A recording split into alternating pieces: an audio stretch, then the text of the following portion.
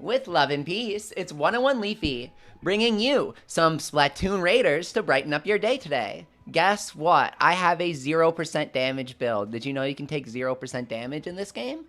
I had no clue.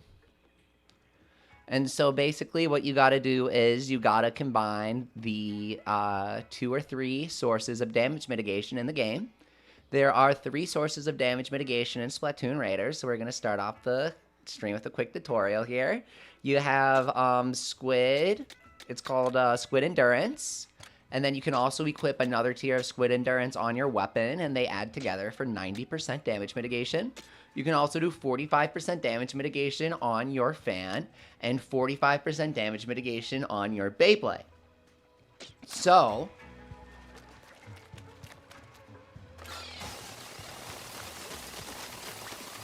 notice how they shoot us and we don't take any damage. Nothing happens. But now that the damage fields are gone, we do take damage.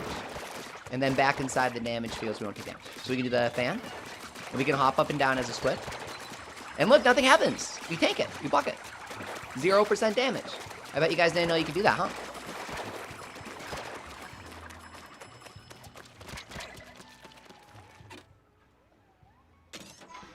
So if anyone's watching the VOD, let me know you're watching the VOD, and then let me know that how. Okay. So I have my dynamo roller that we're trying to level up. What's up, Curtis Francis? Perfect timing. Would anyone like to join me? I'm going to do 1 round solo to warm up the stream. Make sure that I'm not, like, in a bad state of playing. Gotta make sure I'm good. Let me know how I sound. Okay? Now this thing is awesome. We have 10 more levels for it. We aren't really getting any ink regen with this build, huh?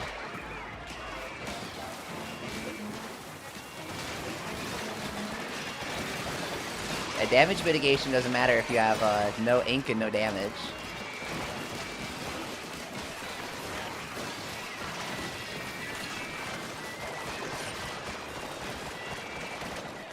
Yeah, I do like the speed build with Dynamo Roller. That way you're increasing your roller damage and you are replenishing your ink very quickly. Okay. Go. You can just swim through big shot waves with this build. You really can.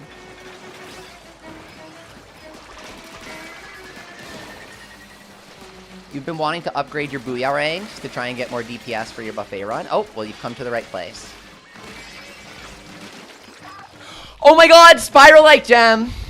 See, this is why you do this method, because you'll always need Spiral-like Gems for your weapons. Someone was like, I think I'm probably farther than you in the game. Once you reach where I am, you won't need Spiral-like Gems. I'm like... Maybe if you play the exact same weapon and gadget for 500 million years and you don't want to experiment with anything. I could never do that. I'm trying to, like, experiment with everything, try playing everything. Damn, no danger. Here we go. Damage mitigation. Tank the Maws. You can just tank Maws in squid form. It's kind of funny. Honestly, I think I've been overlooking Squid Endurance as a whole. It might be kind of good. I'm not sure if people are down for a stream this late, but they were last night. Maybe just because I posted a video. So we'll see.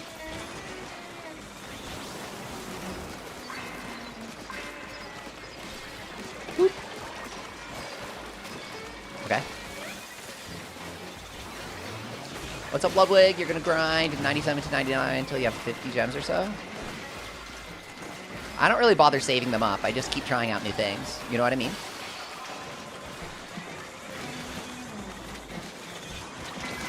Give me that. There we go. Yeah, I don't like this build at all. I'm just kind of using a bunch of random crap. Okay, here we go.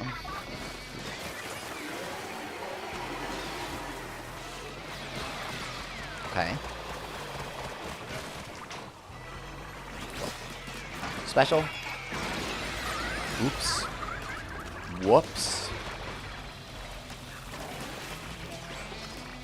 Okay. Chop him here.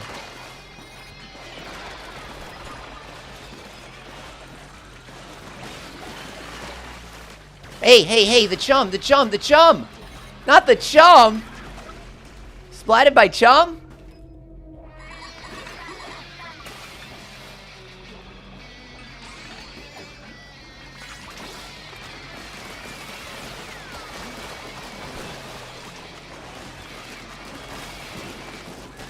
Unfortunately for the spin wheels, I don't know how impressive they are outside of the damage field.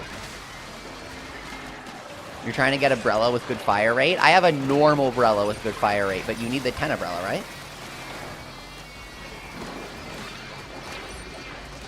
Uh-oh. Splatted by chum.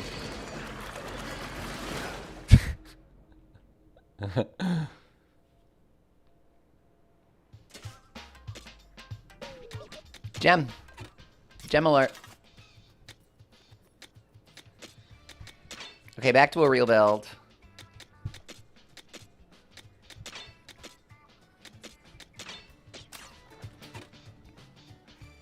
Do we have the right stuff on it?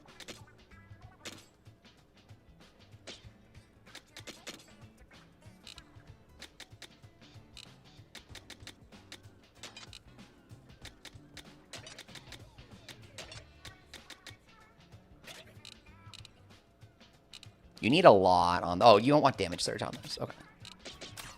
What's the goal with this build, ST1000? Now we're switching over to just a typical Dynamo Roller, deal a bunch of damage build. The other one was just kind of trolling. I need technical tank drops, I guess. Oh, geez, I have the jump on it. Ah, I didn't mean to do that.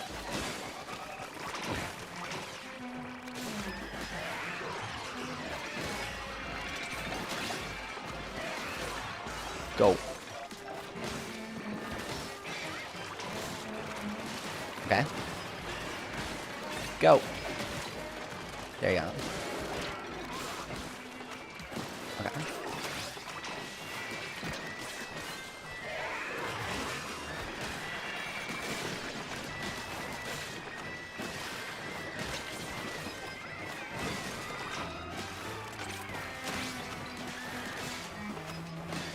There we go.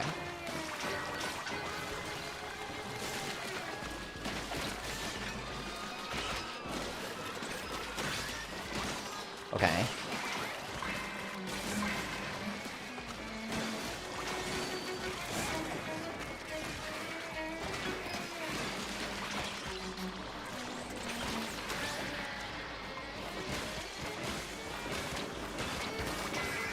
Tanky fish stick.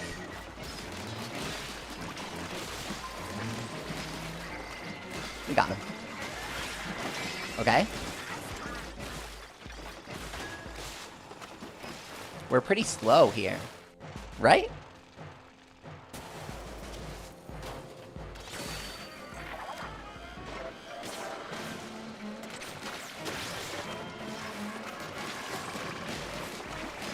Big ferment damage, though.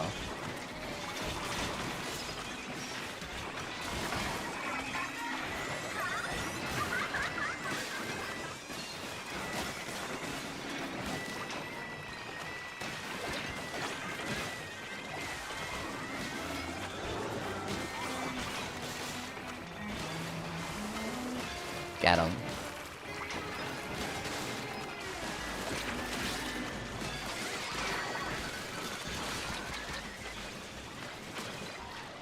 There he is. Go.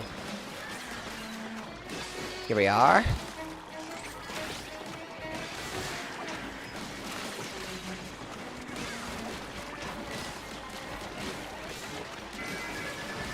Okay.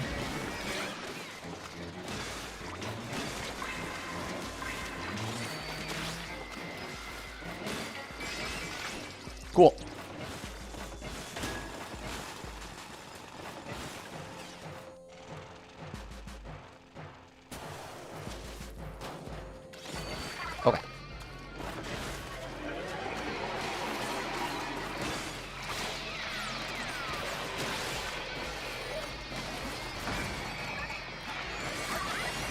What's up, Rhydon? Welcome back. Thanks for coming back to the stream.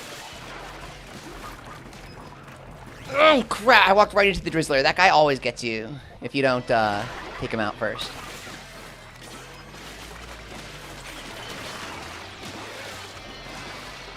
Okay.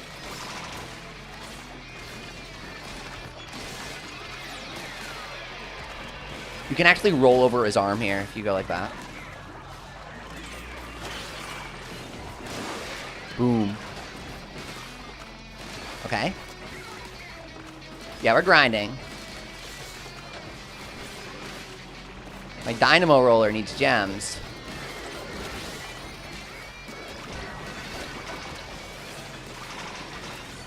Okay.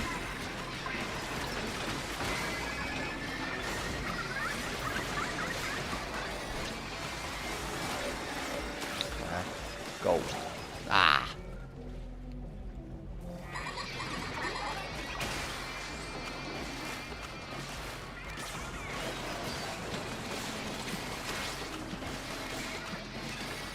Whoops.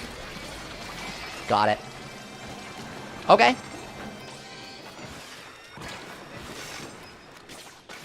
You guys want to join me? You want me to open up the lobby? Are we ready for that? I don't know if you guys could handle it. Are you a big boy? Can you play online? Club Penguin is only for responsible children. Okay. Create the room. Keyword Leafy, capital L.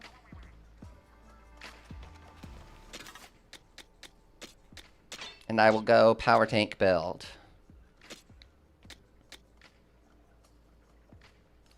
The usual.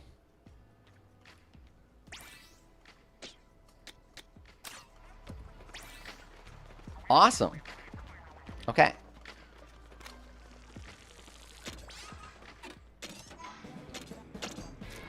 Here we go. I'm going to keep practicing my dynamo roller. Or engine roller, I'm sorry. Primo. I've also got my charger build if you guys want me to switch to that. That was working really well for us when we were climbing the bottomless buffet earlier. We were climbing and it was going great. I mean, as great as it can go at that difficulty level, right? What's the keyword? It's just for matchmaking. It's like a pool, if you know what I mean. You could do it for Salmon Run originally, too, in Splatoon 3. That's not the original, but whatever. Okay. Whee! This thing is as fast as a normal roller and as strong as a dynamo roller. You can just walk around bumping into stuff. Whoop, whoop.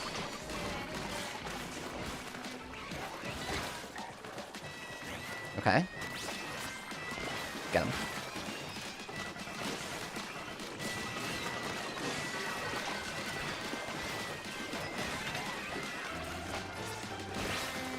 Go.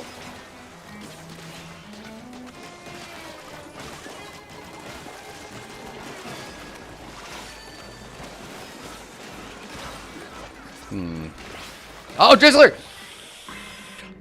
Ah! Sorry, guys. I got drizzled. I didn't even know he was there.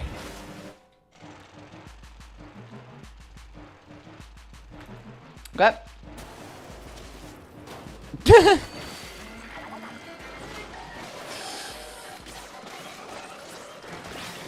Boom. Okay. Easy. Where did he go? Oh, you obliterated him. What?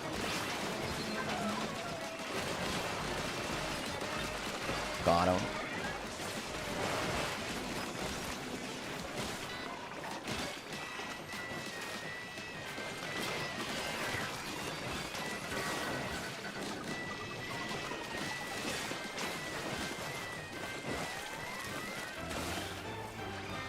Go. Yoop. Boom. satisfying. We're back to popping them. And this is not as mashy as the super fast roller. The light one, carbon roller.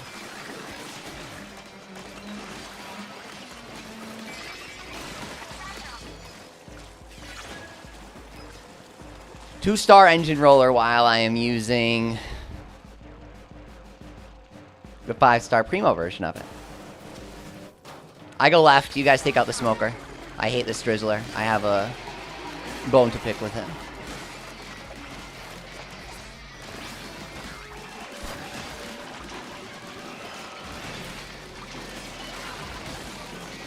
Watch out. You want to do the vertical slice so that you can take out 2 arms at once with the Dynamo Roller. It works really well. Double damage against strong arms.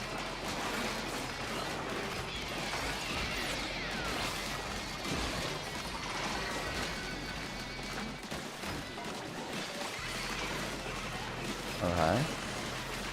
Go. Is the other strong arms taken out? There you go. Nice job. We got him. Took that floor apart in 45 seconds. Beautiful, guys. Great team. Okay. I got to level 57 of the Bottomless buffet. You have to make a freeze build, says JC Lopez. I do? What do you think this build is? I have to make a build like this? That does that?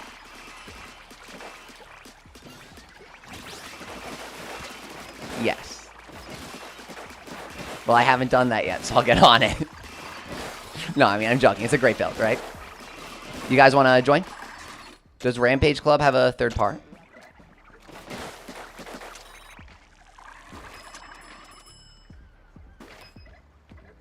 Is this a Blasters question? No, Rampage Club is an artifact from the game. It's the... Oh, that... Yeah, it's just random what you get. I had no clue what you're talking about. It's the lobby key is Leafy with a capital L. Okay. So, yeah, all of the relics have a third part. It's just random. You just do exactly what we're doing. You play any dungeon over and over again until you get the relics. It's just random. It's like a 1 in 4 chance maybe when you do a dungeon. You'll get them all within the first few hundred floors of the Bottomless buffet. But definitely not by floor 100 unless you deliberately grind for it. I wouldn't suggest grinding lame dungeons with bad parts just to get relics, because you can get them from literally anything with like a treasure chest, I swear. Anything that has that treasure chest reward, just like not the huge crystal mode. That does not have a treasure chest at the end, because you get crystals instead. Oh! It's been 30 seconds into the first floor. 2 people are down for the count. This is the best gem farm in the entire game. I did a guide on this yesterday. It is crazy good. And if you guys want to join me, we're going to be bringing lots of people in. You just have to be on floor 99 and, you know, we'll carry. I mean, hopefully we don't lose all the lives, but that much is a given, right? Now, exploding ferment is really good because a lot of people in multiplayer can and will apply ferment for you, even if you don't have it on your own gadgets. So right now I'm going my maximum power gadget build while also having ferment explosion on my dynamo roller because I trust my allies to bring the ferment. I'll bring the heat, they bring the ferment. Seriously, I have Scorch on my splat box. And then Scorch gets 20% damage from ferment. And then when you deal that Shatter, the Icebreaker with Freeze, that gets a 20% damage bonus from ferment as well. And so if you are trying to maximize your damage, then combining all of the status conditions in multiplayer is the best way to do that.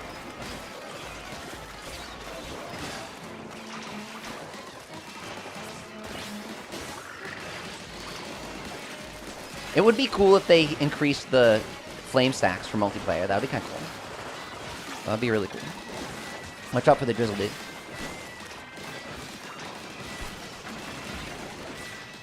Pop him. See ya. Oh, shoot.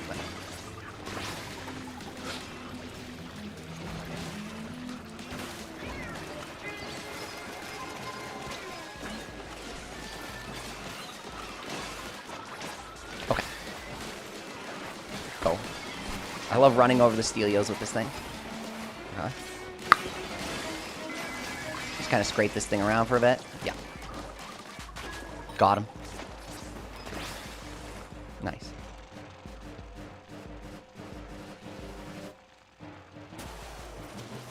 Okay, strong arms. I'm going for the Drizzler. He likes to jump.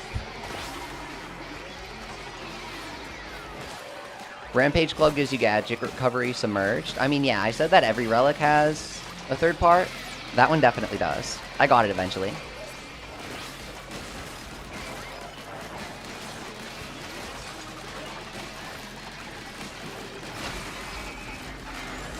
Go.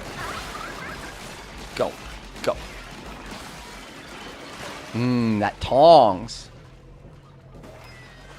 Oh, that's a convenient respawn spot. Thank you very much, Bob. Appreciate it. Go. Shredded.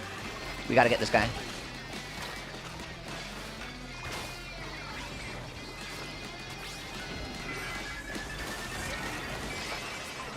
Okay.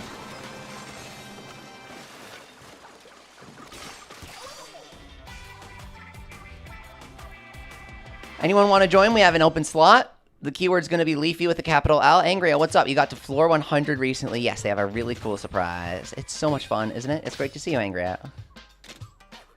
Okay, reopen recruitment. You're grinding lots of stuff. You need everything in this game all at once. I forgot to mention to you guys in my video that when you grind weapons, you get chunks. What's it called after the third part? The conclusion? Oh, the Rampage Club. Well, to me, after 3 parts, I'd conclude a story. The Rampage Club is still just called, like, I don't know. It's just the rock salt, right? Yeah. Encrusted pink gem, yeah. I guess it's salmon is what it is. But it kind of looks like rock salt in the shape of salmon. Agent Woomy, welcome back to the team. Here we go. Wow. Okay.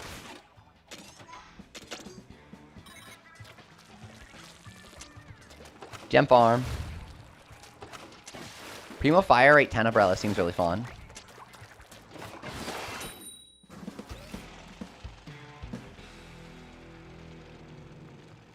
I've just never gotten it. I never get 10 umbrellas.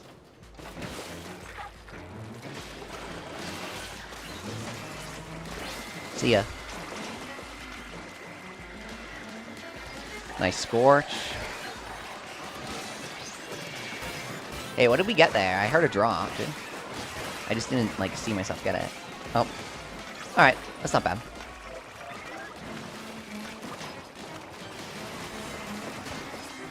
Freeze. Trying to do a Raiders speed run? I don't know.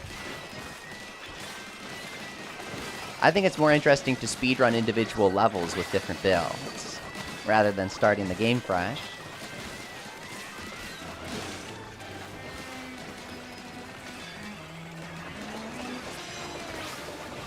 Whoa, gem alert! Here we go, gem alert.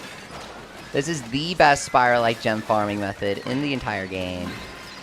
It is so fast, it is so efficient. A lot of people are wondering why I think it's so good. Well, I just got a second gem. Like, as I was saying, it's good. I got a second gem when I just got a first gem.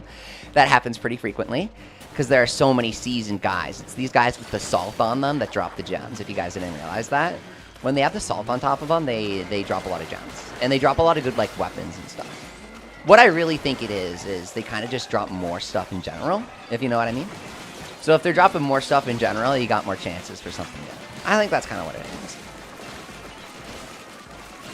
But they're pretty much always giving me a weapon when I kill them, which is all I can really ask for. Because all the weapons are with Spiralite, right? So if you only get a 2-star weapon, it's like, it's only 2 stars. But at the same time, 2 stars is like 800 Spiralite? And it's 500 for 1 star, right? Or is it 300 for 1 star, 500 for 2 star, 800 for 3 star? Either way, it's a lot. And any 5 stars that aren't primo, you know, that's instant 5k spiraling shards. So any of those E-liter 4Ks, boom, 5k spiraling crystals and stuff. Easy.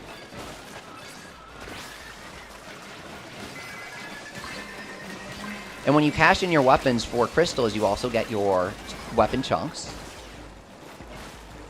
Which you may not need now, but you'll need them later, trust me.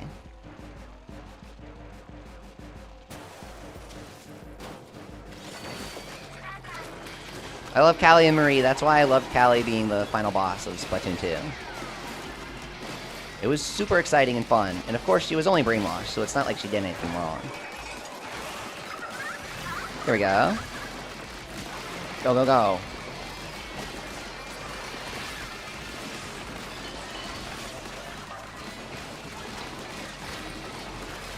Watch out here.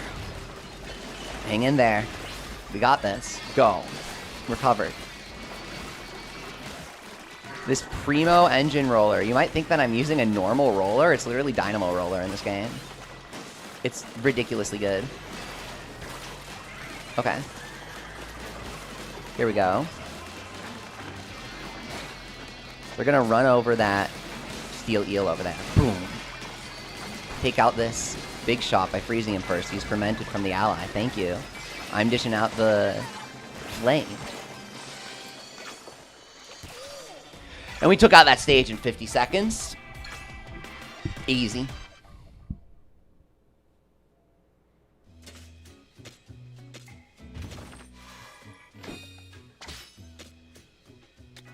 Okay, we got 2 gems there. That's amazing.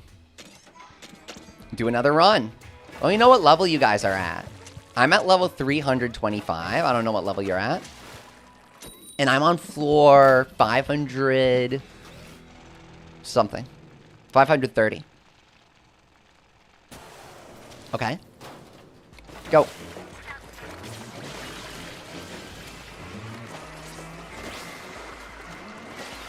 And if you guys are seeing this method and you're going to go try it, I have like a video guide on it. Of course, you can just ask me questions on the stream. Let me know if it works.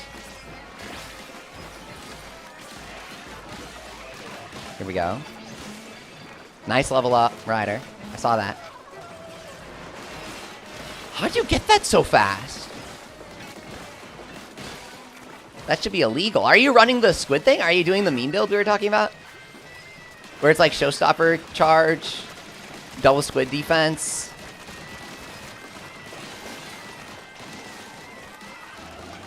I feel like it'd be kind of funny.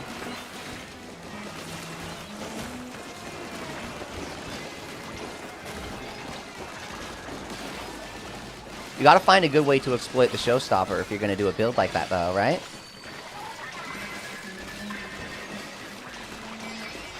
Here we go.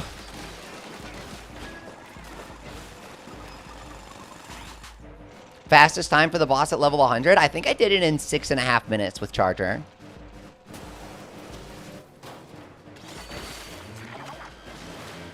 Right on your level 93.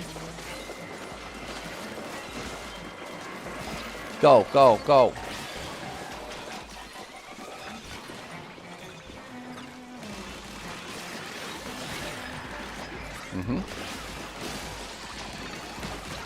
Ah, splatted by Tong Kohawk. A tale as old as time.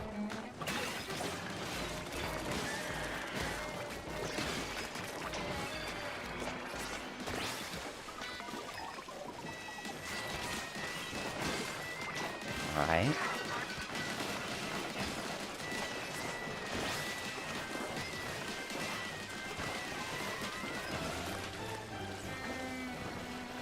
Get up there. Splash down and go. Salivators are shockingly tanky, you will find. If you can't reliably hit them in the air, you'll have trouble.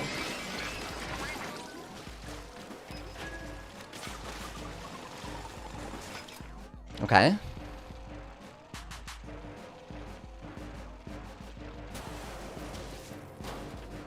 Bottomless buffet. Go.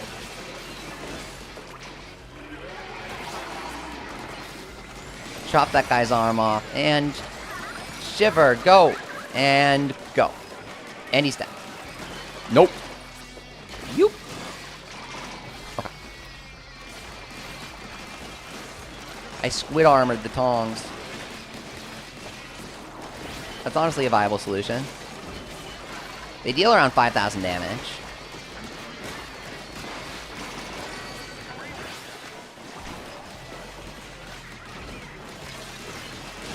Okay. I have another Shiver? I guess we have a lot of eggs this level. Yeah, get the big shot off the edge. Okay. See ya, we're good. We're done here. That's fine, we're gonna win here. Okay, chest. Give me the gems. 5,000 spiralite crystals from the chest there. Nice. Oh! We actually got the gems from the chest. Wow. Lopez says you like to have burn and freeze so you can stun and do damage over time. Yeah, I love that.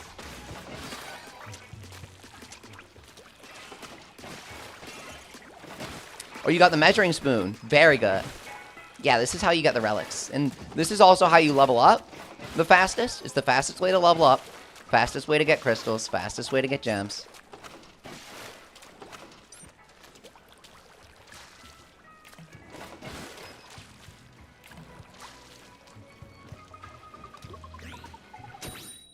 The gadget parts get you so many crystals.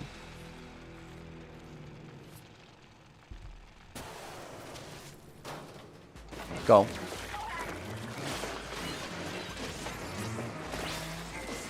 Hey, hey. Okay.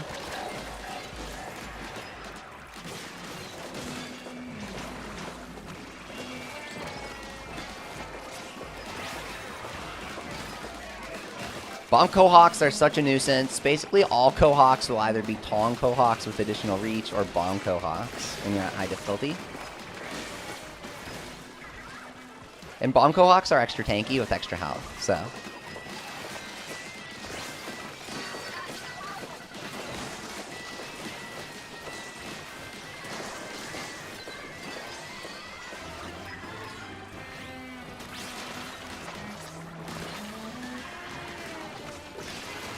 Okay.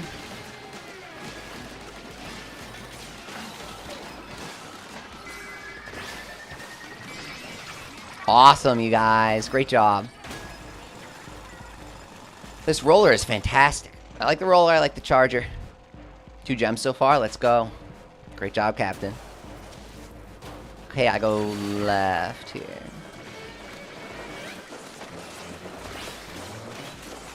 There we go. Hey, you stole my shatter. Okay. I can usually do like, deal 1.5 million.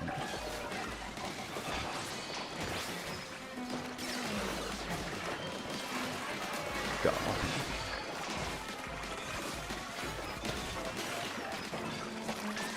I wish they would scale burn for multiplayer. I'm not really sure if they do.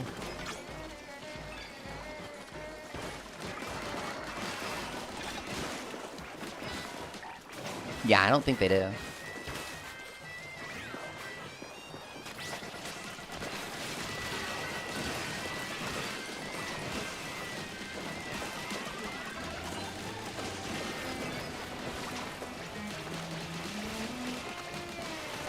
Freeze. Go. See ya. Okay. Next up, Flyfish. And we're done. Good job, team. I think I've gotten 5 gems, at least, since starting the stream a few minutes ago. Go, go, go, go, go, go, go. Okay. Flyfish. You lost a level with the blaster. You will start losing more than once as you get lower in the bottomless buffet, trust me. It's not that difficult until later, yeah.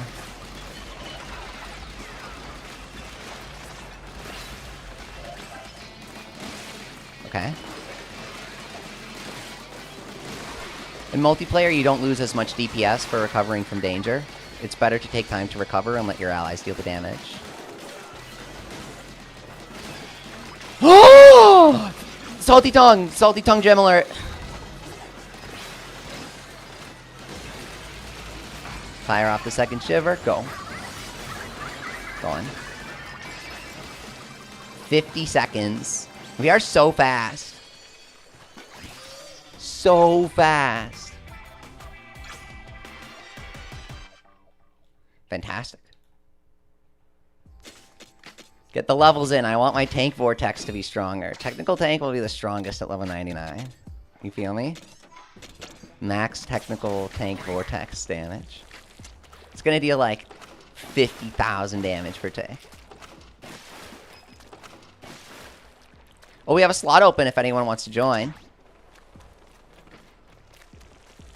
The keyword is Leafy with a capital L. We're on floor 100, basically.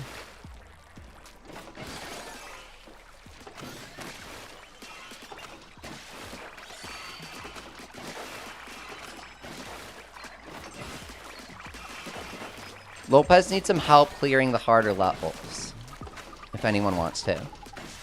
Oh, you completed the scepter. Very nice.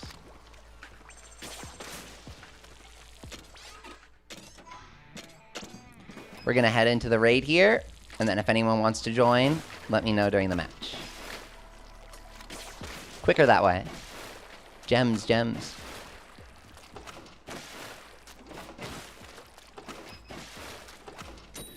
Usually when we're looping the same stage, there shouldn't be the need to take time like for an intermission to upgrade. But that's just me trying to be efficient.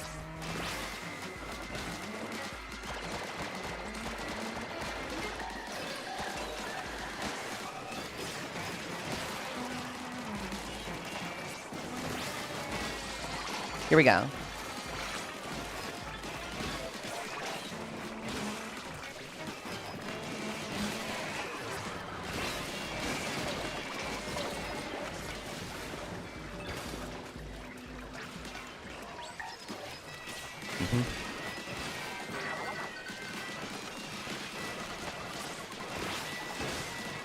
Up. Oh, I have speed tank. It's fine. I always forget how easy speed tank makes the fish sticks.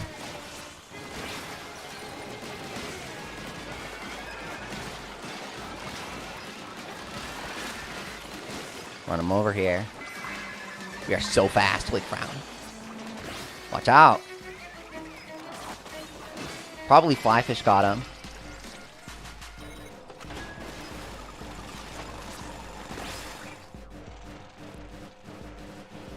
Okay. Ryder's gotten 2 relics so far from this method. It's really the best method to do everything at once. Oh god, you guys didn't see that, right? That was terrible. Watch out, watch out, watch out, flyfish! Okay. Demolished.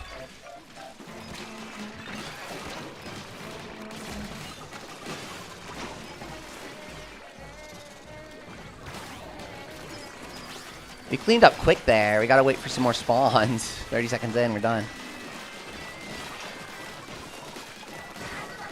Yeah, we absolutely crushed those flyfish. I don't know if we've ever cleared the flyfish in like 20 seconds like that. That was awesome, guys. Jeez, congrats. Go! Get that drizzle.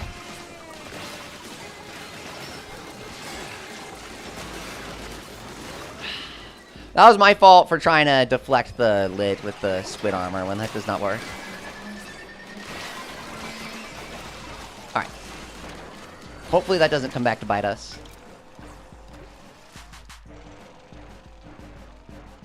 You guys know the trick for conserving big man special at the end of a stage. If you clear the stage with some special left, you jump into the water and big man special cancels.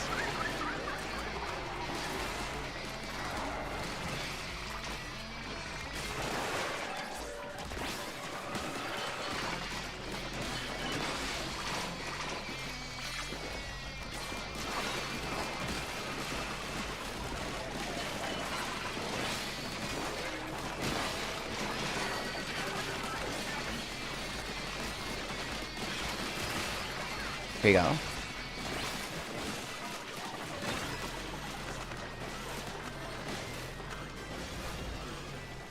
Croissant, the thing saying that this is the best method for everything but shards and it's also not even bad for shards was also my video. I also made a video saying that.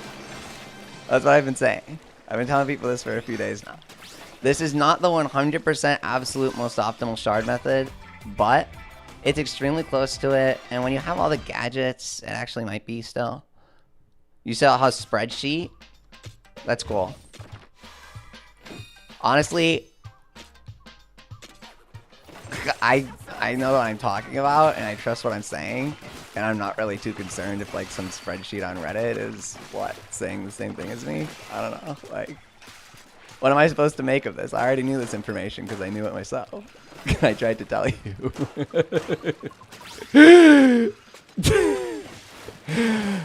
I'm glad Reddit guy agrees with me. I don't know. Is he in the room with us?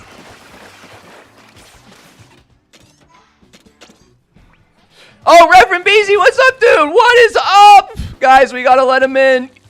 He's so good at fantasy life. What is up? Okay, hop on. You're missing some relics. This is the best relic method. This is the best relic method. You're confused? I'm just being silly. Sometimes after I make a video saying something, people will tell me that, like, oh, so-and-so released something saying the exact same thing. And I'm like, is this, like, a good thing? Is this, like, a bad thing? To me, it, like, doesn't matter because I already knew. And, like, I already knew it was correct. I don't know. Is it better to farm solo or multiplayer? Technically solo, but... You need half an hour? Okay, cool. It's technically better to farm solo, but multiplayer, everyone wins, and it's more fun, so... You know what I mean?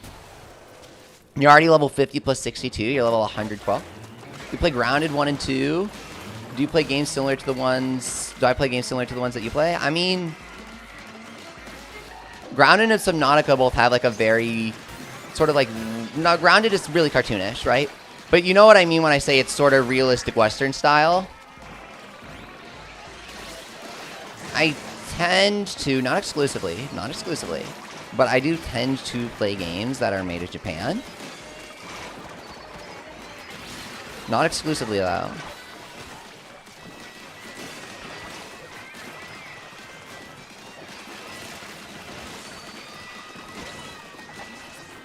Like Subnautica, for example, I'm not saying it's a bad game. It looks like a fantastic game. Subnautica looks like a fantastic game, honestly. But the aesthetic, it just never drew me in, so I never played the game. I'm just kind of like, oh yeah, it's like one of those games, you know? I think it looks like an awesome game. I get why people like it. In that sense, I'm not sure if I play games similar to the ones you play, but I like... In a general sense, I like a lot of games, dude. I like the majority of games and genres. I just really hate, like, greedy games that are built around microtransactions and stuff. So, like, if you ask me about mobile games, I'm going to start, you know, I'm going to start ranting about them. Or, like, EA, you know, the way that EA kind of messed up their games over the years. Hey, we got a gem. No. What was that? What was the red there? I saw, like, some red.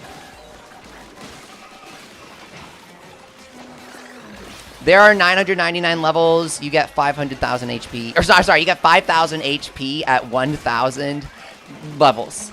That is what I'm trying to say. I am so sorry. That is not... At level 1050, you get 5,000 HP.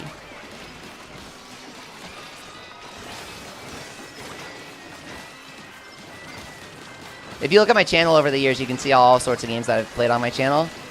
I don't stream everything that I play, and I don't make videos about everything that I play.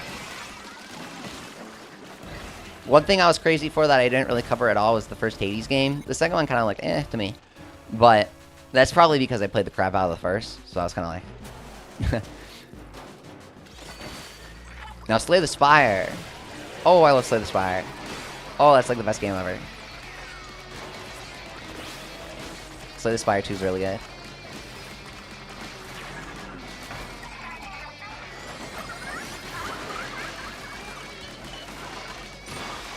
Hey, gem alert. Okay.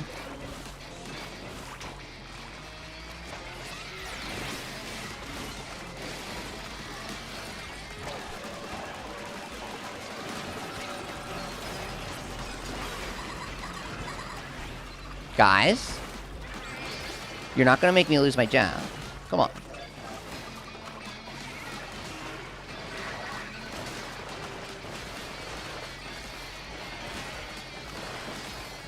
Remember when someone asked if solo or multiplayer is better for farming?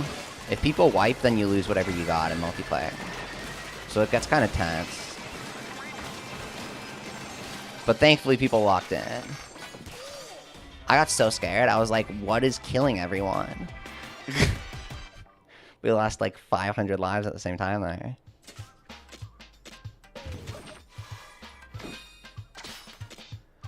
Nice gadgets for big time spirals. Do not throw when we get gems. No. Someone asked if I could test what happens when you get max weapons. They don't let you pick up weapons when they drop. Nothing special happens.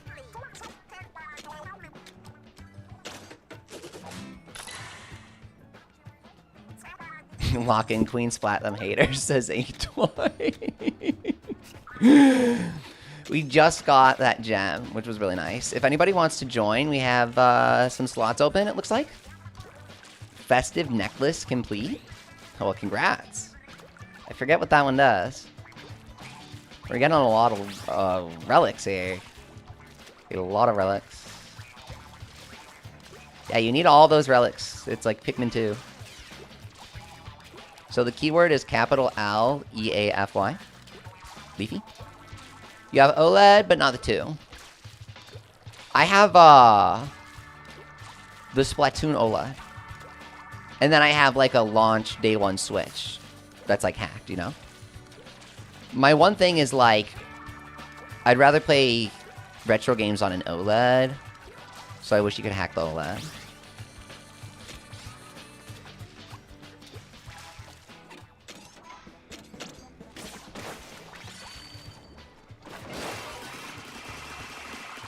Here we go. This roller is so strong, guys. You gotta understand, this roller is wicked strong.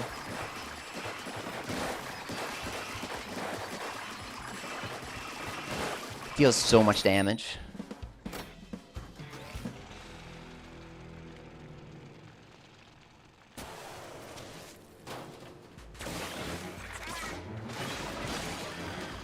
Over the years, I've modded my Wii, Wii U, 3DS, Switch. It's all easy. Easy stuff.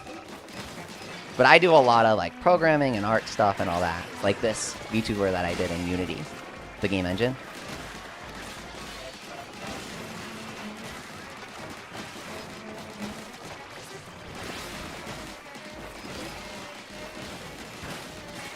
Here we go.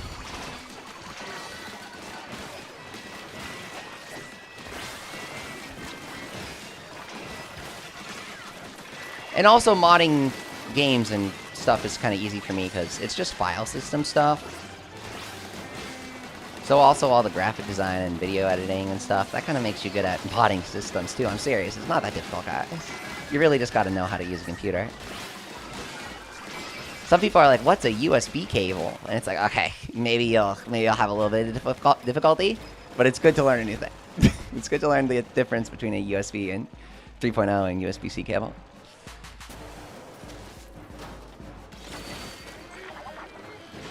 Here we go. Boom. And boom, dead. I love that combo. It's so satisfying. Even with the inflated multiplayer HP, it one-shots. You know what I mean. The combo one-shots.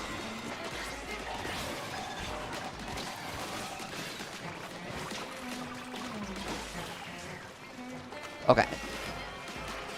You're going tech. Can you do fan? Can you do fan? You have ferment. You have ferment. It's fine. Whatever you're doing, it's fine. I take it back. That was not good. Did you see that stinger get taken out by Ryder? That was close, man. Bro, run in the Paw Patrol. Go.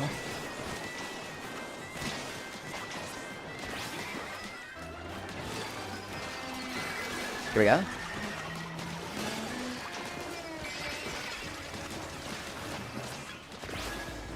Awesome.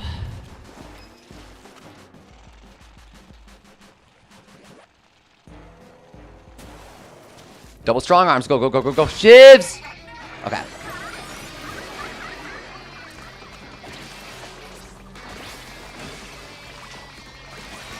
Boom, boom. Okay. Where is the Drizz? Where is the Drizz? Okay, we got him. We got him. We can go for the strong arms now. Okay. No matter what, go for the Drizzler and the Smoker first on this stage. People always get screwed up by them. Just always do that before the strong arms. Just trust, okay? Takes like 2 seconds in multiplayer. Good luck on level 100. Thank you. We're looping 97 to 99 now because it's like the best grind. I've done 100 a few times, but I won't do it on stream because it's spoilery, so I refuse to do it on stream. Okay. Nice. Be down. Got him.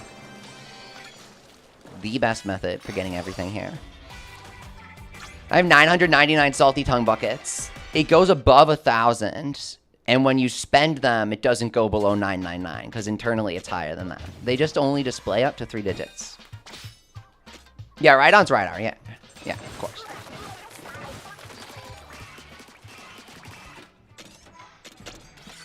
Okay. That one amazing, so we're gonna do it again. Here we go.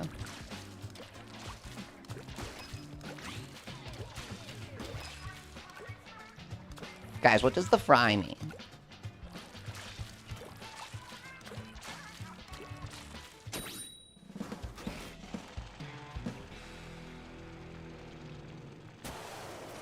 You can store up to 300 weapons, so if you're looping the same stage over and over, it's better to do a few loops before scrapping stuff. Just in and out.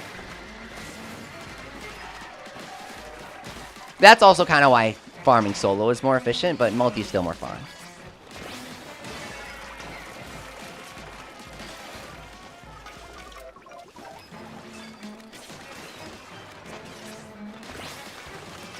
Here we go. Getting more resources lets you experiment with more builds, which is kind of the main motivation for me. I really love trying everything in games. I don't like just going, oh, well, that's bad. I'm not going to do it. If something's bad, it makes me excited to try and use it. Or if I don't see the potential in something, I want to use it until I figure out if it's good, like how I can make it good.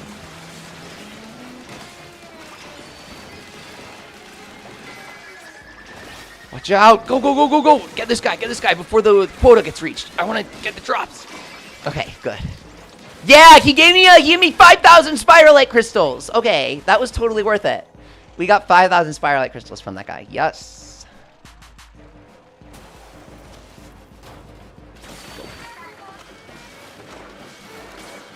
We're cooking.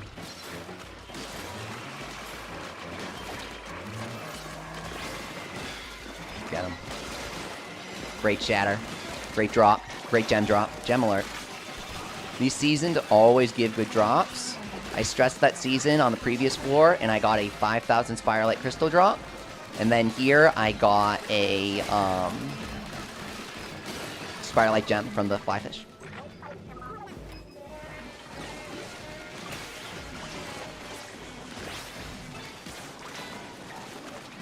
Raiders soundtrack. A lot of people have complaints about the Raiders soundtrack. To me, Raiders is the first Splatoon game to like have any songs that I've ever not been like, whoa, this is the best thing ever. I think a lot of the songs still go crazy. But I miss the old Salmon Run songs, and I wish they were in the game. I know Splatoon never really repeats songs. But there should be an option, like a DLC. Do you not want to make money, Nintendo? Be like Bandai Namco and sell $20 OST packs for Digimon. Jeez, Bandai Namco. Bad guy scamco, bros. I'm so sorry. I've died to that before. Oh, jeez. Okay, this is bad. That's my fault, too.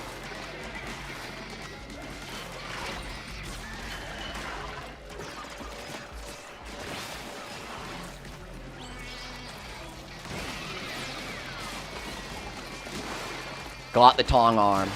Got the strong arms in general.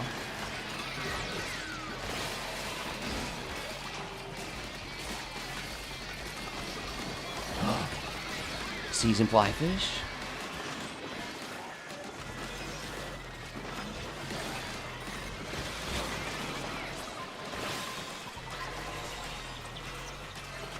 We got this, I think.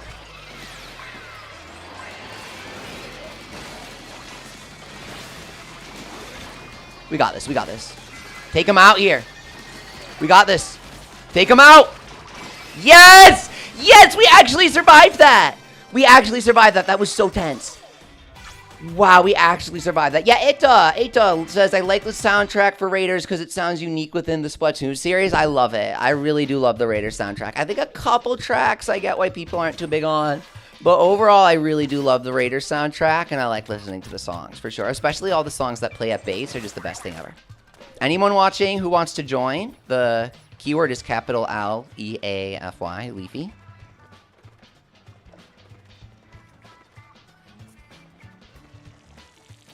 I'll do reopen recruitment here. Do you need another player? We would not mind. It makes things more fun. I'll grab some coffee while you guys join.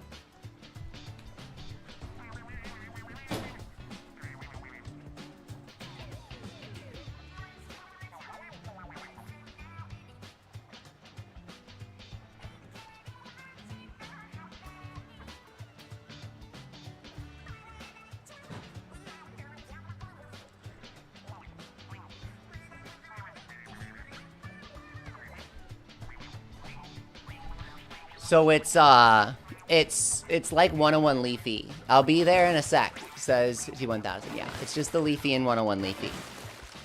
There we go.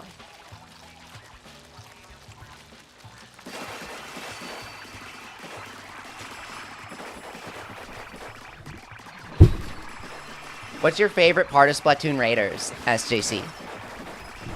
Yours is the weapon gadgets and specials, like the customization? To me, it's like the stimulus, dude. I did not expect this. I thought my favorite part of Splatoon Raiders would be the builds, which it is. But I didn't realize how much of a freaking, like, pachinko machine carnival the visuals of the game would be. You've got the HD rumble going on. You got crazy sound effects. You've got, like, all this crazy stuff. What's the worst part of the game, in your opinion, says T1000? I would say it's also the thing that is my favorite part of the game. I would say this is also the worst part of the game. There's no way to turn off the crap that they piss on your screen. And that annoys a lot of people, it turns out. I really like it. I love it, dude. I think it's really fun. I think it's your reward for doing well. You just, like, see all this crap flying all over the screen. It's like, oh, my God. And then Shiver's just, like, dancing there. Like, it's, again, like it's some pachinko machine and you activated bonus time. It's crazy, dude. The Shiver dance special just is the icing on the cake. It's like someone walks into the room and they're like, what is going on here, man? That's my favorite part of the game, but I would say it's also, a lot of people would say it's the worst part, like reviewers. Reviewers don't like it. The best part of the game is also the worst part, that there's so much stuff to 100%. Yeah, Eita, I do agree, like, I still don't have a Primo 5-star Rail Splatana, and I made the video saying that I wanted it a week ago. And I've gotten 300 levels in the game since then. Most people won't even get to this level. They'll stop playing before this point. I have a feeling they're going to update the game, guys. Have you noticed that the only level 100 content is the Bottomless buffet? But the rest of the game stresses replaying levels for rewards, right? At higher difficulties? Don't you think they'll do like an ultra spicy where every level gets a level 100 version? That sounds like an easy update. I think they'll do a level 100 for every level. Ultra spicy. That would make a lot of sense. Why wouldn't they do that? Also, they need more sampler levels. Like really hard challenge Octo expansion ones. The best level in the entire game, in my opinion. Guys, what's the best level in the game? To me, it's Ultra Zesty Speed. I went to help for the chest, and someone requested to help, and I, like, speed ran it for them. Oh, my God. I showed someone how to do the skip, too, where you skip over the wall. They didn't know how to do it, and I showed it to them. I would love more super post-game content, says Eita. Right? Yeah, you get it. Do you think there will be paid DLC? If there's paid DLC, maybe they'll do something multiplayer focused, because they didn't make the game with multiplayer in mind, but a lot of people like it. So I think if there's paid DLC, it might be a multiplayer component. Similar to how multiplayer Splatoon, when it gets DLC, it's single player, right? Maybe they'll do like a mirror kind of thing there. What's your favorite boss? My favorite is the last one, Lopez. Yeah, okay, so outside of the last one, my favorite might be Pain Course. I think he's super spooky looking and really cool and freaky. And I like how he looks like the, you know, this guy. There's like the super version of this guy, Flappetizer, and then there's the super version of Salty Tongue, which is Pain Course. Because he like stretches out and he's got the same face, you know? Whoa! Whoa! Crazy Steelhead Bomb. This is such a good farm method we have going here, 97 to 99 floors. If you guys are farming too, let me know what you get. Go, go, go, go, go. I think a free update would be possible just because, you know, Eita says because they've added content to Splatoon 3, but like, I don't know about you guys, but I've been playing since the Wii U. And I remember that Splatoon is the franchise that sort of can, and not really invented, because other games have done it, but it popularized the strategy among Nintendo as a company to update games after launch with free content. And that sounds totally weird today, like every game does that, right? But Splatoon was really the first game Nintendo had where they made that a main part of the strategy from day one, and they made the game with that in mind. And it paid off big time, and they started imitating it with their other games. And people would literally go, oh, I hope they don't do the Splatoon thing with this game. People would go. So from that end, I feel like free updates is kind of a part of Splatoon's identity, for better or worse. It's kind of a crazy thing to be a part of your identity for a company. But if they don't do free updates for Raiders, I think that some Splatoon fans might feel betrayed. Would be kind of extreme for a kids game. You know what I mean? But they might feel like maybe one of their favorite parts of Splatoon was not followed through on. At least maybe that's how I would feel. Like when I play a Splatoon, I think, well, maybe what are they going to update it with? And even if that's a bit greedy, that's also kind of what Splatoon has done so well over the years that we love it for.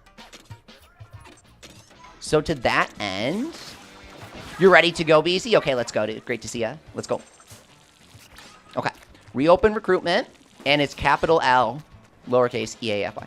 Splatoon's like the online focused IP of note, says Eita. Oh, you guys don't know about Monkey Game. Let me tell you about Monkey Game. Monkey Game, the greatest game Nintendo has ever created, is the greatest MMO, the largest scale MMO in the history of MMOs. You can be a monkey, you can be a Roblox, you can be a Hatsune Miku Roblox monkey. You guys know what I'm talking about, right? The online beta test thing. It actually looks pretty good. The Minecraft thing. It looks kind of good. I'm really good. I'm really excited for that game.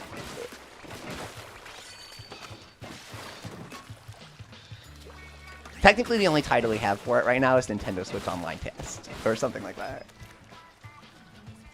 It's like a super secret game that Nintendo doesn't let people post about. Like, they don't let them post footage. I'm not joking. You can search it up.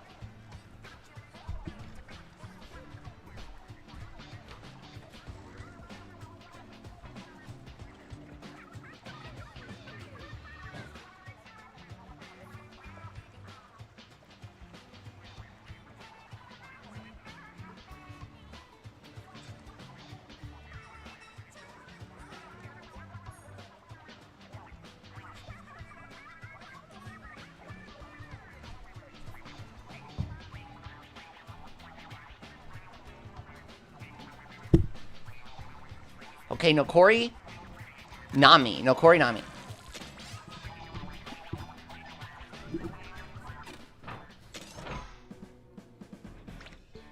Oh, what is this? What's up, KDB? Hey, we're grinding floors 97 to 99, so if you never cleared it, then, you can't be in the lobby. Sorry.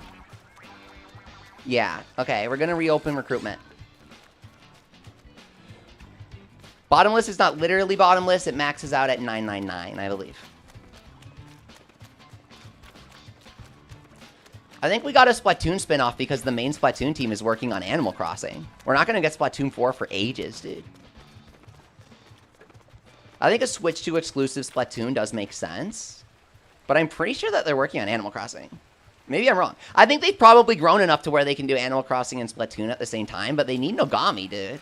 Nogami's like the soul of everything they do. He even drew the pixel art for the arcade games, guys. Nogami drew the pixel art for the arcade games. The guy that went Splatoon 2. If you know what I mean, then you know ball. I'm serious. What happens after 999? Nothing. What's up, Oakto? XS. Alright, guys, we got this.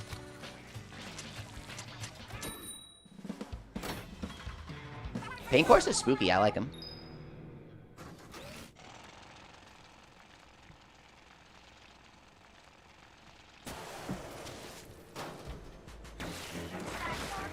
You can't make it past 92? That's fine. But this is a lobby, like we're hosting a lobby right now for people who want to do a strategy that I outlined in a video. I made a guide on like the best way to level up, get primo weapons, get crystals, and gems. And so if you check that out, you'll see that this floor is really good for that. For whatever reason, they give you so much stuff when you do it. I think they know that level 100 is really hard, and so they made this a really good grinding level, is kind of my theory. But also when they make a level hard by adding seasoned salmonids, that makes it good for grinding because the seasons give you good drops. So you can't have one without the other, which is good. In a loot-based game, you shouldn't be able to have hard enemies without good drops. That's just bogus, dude, right? So it's kind of a good game design here. That if they're going to soup the level up with hard enemies, you're going to get good drops. That's kind of good game design, I think. Whoa, crazy stuff. These salivators that toss the plastic bags, okay. So if you ever wondered about taking these things out, you need to shoot them 3 times. And so depending on the weapon that you're using, you're either thinking, oh, that's easy, or you're thinking, oh, no. Shoot 3 times with a roller, you have to go 1, 2, 3, and so the bag's really soft, right? But I think you can run them over, right? But if you're using Splatter Shot, the bags will never even be an issue to you.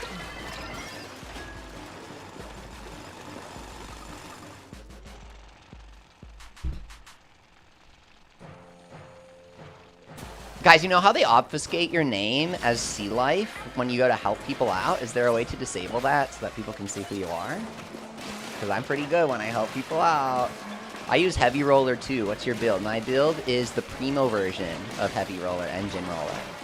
You need the maximum swing speed, so it just feels like you're playing a super overpowered normal roller. I mean, look at this stupid thing. Look how fast I go when I ink. This is a dynamo roller, bro.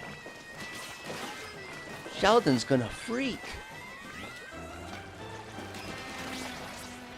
And then I like to do, I mean, there are a couple builds you can do with this roller.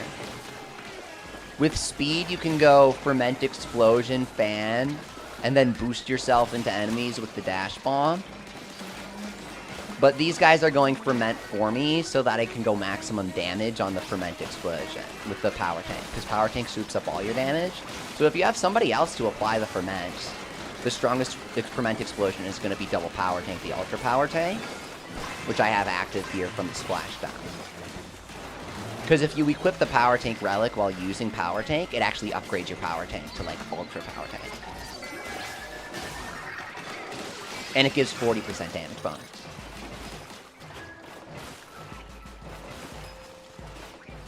Yeah, it's a good one to remember. Because the double speed tank isn't that important. Like, yeah, you go a bit faster, whatever. But even more damage? Oh, I hear. Go. I did that very poorly in every way possible. But we're still going to make it out of here.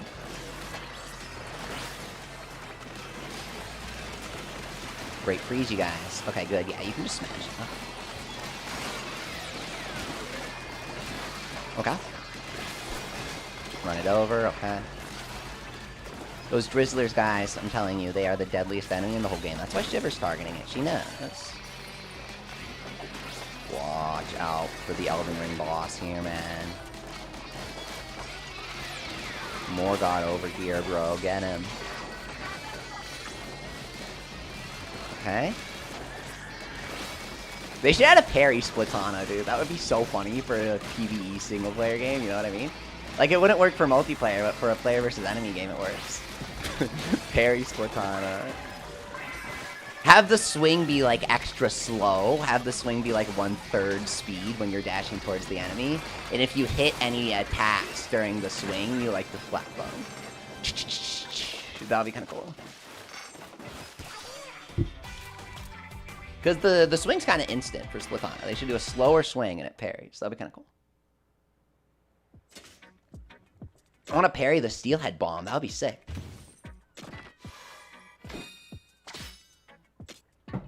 That was beautiful. You maxed a Primo Bleach Charger today. Is that the charge speed one? That's just a machine gun. You just tap it and it's charged. I should have some levels real quick. One second.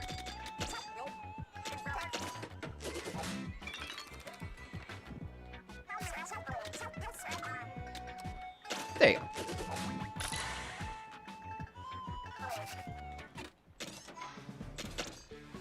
Okay.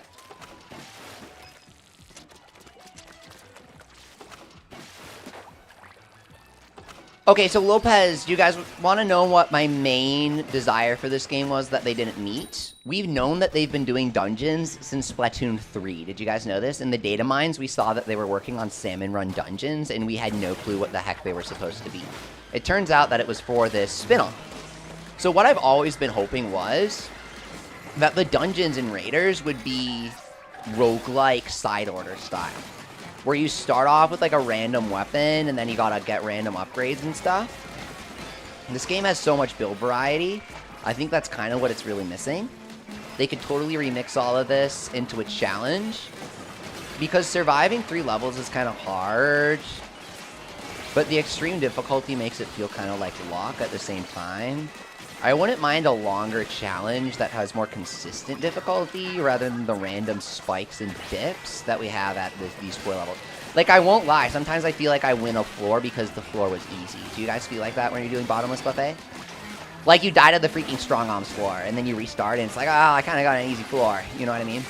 Obviously, you still got to play well or you won't win, especially at the higher difficulties.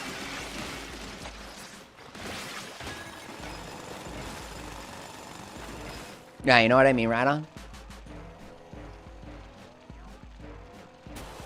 Especially depending on the weapon type that you're using. So I kind of like side order system of hinting you at the floors and letting you choose from 1 of 3 and then changing the reward based on what you choose as well. So it's kind of the balance of like, I know I'm bad at this floor, but I like the reward, so I'm going to go for it anyways. I kind of like that. I wouldn't mind if this game had something similar. But the permanent grind and the difficulty in the permanent grind is kind of this game's focus. That's the gems. The gems kind of make the grind super permanent, and like, that's kind of your long-term progression, is getting those gems. This is just beautiful. I love the visual. No frame drops or anything on the Switch 2. True technology.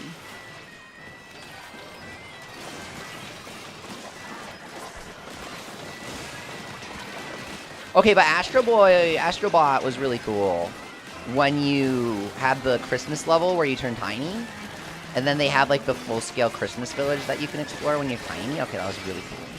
That was cool technology too.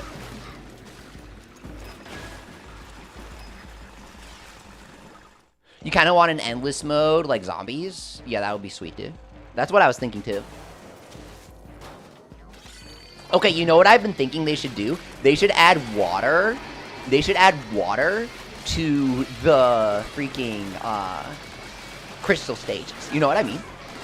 Like, they should make a challenge mode that's kind of like defend the basket salmon run, like normal salmon run. Only you're playing like the crystal stages, and you have like rising tides and stuff. Wouldn't that be cool? Oh, I was just about to respawn, and I... What's Astrobot? It's this really cool platformer that was kind of made as a technological showcase of the PS5, while also being like the dying breath of some team that was running out of funding at Sony. Pretty sweet game. When they won Game of the Year for Astrobot, they said that Sony told them they're not allowed to thank Nintendo for making Mario, and then he said that he was going to go ahead and do it anyways because they wouldn't have been able to make Astrobot without being inspired by Mario. And that was kind of interesting. Rydon says, how could you not know what Astrobot is? I mean, a lot of people don't know what a lot of things are. Like, we have viewers from all over the world.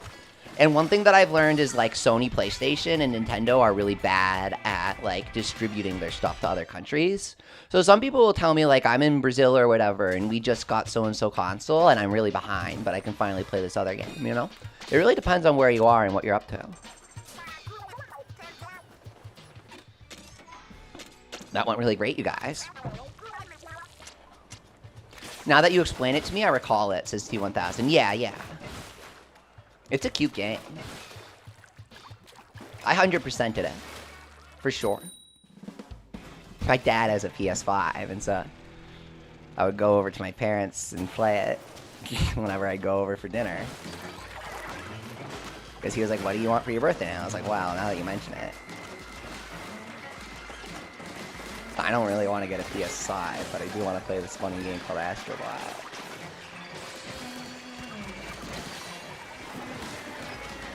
He's been playing, what has he been playing lately? He's been playing the Gothic remake, my dad, on his PS5. Because he liked the original. He's crazy for the Gothic remake. He showed it to me, it's hilarious, dude. It's really hard, Gothic. Those rats whip your ass, man.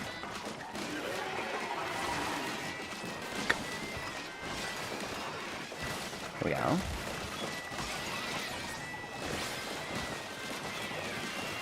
Oh, watch out! If you guys have any questions about this method, they should be answered in my video guide I made for it, but I'm more than happy to answer any on stream. You made a room, Cannon Boy, says KDB.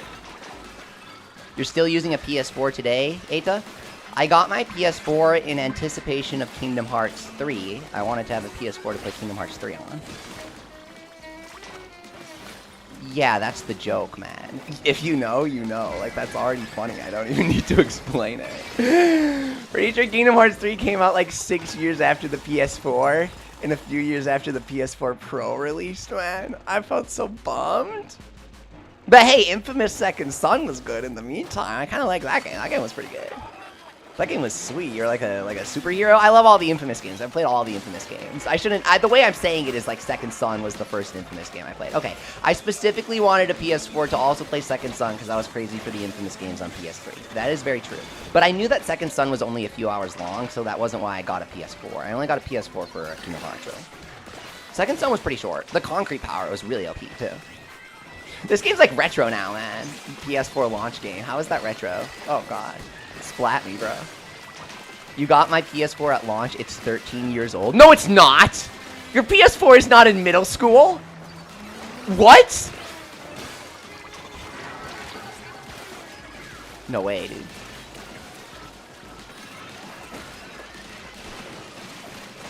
Yeah, geez. PS4 is retro, man. Retro has lost all meaning. Can you show us your speed build? That's Blue Colbert Gaming. Oh, that's a fantastic idea. I'm going to switch to the speed build for Dynamo after this because it's really good.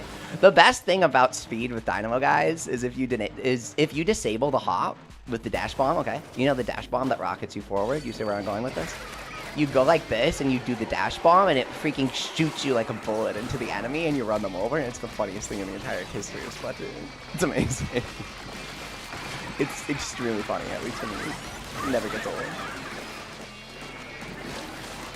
Watch out! Whoa, whoa, whoa, whoa, whoa! You need some mobility from your gadgets to stay alive. And I wasn't paying attention to the other strong arms. Bro brought out the Splatling. Hey. I'm dead here.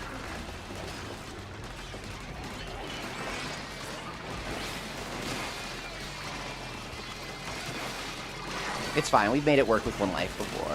We just killed both of the strong arms. We're fine. Right? I got this one.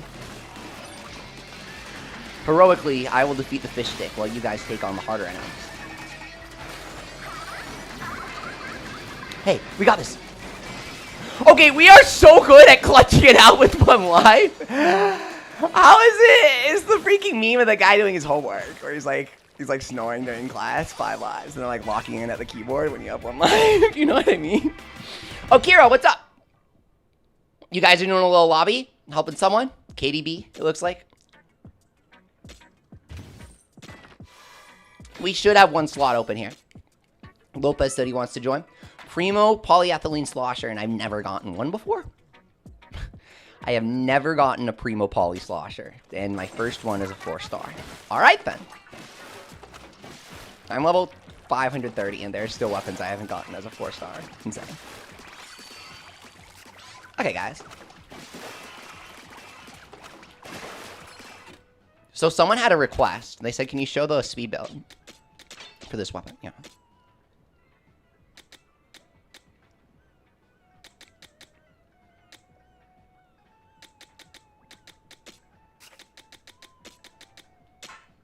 Now your speed tank is free, which is a major advantage. HP. Yeah, this is kind of what you want. Ink Saver helps, man.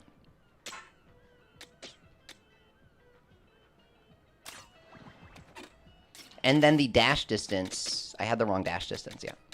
You want maximum dash distance. Watch, guys. This is the funniest thing. Watch. The 100% damage up and the dash distance on this. Yeah, it's really funny. You gotta take the jump off.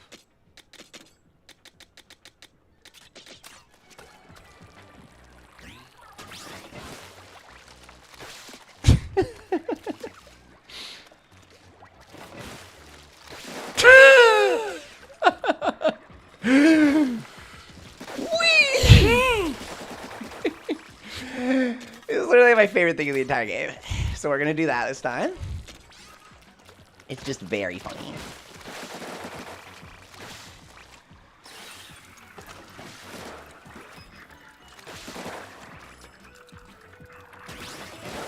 When you throw your turbine at the UFO guy, you lose your turbine. No, it just drops to the ground. Are you making a video about this roller? Yes. Supersonic roller video with... We're gonna do a City Escape at the start. Or sorry, it's called Escape from the City. My bad.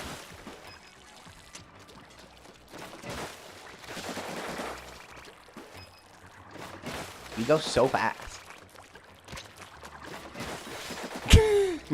Rocket Roller is kind of what I was thinking of calling it. Rocket Roller.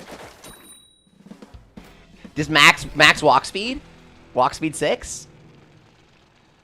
Luco, the keyword to join up is just like capital L Leafy. Here we go. Speed gang, here we go.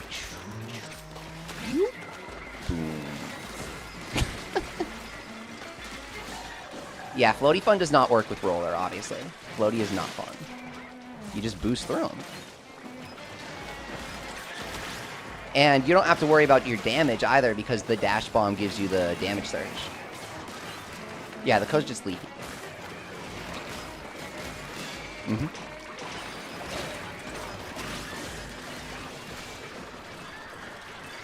You can blast yourself with the dash when you're in danger and it's fine.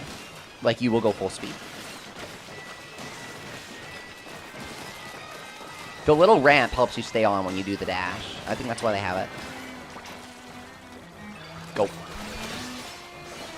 That's kind of how you one-shot the stingers. 1-2, or rather. 1-2 punch the stingers is what I should call it. Instead of one-shotting. Whoa! Blaster! 5k. Easy 5k.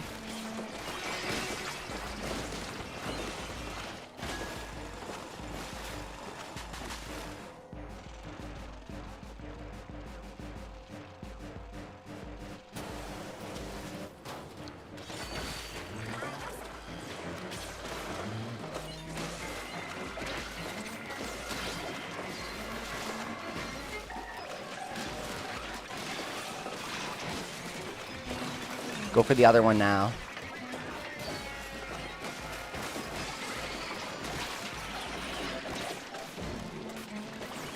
Yoink. You need Zipcaster, dude. It's so good. We understood that Zipcaster needed some time to shine in a single-player game.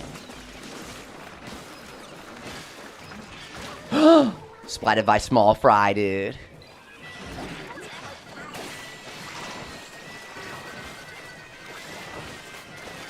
Do not splatted by small fry me.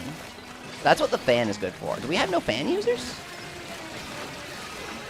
I gotta go fan, my bad.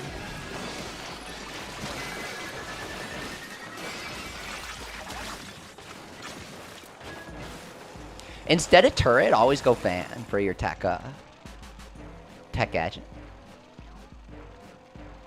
Torque screw, as it's called. I don't call it that for a lot of reasons. The main one being that no one has no clue. No one has any clue what that means. It's the fan, dude.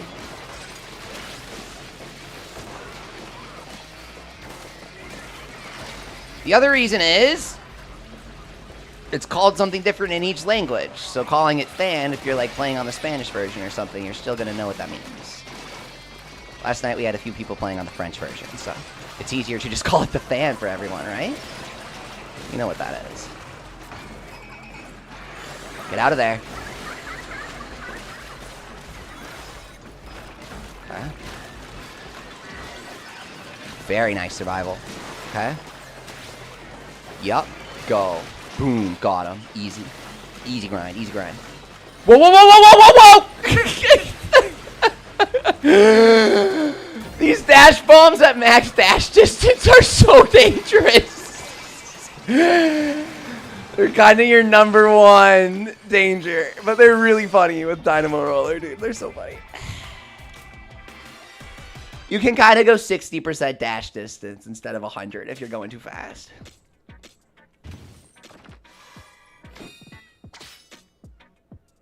Here we go. Great job, you guys. It scales, so it's not necessarily easier with another person, is what Kira says for, should we get more than one more person as KDB. Yeah, so when you're on 3 to 4, going from 3 to 4 makes it kind of hard, is what we found. The scaling gets really hard at 4 players. You can drop to make room bees. Yeah, I think we have enough, like, I think we're going well. I think we should keep looping this, if you guys want to. If you gotta go, you gotta go, but I think we're doing fine. Not everyone's at float 100, is the thing.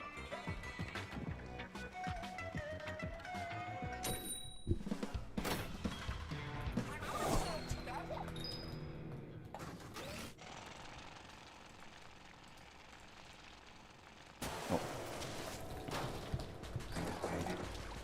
To be honest, I think that the keyword being Leafy is pretty easy, because that's like my channel name.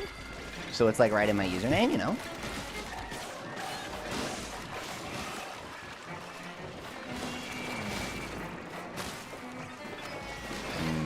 That looks suspicious. I'll fix that. I need to do the double quotes. I thought there was double quotes. Yeah, you can rocket yourself against these. You cannot! You can't!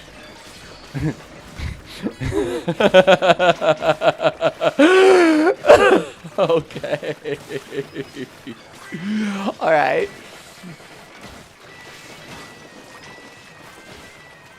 You can't? Oh, yeah, you definitely can't. Okay. The keyword didn't work when you put it in because our lobby's full, so the lobby wasn't open. We weren't recruiting. Like, that's just how it works.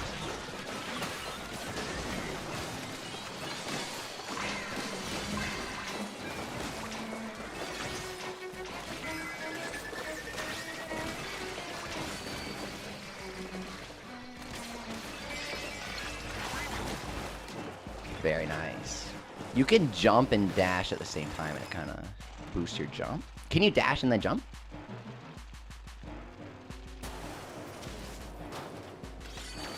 What is the build you use to get high floors? Asked Blueco Gaming.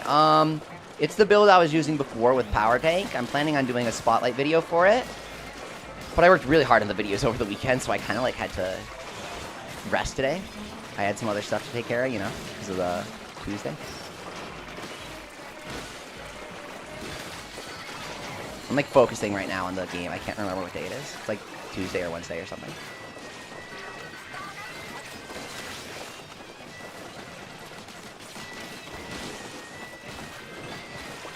Yeah, it's like an hour until Wednesday, I'm pretty sure. It doesn't really matter.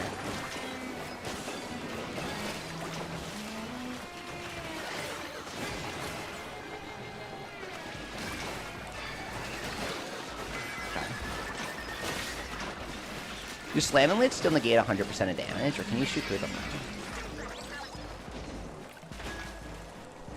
Was it just because I'm using roller and I like pushed into it? Yeah, please make a video on that. Okay. I kind of call it 0 IQ caveman builds. You just max out like all the best bonuses and mash yourself against the enemy.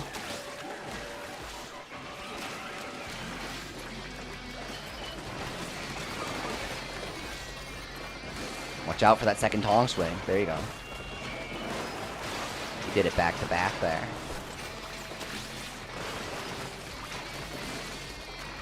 This build is destroying. Here we go. Okay. Go. Boom. Okay. Uh-oh.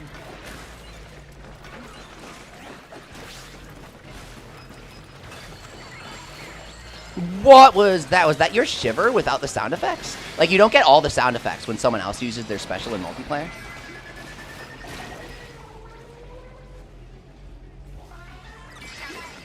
Great job, you guys. Is that a gem? Gem alert? Let's go. Good job.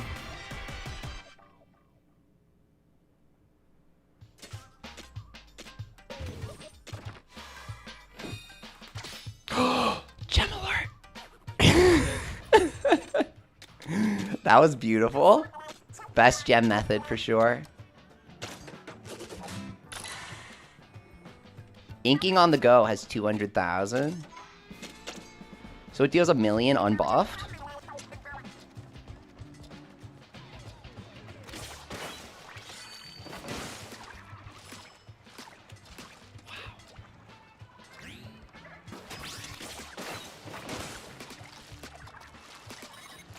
Primo bucket? Primo swing bucket's really good, dude. Yeah, this is going great. Primo swing bucket's good too, 1,000. It's gonna hurt your hand is the thing. So what I did is I mashed, guys. You wanna know my trick? Right here. You hold the home button. You hold the home button and you click button mapping, edit mapping. My Y button that resets the camera is now my swing button, right? And then my GL button is now my Y button to reset the camera. So GL does this, right? That's my GL now. Ah! That worked! That definitely worked!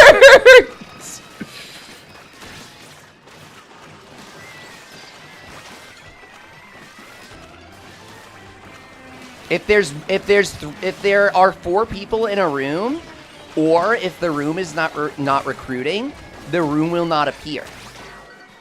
Lopez, when you tried to enter my keyword, my room wasn't recruiting. That's why it didn't appear. I wasn't even recruiting. We were maxed out and I wasn't recruiting, so it naturally would not appear. Just letting you know. Oh.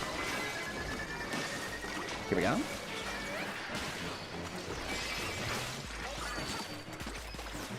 Boom. Yeah, the keyword still works. Looks like we have one open slot if anyone wants to join. We are farming floor 97 to 100. It's like or 97 to 99. It's my method outlined in the video. So it should be pretty familiar to you guys.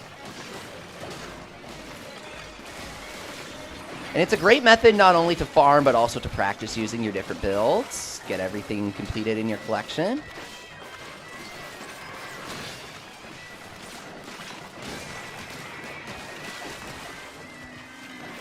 Just roll over Maz. Rocket into Maz. Go. Boom, boom. Watch out, watch out, watch out. Whoa, whoa, whoa, whoa, whoa, whoa! I didn't want to get slamming lidded, and then I just went straight into the water. Like I said, you gotta practice your build.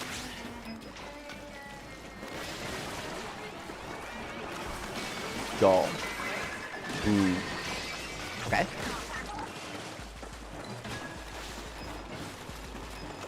You played for 2 rounds, so you left someone play? Okay, cool.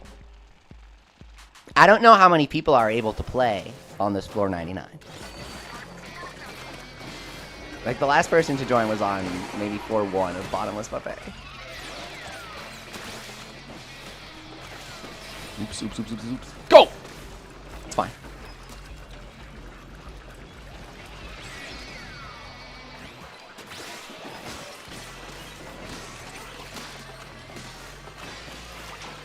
Go. Roll him over. Okay, that's fine. That's fine.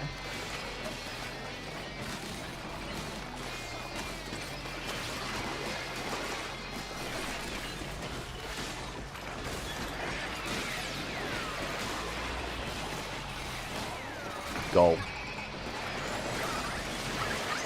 Got him. Go up. Boom. Get him. Easy.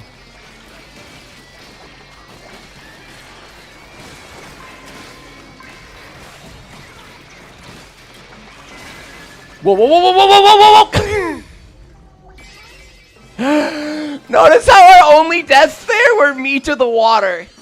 All of the deaths there were just me falling in the water with the dash bomb. What if you're on floor 70, says Blueco. Yeah, that's kind of what I'm saying. You can't join if you're on floor 70 because it's going to stop us from doing this. That's kind of what I'm saying. My third Primo gas can splatling. So we're going to reopen recruitment with keyword Leafy, capital L. But you can only join if you can do this method we're doing here on floor 100.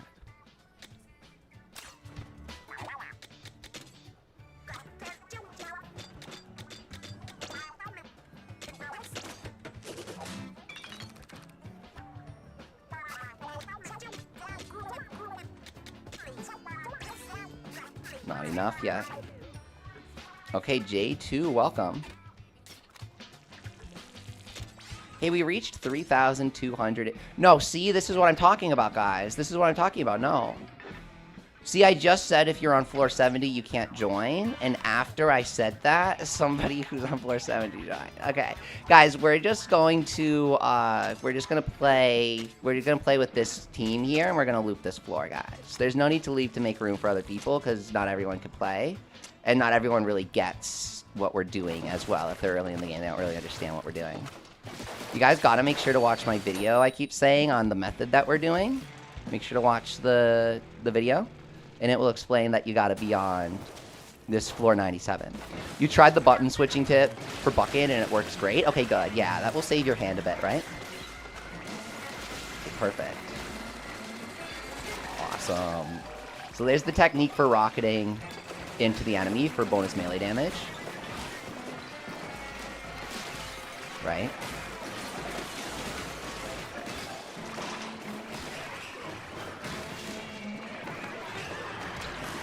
Because they bounce you back, but you can rocket straight back in with the dash bomb. Oh, the bomb cohawks, man. Until 99 or 100. Okay, so watch the video. At that point, if you're asking that, you gotta watch the video. Because it's pretty obvious.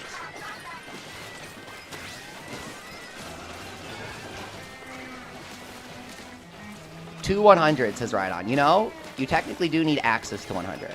That's for sure. Because you gotta complete 97 to 90.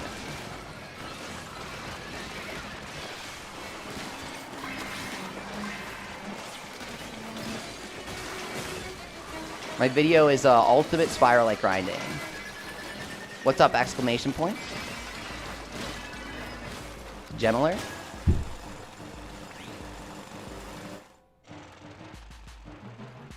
Yeah, this is super fun. I just think that, you know, depending on how far you are in the game, you might not realize how this works. If that's the case, make sure to watch my Spiralite farming guide. And it will explain it all. Otherwise, you should be good.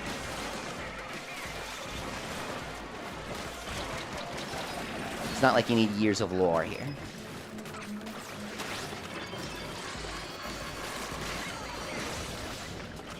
Oh, no! The jump is really useful on the dash bomb, but you just can't take it when you're using Dynamo. I love the physics for the Salmonids in this. Yeah, engine roller representation. What's up, LOL Tomato? I'm doing some heavy hitters for these lower difficulties. Or sorry, lower floors, higher difficulties.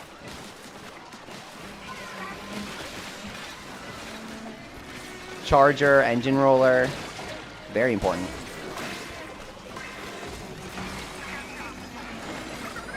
No. Drizzler coming in from the other direction, really? This floor was kind of a disaster. How come? Is that just like a normal Steam Blaster? It's fine.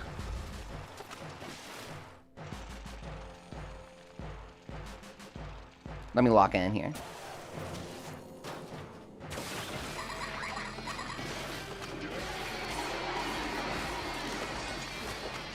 Oh, T1000, you forgot to switch your weapon. Oh, yeah, see?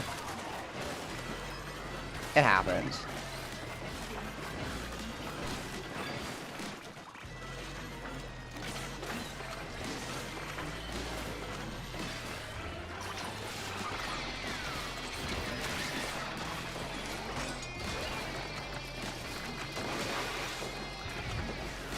Got him.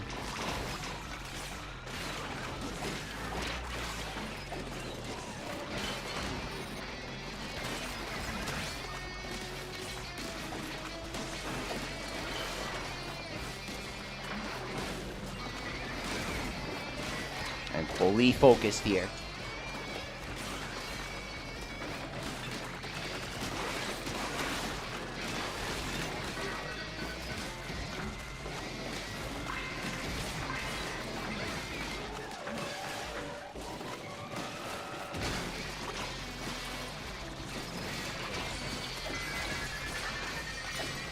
Go. Got him! The entire team, guys, I'm really proud of you. The entire team walked in there. We didn't lose a single life. That was awesome. The entire floor. Beautiful.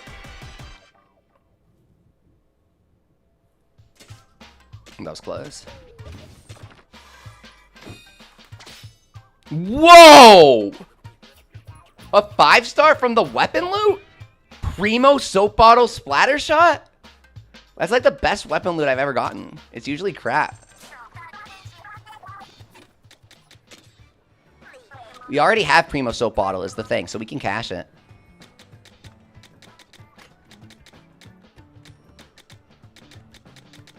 We have dupes for a lot, if you look. I have a lot of gas can splatling Primos. I don't know why.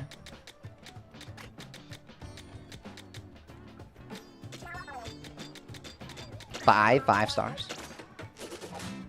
Is there a specific strategy you're doing as FFB? Yes. So I made a ultimate spiralite farming guide video, FFB. If you check my channel, it's one of my most recent videos. I go in depth on this strategy. Make sure to check it out. And subscribe if you missed it, so you don't miss my next videos. My builds. Here's the build page. Someone wanted to see this.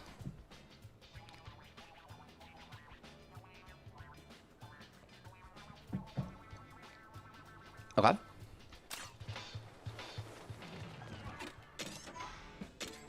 Let's keep going here. Okay, Shark Blaster. With fan. I'm gonna switch.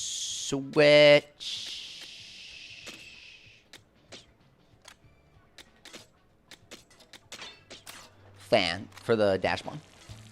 Best katana is Primo Rail. Jayco, you're correct. You've got good instinct. The less time you spend charging, the more time you spend doing other things. You only get 90 seconds at the highest difficulties. So saving 10 seconds total is really everything, honestly. The more seconds you save, the better. I think that HP recovery is really strong because of that. You just kind of cumulatively save yourself a few seconds per round. Dude, 5 seconds on a skill? Do it. If every skill gets you 5 seconds... That's pretty huge when it's 90 seconds only.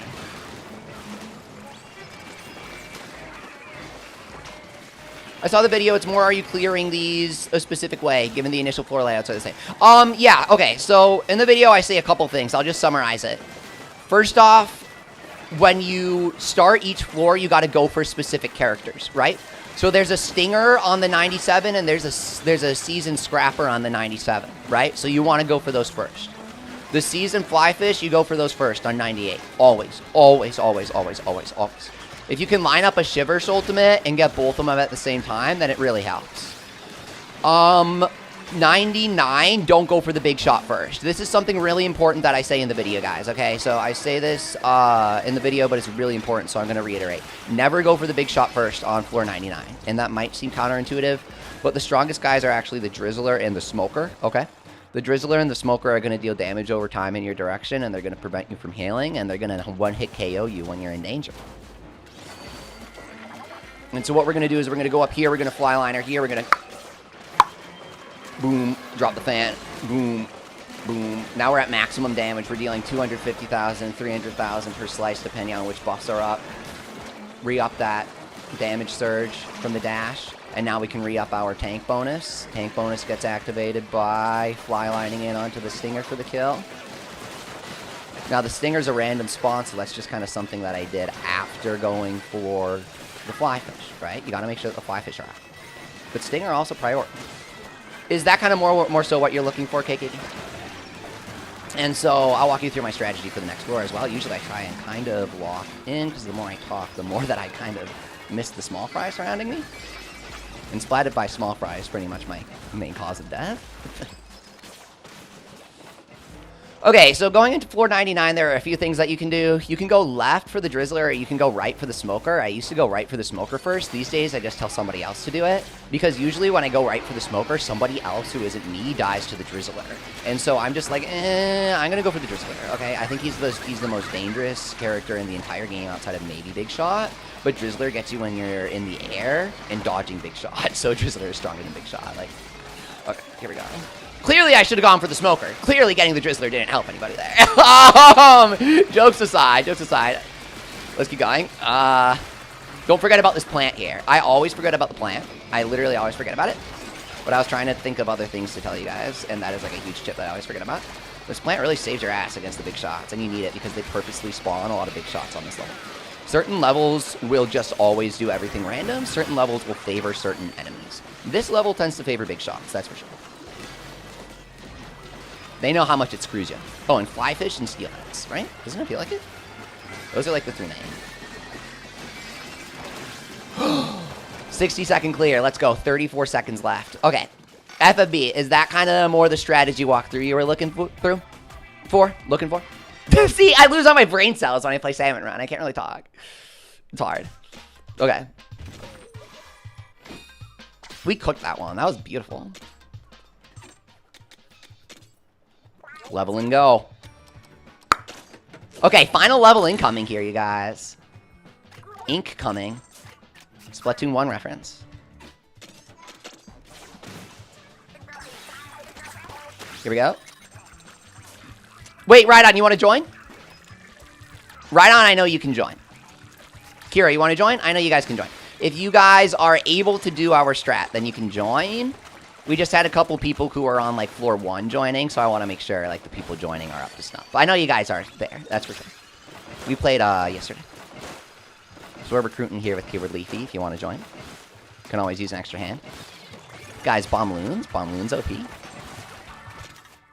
I'm just wondering, like, maybe Bomb Loons are actually the strongest thing in the entire game.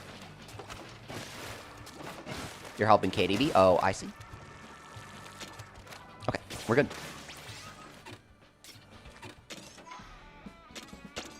Awesome. Eta joined. Awesome. Let's go. Oh, Primo Blaster, dude. Primo Butane Blaster. I like grilled squid plus butane blaster. You're really revving up the fire grill with that one. Guys, I was thinking, I made a YouTube community post. Did you guys see? I had the worst idea in the history of Splatoon Raiders, and I think we got to make it meta. Grilled squid plus ignite. So you apply fire to one enemy, and then you spread it with the ignite, right? Right? You feel me? You can incorporate fire into your build with 2 skills.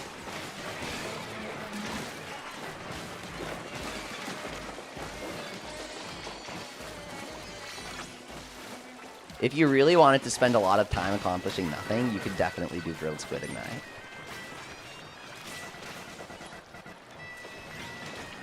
Grilled Squid is just funny, dude. If you guys try it, it makes your whole squid set on fire when you're swimming. It's really funny.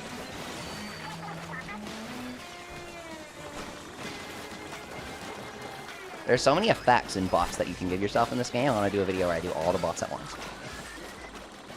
Icebreaker Jr. intentionally and to steal all the frozen enemies in multiplayer, says LOL Tomato. Yeah, so for the past few days, I've kind of been telling people some really counterintuitive stuff. One, Icebreaker is amazing for single player, but then two, I say don't take it in multiplayer. The reason for that is I exclusively do really heavy hitting stuff for Icebreaker. I only do Charger or like Dynamo Roller or Blaster, right? Other people are kind of doing other things, and I'm seeing them ice break for like 200,000. I deal 200,000 raw without ice breaking. So if you're ice breaking for 200k, please just let me get the ice break, right? And so for multiplayer, you either want to let somebody who's charging, who's doing Charger, ice break for, like, that was like a 7 million ice break. Am I wrong? That was like 7 million. That was like 6.9 million. And so whoever did that was really good. I might have misread that, though. It might have been 690,000, which is still good. But like Charger, I did 7.5 million ice break. That works even in multiplayer. That's going to even be good in multiplayer. But otherwise, it's better to just let the enemy stay frozen and DPS him down with fire, even. Fire needs more stacks in multiplayer for the scaling. Because the actual damage of fire doesn't scale up.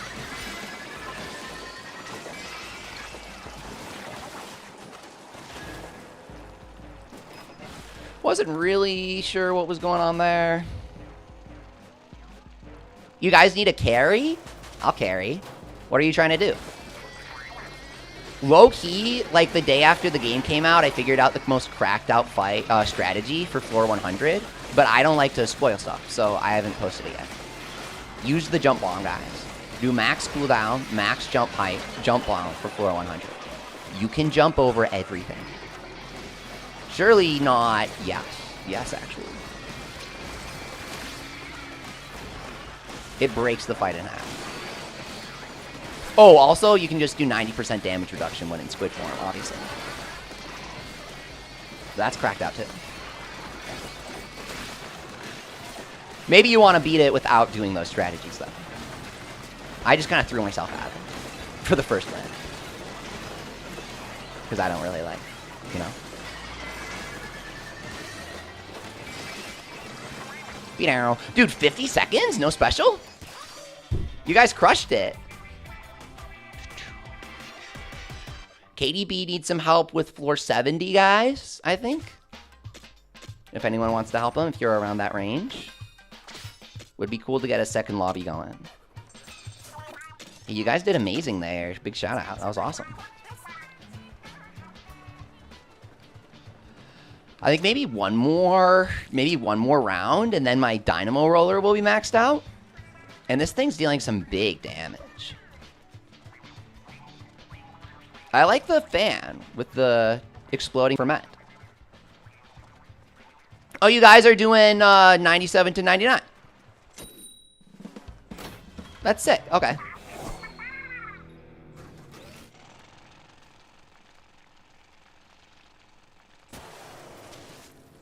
Here we go. In that case, let's get the scrapper here. Because he really wanted to turn his back to me, and I kind of wanted to take advantage of that there. Normally, he turns the other way around, and I was like, all right, let's do this. Yeah. That was shockingly convenient for him. So you want to get him, and somebody already went for the Stinger. They get it. They totally get it, dude. That Stinger is the #1 cause of death on the first floor, so you got to go for it. That Salivator does a lot to him. Boom, boom. Just run over the back with this thing.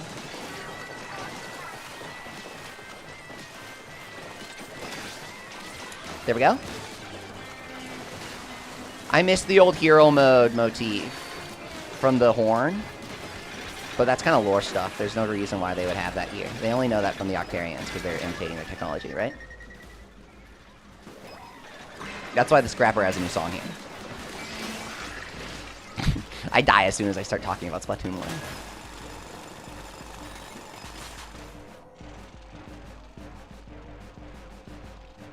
Good luck, thank you. I'm going left here on the left fly fish I like to go for. Why? Because I'm a lefty. I'm left-handed. Like Link used to be before they took away my representation for mass marketing. Because more people are right-handed, they said, so they had to change it. Hey, now.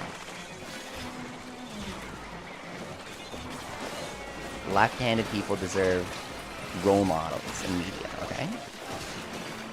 I'm joking.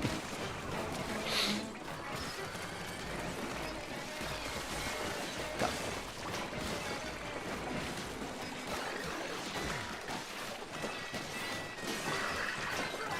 In an interview with the actor for the new Zelda movie, he said he wasn't old enough to play Breath of the Wild when it first came out.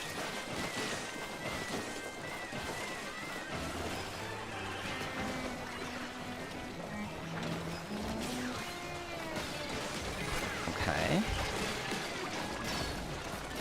Go!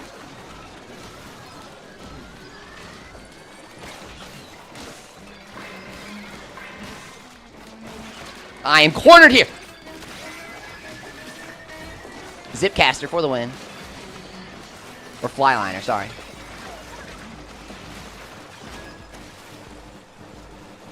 Save my butt. Okay. Here we go.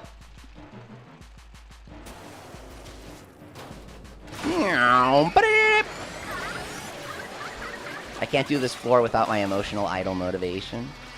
Nintendo gets me. Hey, where is that Drizzler? Freeze him, he's doing the tongs.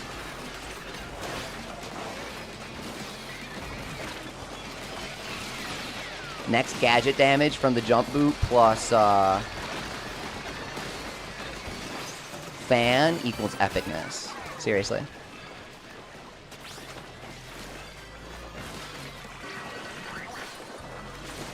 Get him. Pop him. Whoop. Second shiver, go.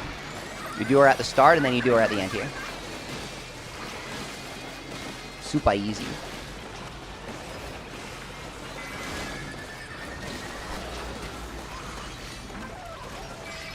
Okay.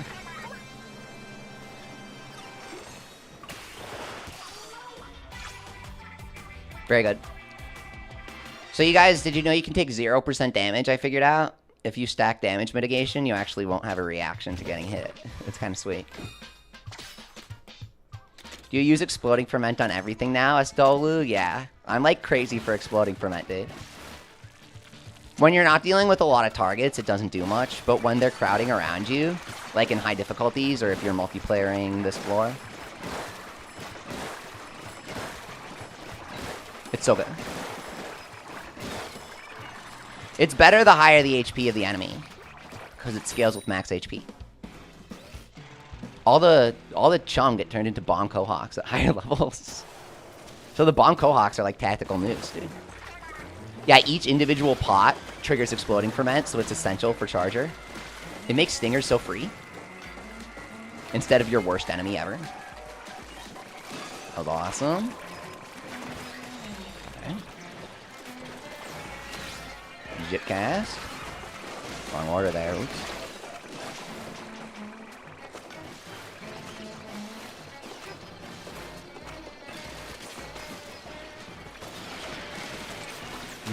Okay. Look at that explosion. Come on, it's beautiful.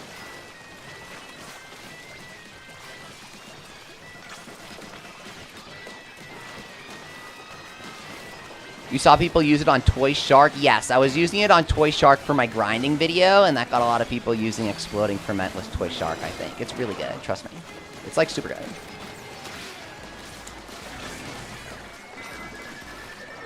I cleared Bagel Beach in under 3 minutes using it. It's why people are trying it. Like, it's so much fun. You just explode everything without even looking. How could you not like that? Here we go. Go. Yup! Yeah, you're using it right now, Team 1000? Let's go. Yeah, you got that. Right there on the upper left. Yup! I love that egg heal. Did you see that? You heal like 1,000 from every egg, man.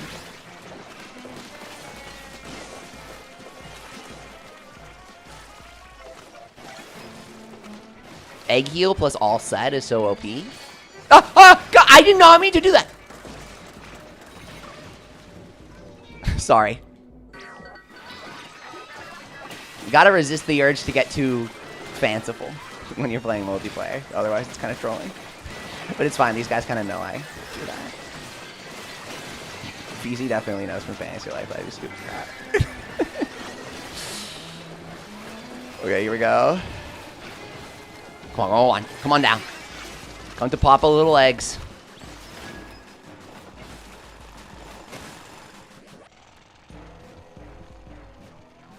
Tank activation mitts are so good. Yeah.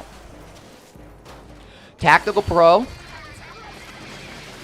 Yeah, so the thing about... Okay, LOL Tomato. The thing about using Tank Vortex to trigger Ferment is that it's a random chance unless you have the upgraded version. Did you guys know this? So it's like a 1 in 5, 1 in 6 chance when they're ticked by Tank Vortex to be fermented. If you have the upgraded version, Tactical plus Tank Vortex Relic, then it's guaranteed on the second tick every single time, and that's how the ferment is applied. It's always applied on the second tick. Pretty sure you actually have a small chance for the first tick to apply ferment exclusively on the original version because of that, but I could be wrong. Maybe you still have that small chance. What is going on right now?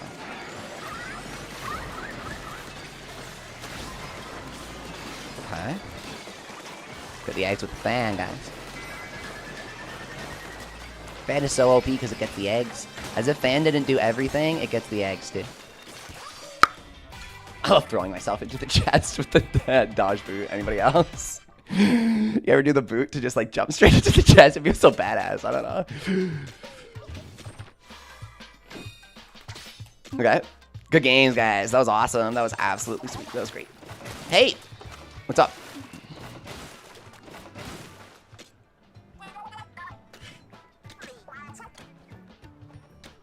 Primos? Primos?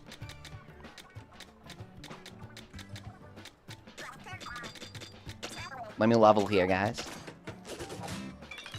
Booyah. Whoa, dude, we got 12 gems already? Just from the past few runs, we've gotten 12 gems. I've been spending hella gems today. Wow, we've gotten like over 50 gems today, seriously. Okay, you guys want to join? We have one slot. We have an open. Hey, thank you so much, BZ, for coming. Sorry you're in a lot of pain. Hey, I totally get that. I don't talk about it a lot, but I have like some stuff that I deal with, you know? So if you're going through that, I totally get that. Back when the original Splatoon came out, it was hard to play. I was getting like a lot of surgery and the gamepad was really heavy with the gyro. So sometimes it was hard with my hands to like hold the gamepad when playing Wii U back then. I'm a lot better now. It's fine. So we have an open slot if you use the keyword Leafy with a capital L. Here we go. Yeah, absolutely, BZ. Thanks for playing. So now we have a maxed out level 100 roller. 216,000 damage when inking, 130,000 damage on the vertical swing.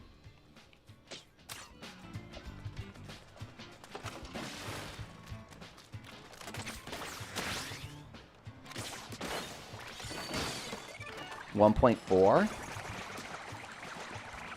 I'm on speed tank, that's why. I was like, why is the damage kind of iffy? Get my buff.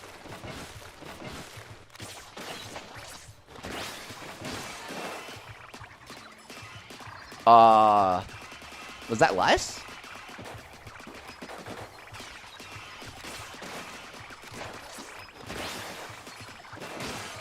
$1.3 million. Okay, it's still less, dude. Huh? That ferment goes crazy, huh? Oh, all set. We need all set.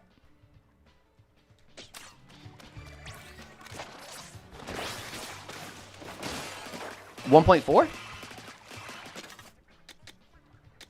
Speed build's kind of fun. Kibby, welcome back. Kato says level 100 can be done solo easy if you use grapple jump and turret to stay in the air and dodge all the attacks. Turret? You mean the fan with floaty fun? Oh no, you mean you place the turret and the turret hits him and then you use grapple jump to avoid him while the turrets DPS him? Oh, that's hilarious, Kira. He just lets the turrets do all the work? Oh my god. That's kind of disrespectful. Can't be bothered to fight him yourself. I don't got time for that, man.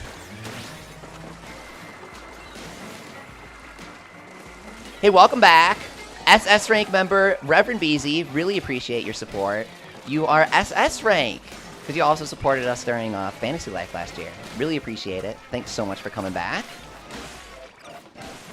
Reaching new people is always really fun and exciting in its own way, but sometimes I'm like, oh, I hope that people from the other games want to see me play this one too, right? So thanks so much, dude. There we go. And good games as well. What roller is that? Is that, what is that? That's one of the engine rollers, but it's not like the swing speed one? Is that what it is? It's like range or something? Tank activate, freeze, burst. Easy combo.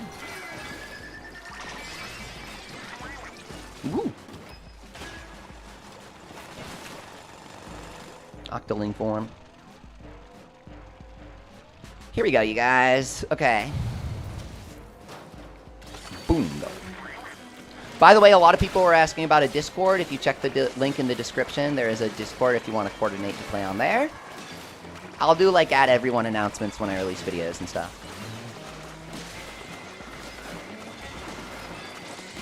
What's this? 5-star.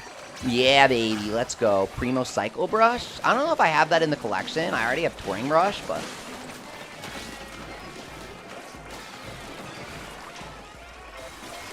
Primo Touring Brush has crazy max swing speed if you want to get Carpal Tunnel. I'm in the market, you know. Here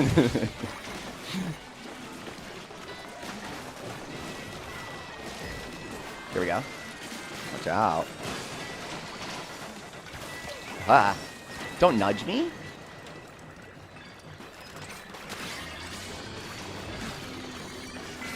Recovering from danger is so slow without the HP upgrade.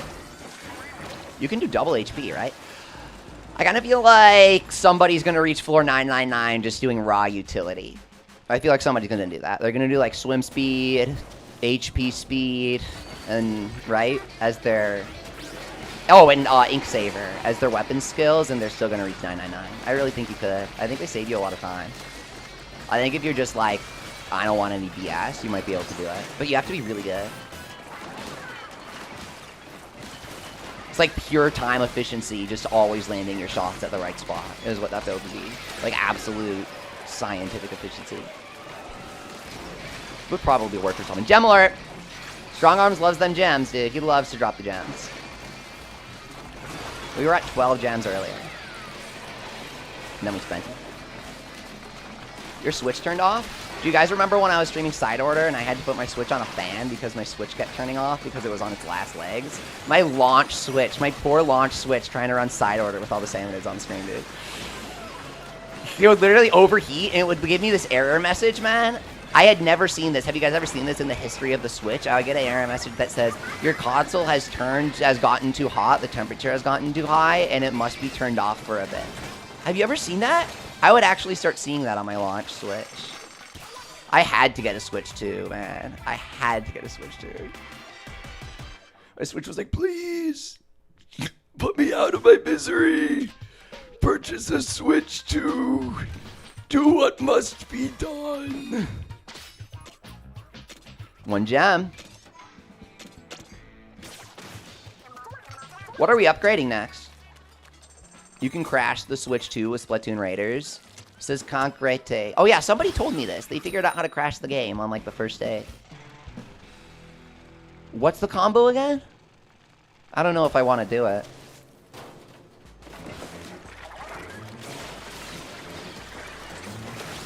Oh yeah, spamming the clouds in the intro. That's right. That's right. That's right. Just kind of an untested Easter egg.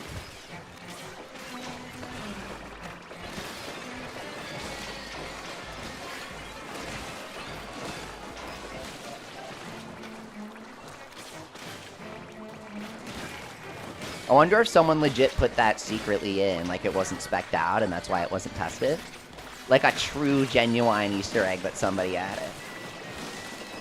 That might legit be why such like a clear bug got through. I doubt it though, Nintendo doesn't really allow those things, right? Hasn't Nintendo said that they don't let people do that? Specifically because something like this might happen? No, actually, the real reason why Nintendo doesn't let people put Easter eggs in secretly is because of Punch-Out Wii, right? Didn't somebody put the cover of a Sailor Moon manga? Like, they made it way too close to a real cover of Sailor Moon, and they got sued because the Sailor Moon rights holders are freaks? That's what actually happened, right?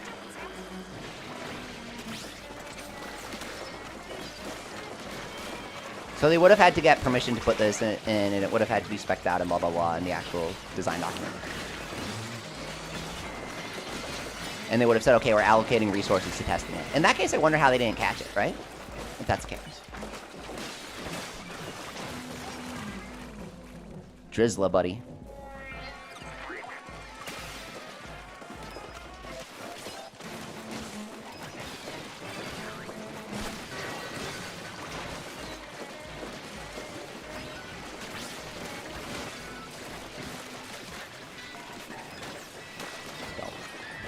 Has anyone figured out any crazy high-level stuff to do with Shiver yet, like the block? Outside of calling it over for the splash constantly. Pretty sure that's what you're supposed to do. On the first day we started doing that, it was just like the best thing ever. During the Kohawk den, I was like, okay, well, what if we just keep spamming this for the area of effect damage? It actually works pretty well, is the answer. The tanks have burners on them that turn on when you activate their powers. Oh, that's sick. What?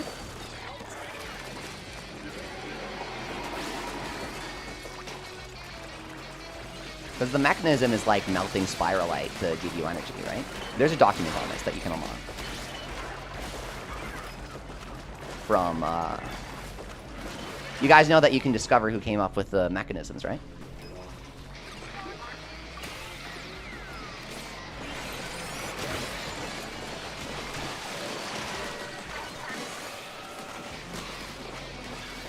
Okay.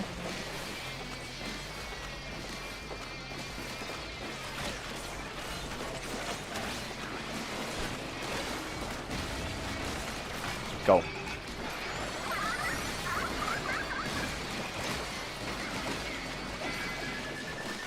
Shivs, thank you.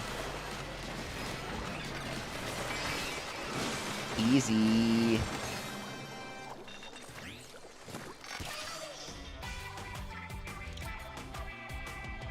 Nice.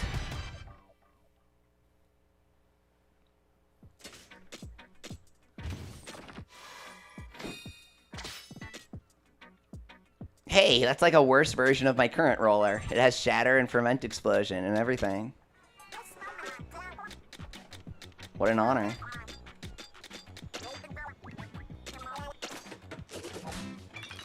Number 19 on the paper icon if people want to see who developed the gadgets. Thank you, Rydon. I didn't like want to spoil it if you didn't know about it.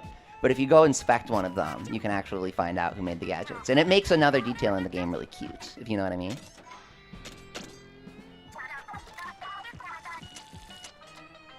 Here we go.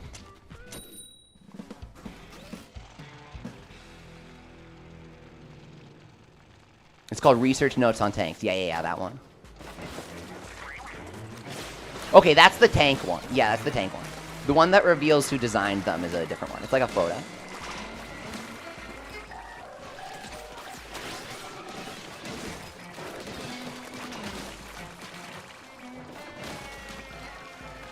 I forget how you get it. You might only get it for doing for maxing all of the guys or something.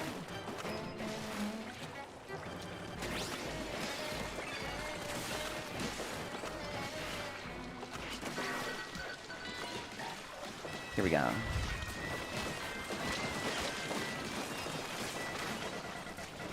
Mr. Echo, Miss Pandora, what's up? I am level 335. I've reached floor 500 plus, and a lot of people want me to be doing multiplayer gem grinding. So that's what we're doing for multiplayer. Unfortunately, very few people are at floor 500 to actually do multiplayer. So the sort of compromise that we found is we tend to chill on this floor 97, where I kind of carry people, and we do some, different build experimentation and grinding for the gems. And then sometimes I'll climb when I get the urge. We had a few really good rounds with Charger earlier today, and we climbed up a bit from floor 525 to floor 530 something. I hate it when my fellow players haven't reached Tartarus, just like me. In order to fight the final boss of Splatoon, you must complete every floor of Mementos and Tartarus. Kinda you do.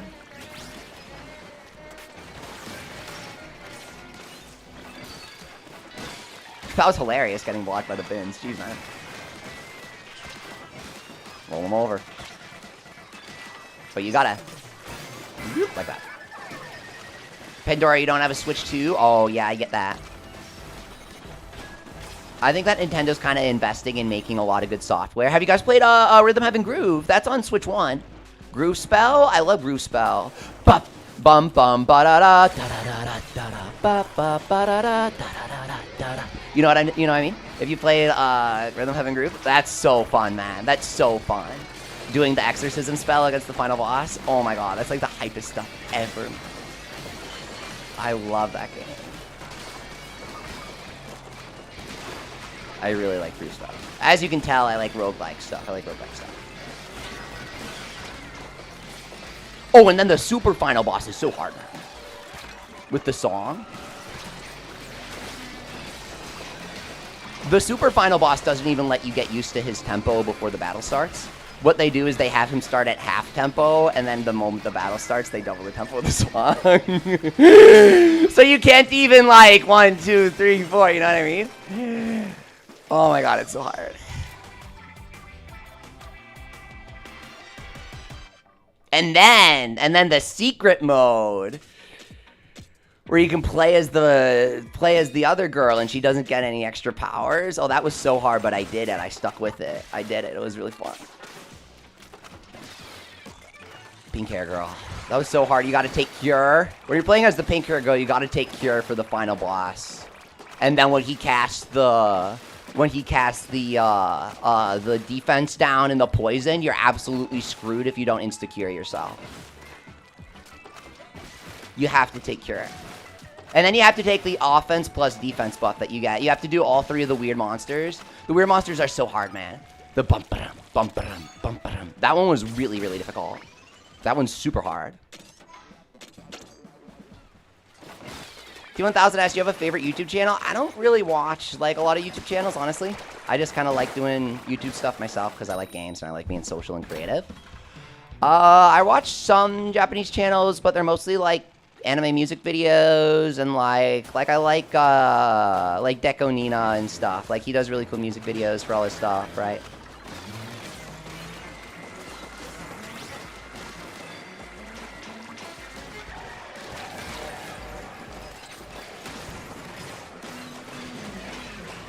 I think it's good to find inspirations outside of directly what you do, right?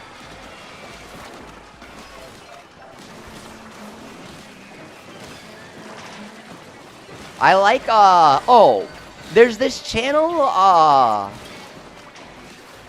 Girl with the Dogs 2. I think that's my favorite YouTube channel. She does 4K footage of dogs that she grooms. And she tells, like, 15-minute stories about the dogs. It's probably my favorite YouTube channel. I watch that channel a lot. It's like the best channel.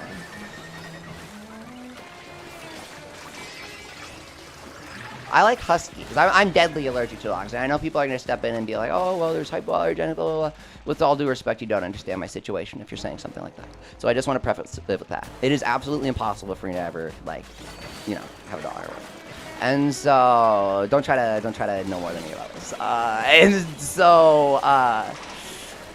Basically, I really like to, like, look at social media stuff of dogs because of that, because they're really cute, and, like, kittens and stuff. And so, I like to watch, like, YouTubes with dogs.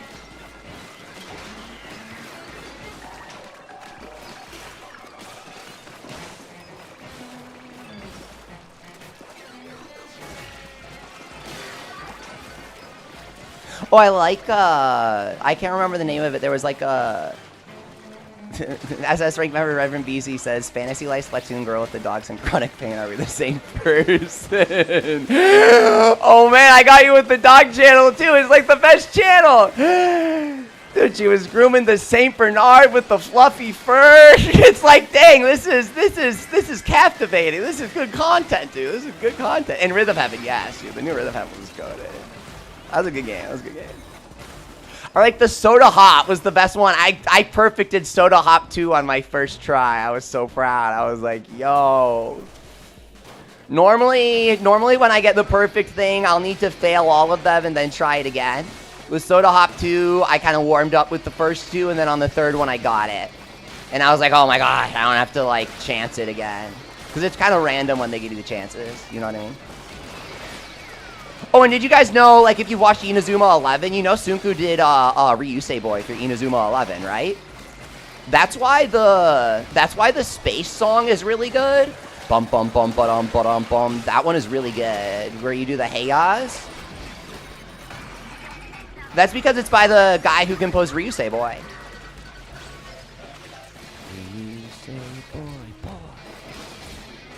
If you're European, then you know Inazuma. Most people in America don't know Inazuma. The soccer Nintendo game. Ryusei Boy was also the final song for the credits that they played on the DS, the second DS game.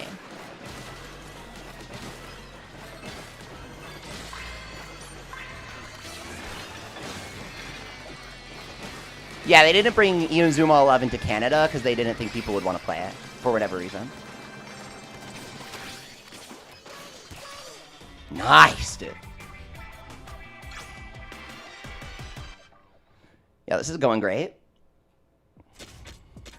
Gem alert? Nah, you can ask about the gem, but you can't say gem alert unless it appears. That's kind of breaking. That's breaking the rules. You can't ask gem alert. You can only say gem alert. You can only state it. It's only a statement. It's not a question. Is there a gem is what you could say. Hey, oh my god. Thank you so much for the super generous support. Seriously. Let's give a big shout out to Kira. I really appreciate it. Kira says, Leafy, you're an amazing YouTuber with an awesome community. So glad I found this channel. Kira, thank you so much. Can we rotate and get Kira in the lobby, please? Really appreciate the support, Kira. Thank you so much. I've been having a lot of fun working on guides, making streams for this. Had a lot of fun with the previous Splatoon games as well. But Raiders is just captivating me in another way, you know what I mean? Seriously, thank you, Kira, for sure. We're gonna keep it up with Raiders. This is an interesting stream to find suddenly, says Forbidden Cry. Well, we've got a lobby open with keyword Leafy, capital L. We're grinding that 100th floor because we get so many gems from it, dude. We get so many gems. So if you guys want to rotate in, all you got to do is you just got to be on that 100th floor. It's keyword Leafy with the capital L. Fish and Rider. Perfect. Oh, Charger. You got the Charger build? Let's do Charger, dude. Charger bros. Where are we at? You guys like Charger? Hey, member KDB. Welcome. Thank you so much. KDB says I became a member. Thank you guys so much. Seriously. With your support, I get to focus more on this and less on the boring stuff. I really appreciate it. We're going to have some guides this week out for these builds that I'm using. I posted the schedule on the community page, if you guys want to see my community page schedule. It's something like Butane Blaster for power, and then like the general Ferment Explosion build. And then kind of area of effect, Squid Attack build. Awesome, Kira got in. Okay, perfect. Thank you so much, Kira. Let's go. Let's get some gems, guys. I can't join anyway, says Cry, because I started the bottomless floors. Yeah, so basically, I'll show you guys. It goes way down. Right? But unless everybody's on the 500th floor, you can't do it. Which is, I guess it's understandable, but... Oh, you know what? Didn't they do that for previous Salmon Run? Okay, so in Splatoon 2, you couldn't play with someone if you were a different difficulty. And then in Splatoon 3, it averages it. But you'll never be at the top person's difficulty, right? So I guess we shouldn't be that surprised.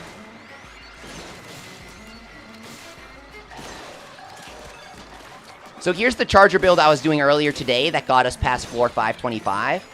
We were absolutely walled at 525, dude. Like, you can definitely do it with any build, but it's kind of mentally exhausting, and you start making mistakes if you play the same build over and over, you know what I mean?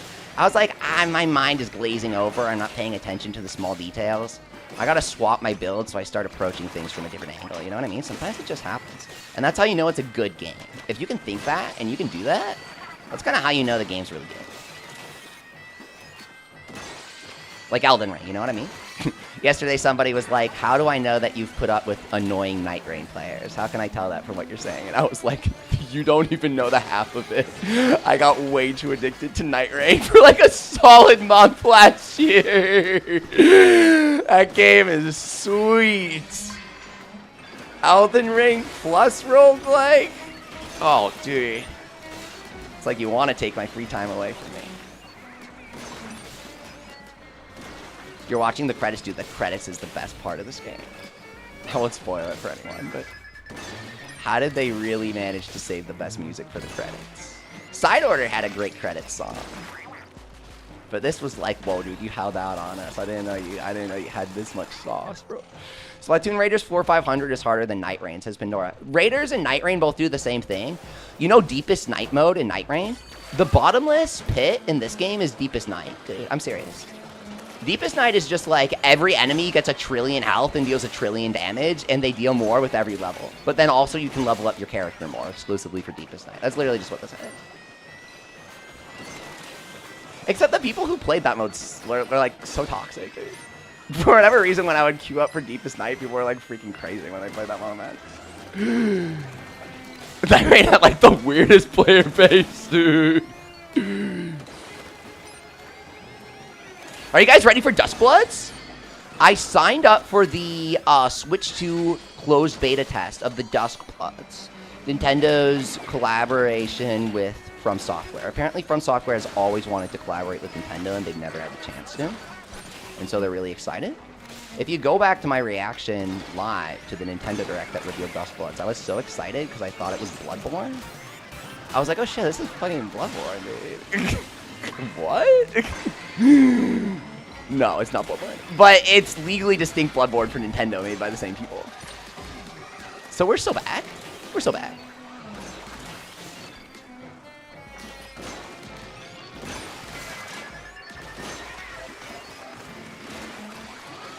With the dash, if you make the dash really short and you take away the jump, it's like a little Bloodborne sidestep. Wee, you'll be here for tomorrow's stream. You're interested? Yeah, it's kind of like Deepest Night, right? I keep seeing you play 97 to 99, says member KDB. Okay, so B, you got to check out my video. It's called Ultimate Spiralite Farming Guide. I woke up at 6 a.m. on Saturday, and I think I put it out at like 7 p.m. And I was like, holy crap, I did not expect it to take that long. I have a very specific process I follow for my videos. And so that video has a few chapters. If you check out the chapter on 97 to 99, I actually have a lot of logic laid out for why it's so good. And it goes beyond just getting crystals or getting gems. I call it the best holistic approach to getting everything in the game at the same time. So that makes it mathematically efficient. It's kind of a tough concept to grasp, depending on which games you may have played in the past. But grinding a bunch of things at 80% efficiency is actually faster than grinding one thing exclusively at 100%. If the game requires all of the resources to be used for each level, which it does. I just kind of thought it would make an interesting video. Oh yeah, and if you guys play with me, feel free to send a friend request, right?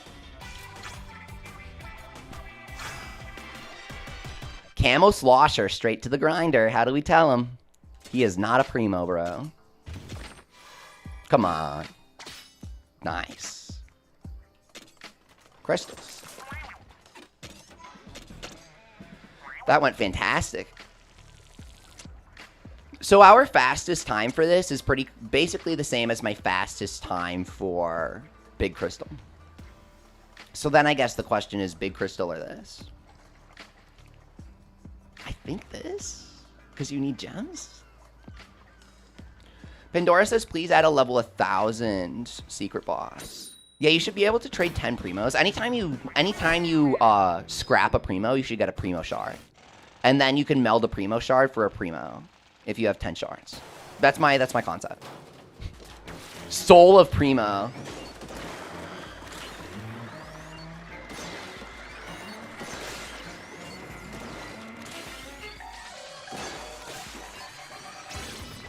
Hey, what was that, dude? That was kind of sick sounding. Usually that's like a 4-star, 5-star one.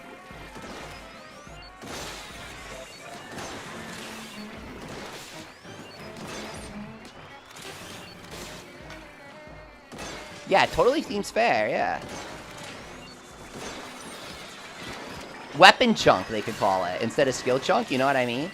It's just like a chunk of a weapon. A 4-star primo gets you 5 chunks of that weapon. A 5-star primo gets you like 20 chunks of that weapon.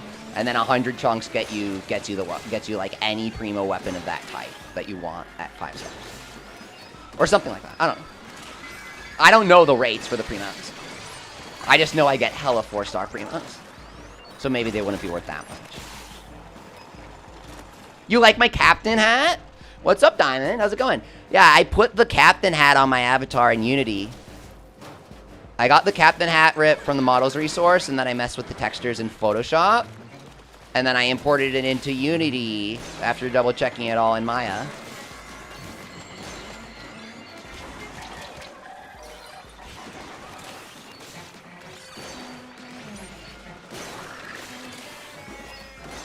And so if you know my hat, then you know ball, dude.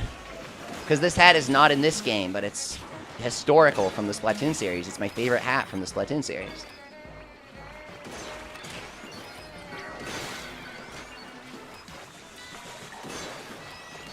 I love in Splatoon 3 where they're like, oh, let's ask Agent 3, who's my beloved protagonist from the original game.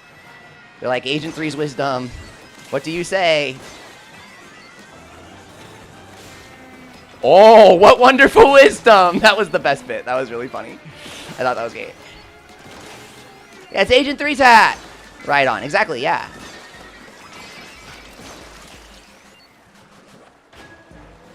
Here we go. Boom, boom.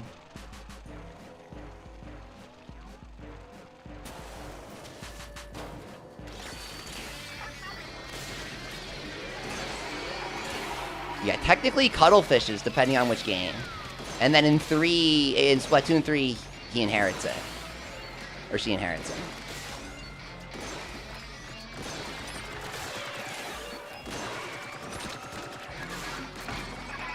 From 2.6 mil, that was delicious.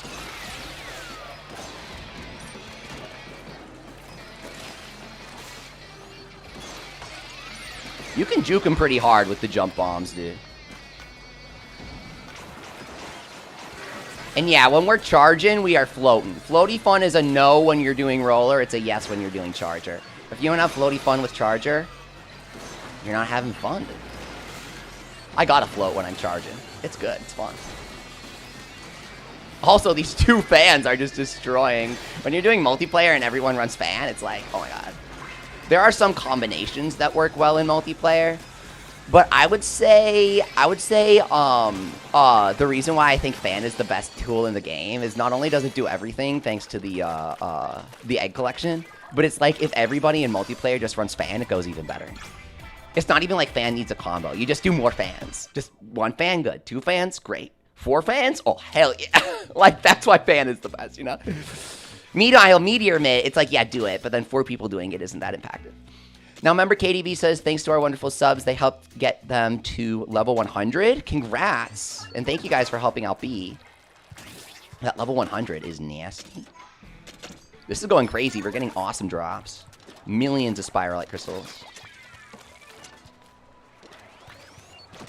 I wish Raiders had 120 FPS, says Dolu. I wish Raiders had mouse controls, even if it's just for the meme. Even if it's not actually good, it would be funny. Let me do something funny. Come on, let me have fun. I was really into ARMS, but I couldn't get into that Rolex ride thing that they did. That was not as... The IP was not interesting like ARMS was.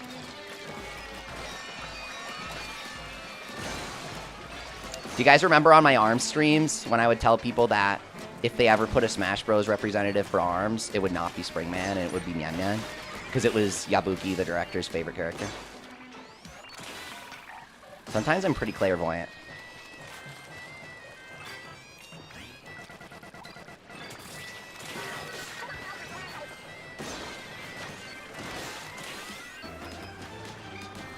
Go. Anyways, ARMS was fun during that like launch period for the Switch, because Splatoon 2 came out a few months after. So I feel like you can't talk about Splatoon 2 without talking about ARMS, right? To me, they kind of went together. Like, that was a good period for the Nintendo community. That was fun. Not that this isn't. This is a great period. This is a fantastic period for Nintendo.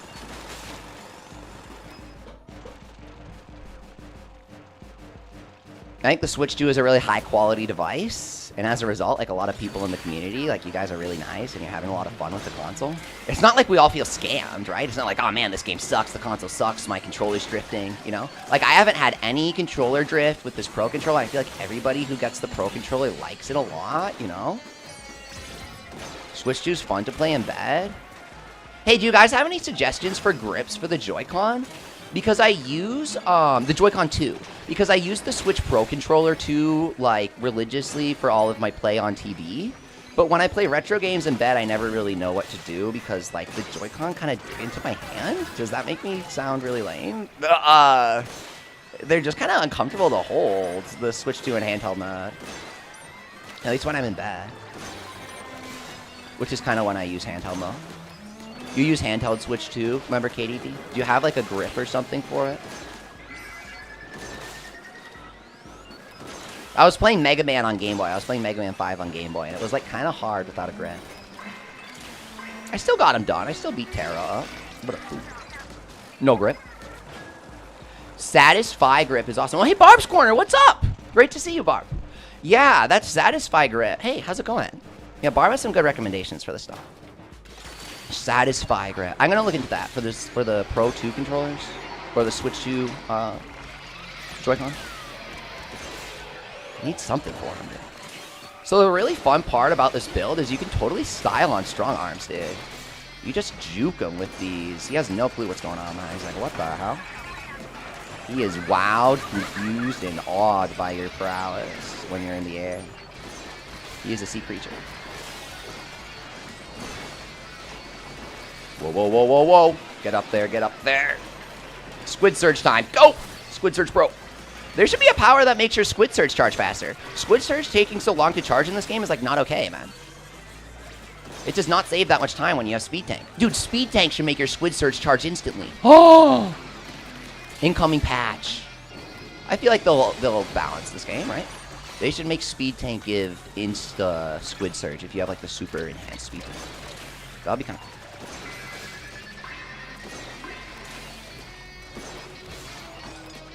I love this build. This is so fun. Yup. Style on that fool. Got him. See ya. Nice. A Steam Deck type grip case. I'm going to look into that Satisfy grip after this. It might be what I need. Kira, booyah. Let's go. Whee. You're getting the grip protective case Raiders. There's a Raiders edition of a grip? Oh, now I need that. Oh. Hey, that sounds like exactly what I need. Thank you, guys. Perfect.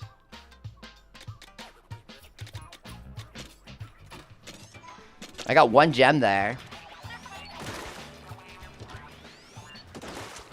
My next thumbnail, I'm gonna draw gem alert for the strong arms. Strong arms is gonna have the tongs replaced with a magnifying glass. It's gonna say gem alert, and they're gonna be on the subway. You know how they're on the train for the gem alert image? It's gonna be on like the Octo expansion subway, dude.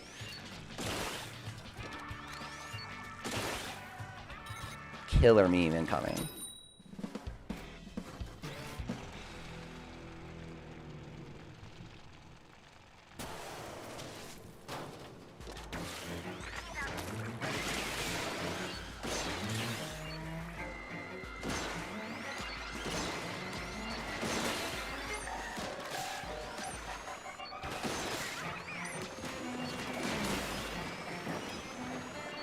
If you have ink recovery, when you're out of ink with the charger, your ink recovers really fast, and you can do your shot really fast. It's actually a great tech. Because you're waiting for your ink to recharge is why you charge so slow. So if your ink recharges faster, you know what I mean? Right? Your empty tank charges faster.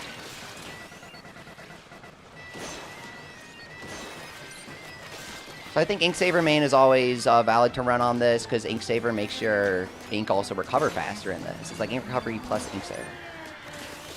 It's really good.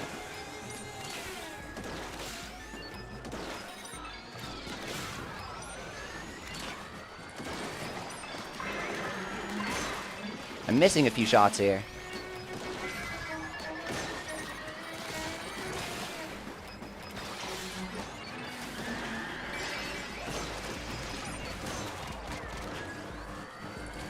Protective grip. Oh, I was looking for my phone. I use my phone for my VTuber here in my head here, wiggling back and forth. So I can't look up the grip case.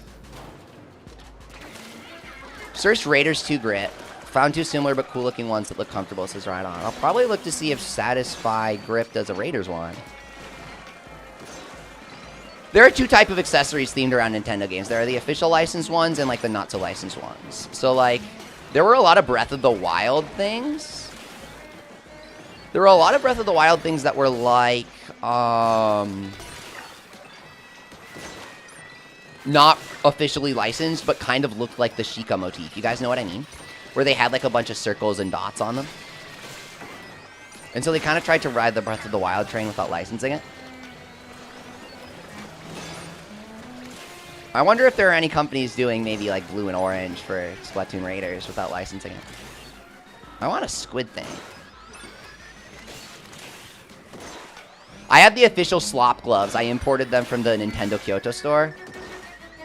I did a video on it. Savage Raven by Skull & Co. Neo Grip. Skull & Co. being like Skull Candy, who did those old, and then they rebranded, right? They're not too bad. An ergonomic grip, Neo Grip, for Switch 2 Splatoon Raiders. Okay, thank you so much, Member B. And then, Barb, you started doing VTube Studio. I didn't realize. I'll go check that out. Whee! That's super cool.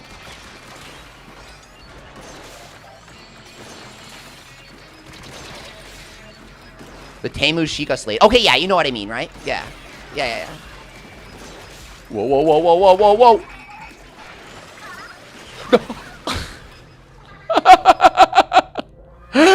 This build is so silly, man. I love that they call it floaty fun because it is such a goofy ass ability. You're just kind of floating around here.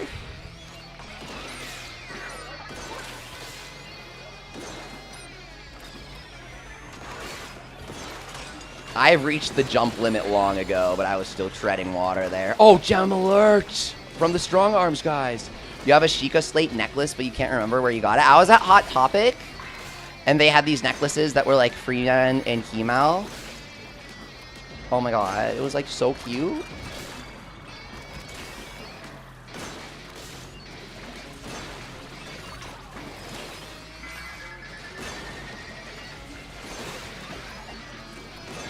Hot Topic used to be the only place you could get Kingdom Hearts merchandise back in the day. Can we open for you guys? Yeah. We have some slots now. FFB disconnected. People disconnect now. Yeah. I don't really have issues myself, but some other people's internet is not compatible with this game in a way. I don't know. Personally, I had terrible issues with Splatoon 3. Splatoon 3 is like the worst connection experience I've ever had in any video game ever. And I've played the other Splatoon games extensively, right? Something about Splatoon 3 was just so bad to me, just constant disconnects, especially at the start. And it just got unplayable to me. It was really annoying. Like anytime I do a Splatfest or anything, I was like, oh god, of course someone's disconnecting. In this game, not that many people disconnect. It's not too bad. Some people do it though. Yeah, FFB, good games. This is going great, you guys. Umbreon, what's up? Guys, Pokopia DLC? Barb, you like Pokopia, right? I saw you streaming that. The DLC looks good. Dolu, you're Umbreon. I'm glad you got in then. I was opening for you. Yeah, that DLC, it looks expensive at $35, but it's coming with 3 passes. They delayed the final city. Was it the final city going to release this year, and then they kind of quietly delayed it to next year? You hope it ends up being fun? Yeah, me too. That's the thing. Like, Pokopia kind of had some baseline issues that they got to address, and it sort of looks like they are. I love Pokopia, but, you know, every game has its issues. And so, for this game, it's kind of the gem economy. For Pokopia, it was the storage being exclusive to each area. And so they are adding a box that has 140 items. Did you see this? They have a box that can have 140 items accessed from any area at any time. So it's like a universal item box for each area. And it's kind of like, shouldn't that have existed at the start? Super excited for the box. Yeah, the box looks the best.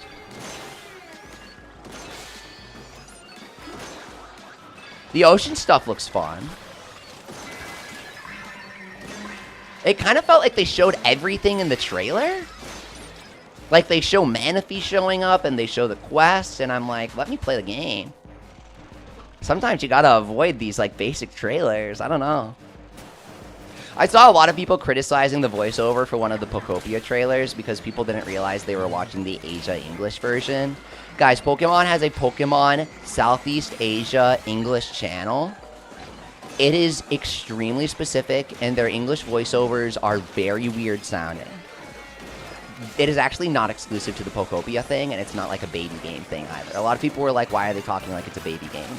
They sort of are, but it's also just kind of like English voiceovers for that area tend to sound super weird for whatever reason. We've seen this for like Yokai Watch and stuff too.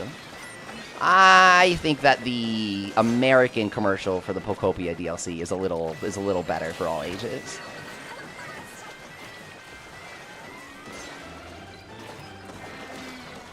You already got the DLC? You are so pumped, right on? Oh, yes. Okay.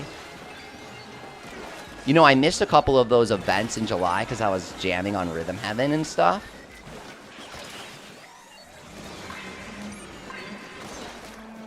And they were some of my favorite Pokemon, too, from Gen 3. I love all the new Pokemon they're adding. What I love about Pokopia is every Pokemon has unique dialogue. They took so much time to write these extensive personalities for each Pokemon, and we just haven't seen that since Mystery Dungeon, which I really loved. I tend to play games like that without time traveling for seasonal stuff. Like, Jirachi is specifically for Summer Festival Tanabata in Japan. So to me, it might be more special if I didn't time travel for it. It really depends, though. Like, I don't know if they added any features in that event or something. You can also... Another thing about time traveling in Pokopia is you can also just copy everything with the printer. So I kind of feel like time traveling's fine in Pokopia. That game's kind of, like, low stress. Like, even Animal Crossing... It's like, I don't know if I time traveled to Christmas for Animal Crossing. Or rather, I literally wouldn't/didn't. But... Going back for Pokopia, you kind of make a good point. It's like... That game's kind of loose, you know what I mean? You time travel to go back and get the events bar, I might do that. I just don't like FOMO is the thing. I don't like the fear of missing out that games do to try and make you play temporarily. So I get the seasonal stuff, but like Sableye Gems in April isn't really like... April doesn't really make me think of gems. You know what they say, April showers bring May Sableye Gems. That's the saying, right? And so I was kind of like, yeah, maybe I'll go back and get that, right? Because I like Sableye. Jirachi, maybe I'd wait. But also Tanabata is kind of, it's still Tanabata season, right? Sort of. Like, you're still doing summer festivals in general, at least.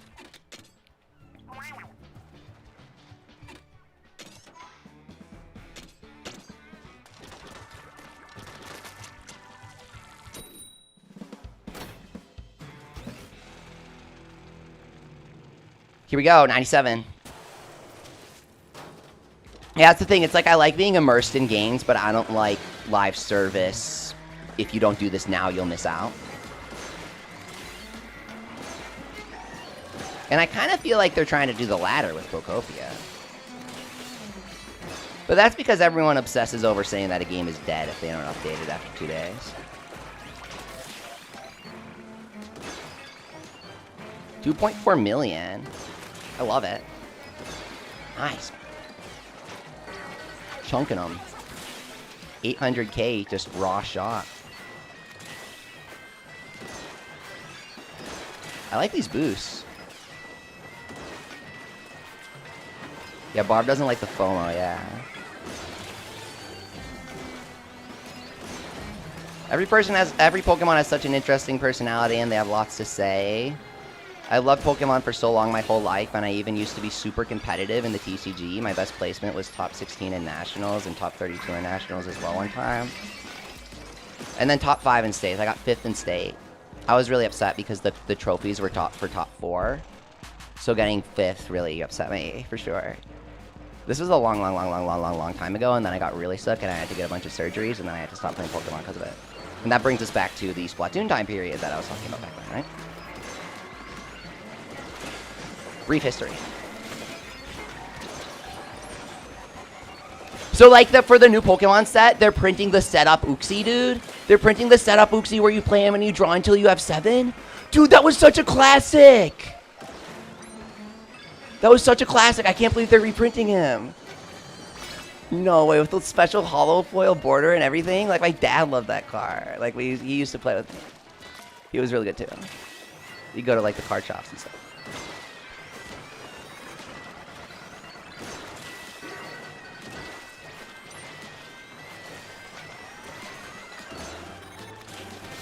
You had the FOMO for Splatoon Grand Fest? Yeah, I did too. I had to play it. I was like, uh-oh.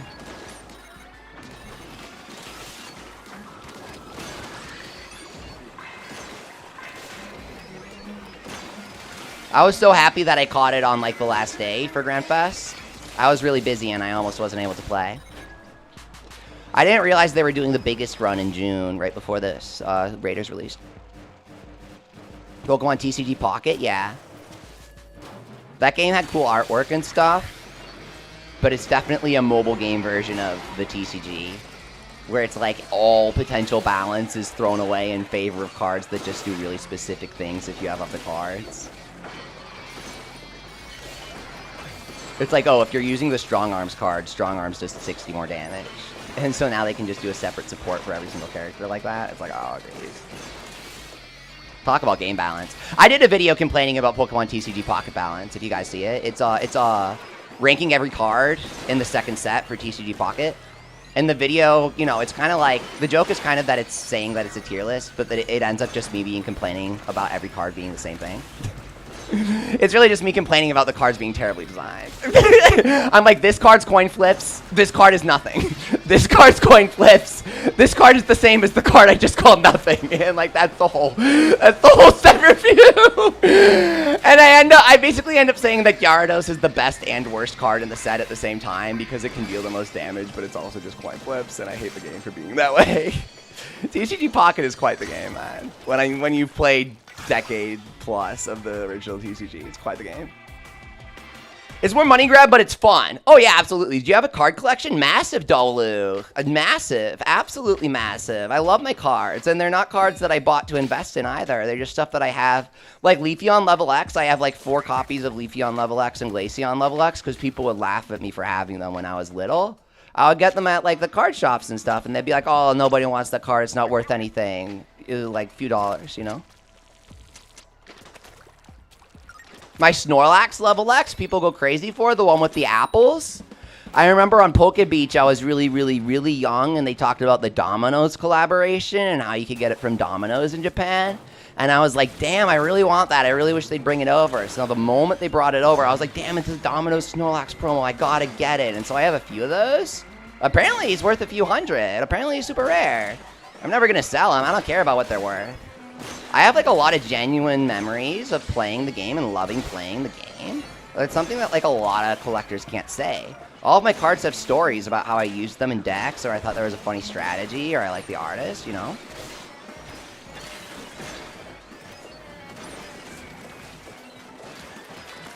You and your girlfriend like Umbreon and Sylveon? That's adorable, yeah.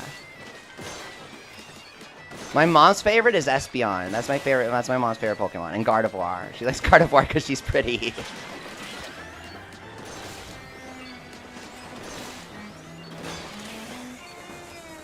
There we go.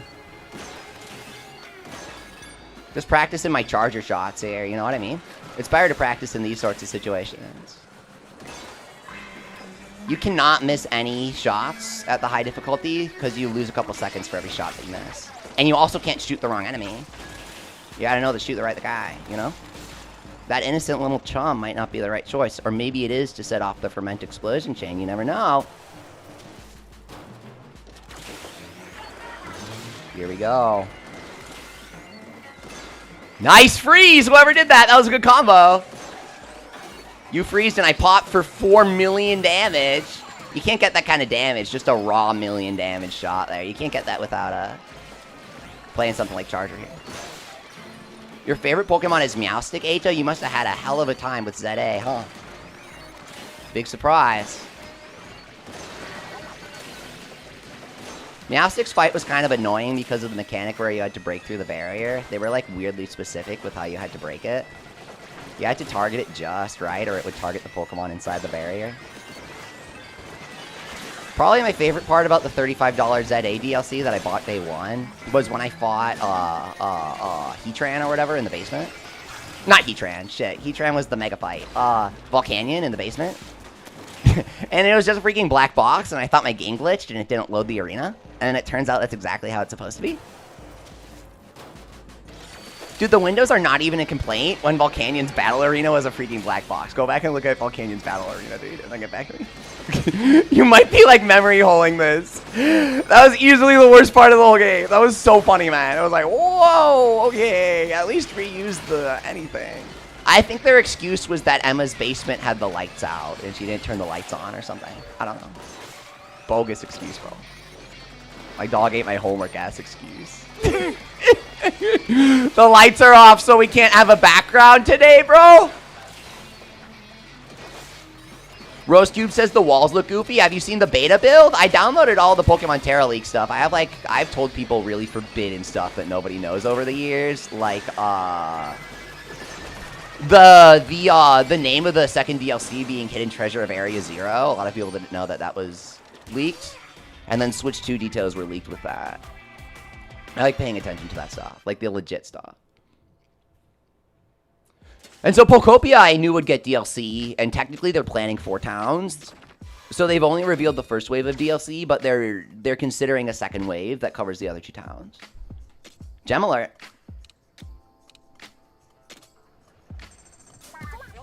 So it's really suspicious that they've only revealed 2 towns so far, because there are supposed to be 4.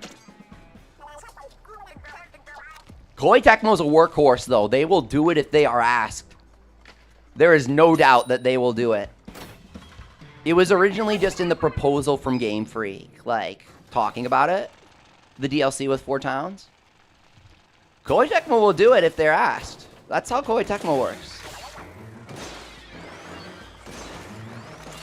Dead or Alive fans know to never put it past Koei Tecmo to ask for an extra buck or 2, dude. They will always do it. And then the question is Pokopia selling well enough to justify it? Okay, the answer is yes. Absolutely. Pokopia is a freaking game key card, and it's still sold out physically everywhere. That's how crazy it sold. Because it's a cool game. It's a high-quality game. It's really well made, and it's really, you know, fun and cute and adorable and great graphics.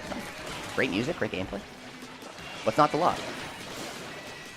When I say that I like everything, I mean it. I mean, that game's so different from this game. With this game, it's like, bring me your strongest challenge. I didn't find this game interesting until Bottomless Buffet for 250. Because I like, never lost before then, dude. Seriously. And so, Pokopia is like, oh my god, I get to be cute and creative with my little animal friends, you know? I like everything.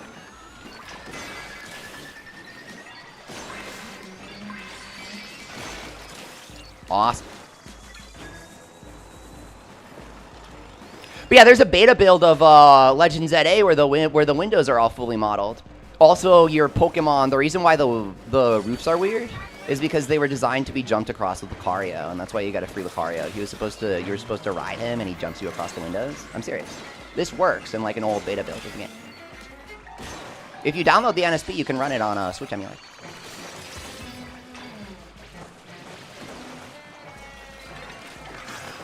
Did you guys see the native PC build with Platinum that somebody did using the leaked source code? I ran it on my PC and it just instantly ran, dude. It's crazy. There's just an EXE to run Pokemon Platinum now. Totally sounds like a virus, but I'm serious. It just runs on your PC, man. It is super freaky.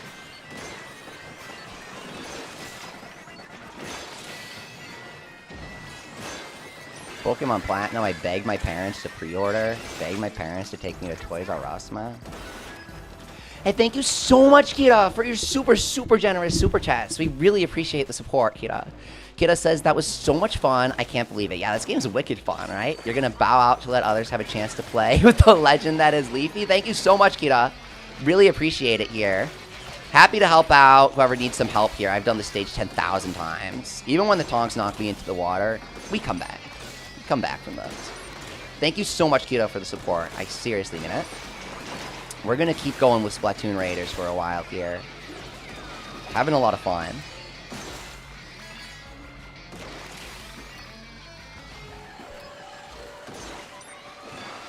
And Kita really contributed to our team as well, so thank you so much for playing with us.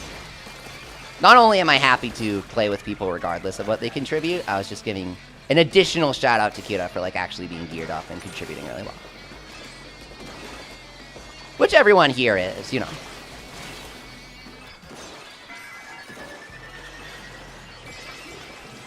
You know. I guess you can't see people's weapon levels. It would be funny if you could see people's weapon levels. Level 1 splatter shot. The thing is, you can't get a level 1 weapon anymore, I think. So if you want to challenge yourself with one, you can't do it. You have to keep it from the start of the game, right? Because you always get level 50 things now. Isn't that kind of weird? The one thing you can't get when you have everything is a level 1 weapon. Okay, so we have one slot open, you guys. And I have more coffee to microwave, so you know what that means. Aw, yeah, we're opening the lobby up. Keyword Leafy. Can I play with you for 97 to 99 now as member KDB? Yeah, absolutely, dude. Let's go for it. Right on, you want to start streaming, but you don't know if your fans will like it? Well, hey, if there are, like, people who are telling you, you know, we want more of you, then go for it.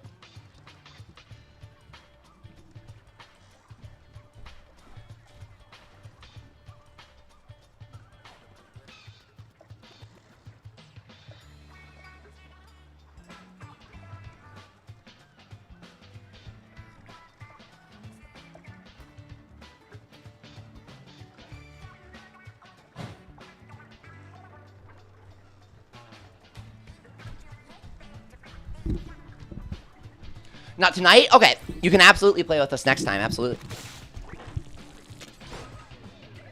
Here we go. Select a dungeon. Go. Just cleared 121, says SS rank BZ. Nice job. You're climbing up there then, because we were just at 97. Be careful, because the difficulty steadily increases by 1 level each time you go. So you're not going to notice anything at first. And then you're going to be like, why the, what the, whoa, everyone has so much HP. It's just going to suddenly jump on you one day. You're going to realize it.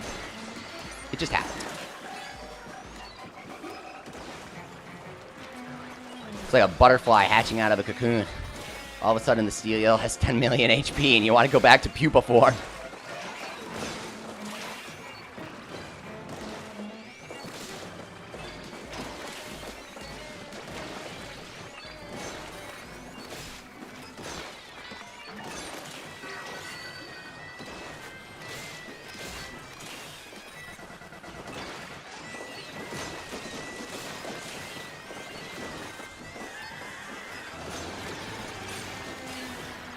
Okay. 3 million. So the goal with this charger build is to really line yourself up to one-shot the highest priority target, and then deal with the lower priority targets with the fermented explosion. You know what I mean? If you fan these guys, it actually works.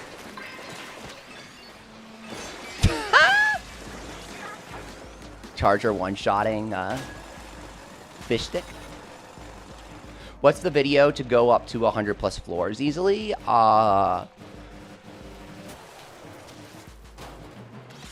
I mean, I don't really have a guide for going beyond floor 100 yet, because that's kind of what all my streams are. Like, anytime I talk about general strategy for this game, it's kind of that. In terms of builds, I'm working on the build guides right now. And I'll probably do my actual build that got me through the first floor 500, my first 500 floors first, and then I'll do the grinding build, you know? I kind of think people want the grinding build, though, the fermented explosion. Can we do a vote in the chat? Do you want fermented explosion or power tank 0 IQ caveman build first for the video? I'm kind of scripting both at once here.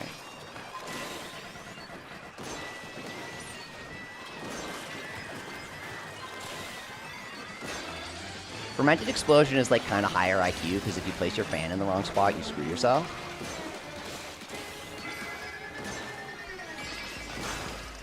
But fan is also powerful enough to not be that punishing if it's in the wrong spot. I don't know. It's only punishing on like the higher difficulties if you put it in the wrong spot.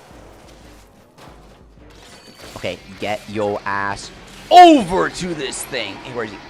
There he is.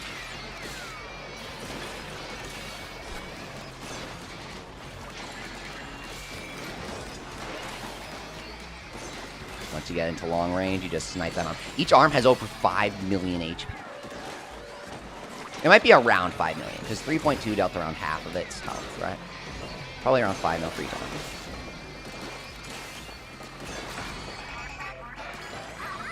Hey, no one took out the smoker yet, guys. Hang on.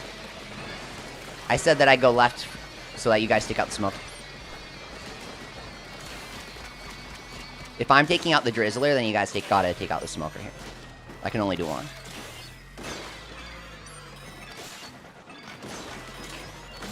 What's up, Kimmy? We are level 341 now. Treasure. Charge and freeze him dead quick, member B? Yeah, it's because I was struggling with it, so I made a video. If I ever want to get better at something in a game, I make a video where I talk about it. Because you got to repeat it to record the video, right? And so I did that the charger build like video where I show you guys my highest damage charger build, and I kind of practiced the combo a bit because of that. What you can also do is you can do, you know what you can do? You can do this. This is what you can do. This is really good too, dude, if you do this. No way, hang on.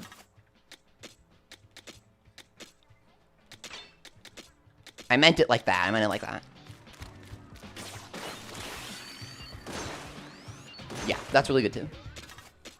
Speed Bros, we got this. Hey, what's up, Kimmy? Do you have any other VTuber models? This one's cute still. I've considered doing like Lord Enma, if you know the guy who's like the king of the yokai world. I thought it would be kind of cool to do him. But that would be pretty far off. This is just like my original character. I'm like making a game.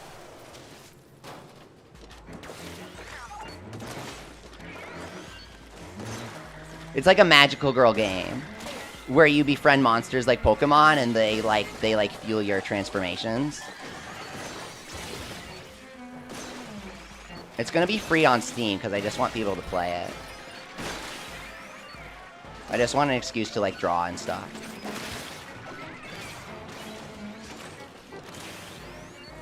E-rank Enma from Puni.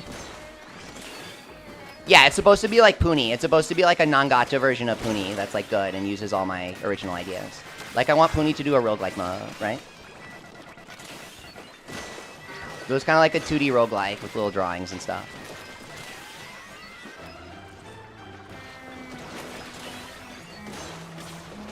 And the story is basically like, maybe we should be nicer to each other. It's kind of like what the story is. It's kind of like Digimon, if you've seen Digimon, where Digimon's kind of like... I like Digimon a lot. Did you stream Splatoon 3, Anarchy, and Salmon Run? I streamed some Salmon Run for Splat 3, Anarchy not so much. For Splat 2, I did a crap ton of Anarchy because I was doing a series of streams called Race to the Top back then, where I did all of the competitive Nintendo games for Switch 1, like Mario Tennis Aces, Splatoon 2, and ARMS, and I tried to be one of the first people to reach the max rank in all of them, and I basically succeeded. It was really fun. Things were kind of different than that, though. Like just like the general online landscape and communities. I don't know. And so, when Splatoon 3 came out, I was pretty busy IRL, like I was doing a lot of like work stuff. And so I kind of did a few streams for Splat 3, and I had like a lot of disconnect errors during the streams. People would just always disconnect from the teams at the start of the match, and then it would kick us back, and then we'd restart. We get like one match an hour, you know what I mean? And I think they fixed that eventually, right? They totally patched the game, but... Salmon Run, though. I like Salmon Run. It was always hard to get people to play Salmon Run, was the thing. Like, I'd want to do Salmon Run, but most people wouldn't want to do the high difficulties, is the thing. Like, you guys are probably into high difficulty Salmon Run if you play Raiders.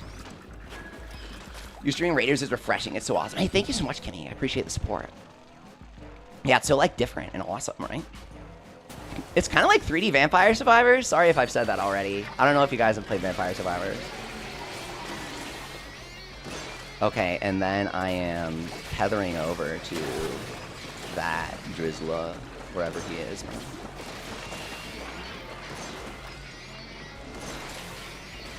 And so yeah, I was working on the game, and I kind of thought I would release the first demo for the game this summer, but then I started playing a lot of games, and I was like, I only have so much free time. And Rhythm Having Groove is kind of good. You know what I mean? Isn't there a Fire Emblem Direct tomorrow? I'm low-key excited for Fortune's Weave. I did not play any of the Switch Fire Emblems. They didn't look too good. I don't know. I had like some hang-ups. This new one looks pretty good. I actually, when they first revealed it, I was not interested at all because I thought the protagonist looked really lame. But then they revealed other protagonists that kind of look like, more so like Fire Emblem kind of characters. And so if you can choose how to play as, like they're saying, then I'll do it. But I have a feeling that there's going to be a twist where you don't really choose who to play as, and you actually have like an avatar character. And whoever you choose is more like for the first chapter. And avatar characters are fine, but I don't really like when you can't customize them, like Byleth. Right? Could Byleth be customized like Corrin? I kind of got the impression they couldn't. Damage surge 100, not bad. How long do you think you'll do Raiders content, S8? Honestly, as long as people are into it. For Fantasy Life, it was a few months, and then they kind of stopped supporting the game. Generally, when companies stop supporting games, people stop watching content for it, but that's not always like a hard truth.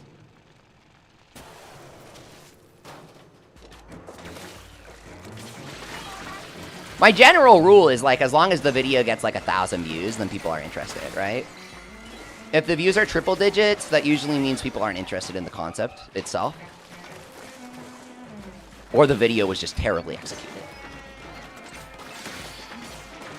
But generally, under 1,000 means that YouTube genuinely doesn't think people are interested, and they're not recommending your video because of that. So you should find a different topic.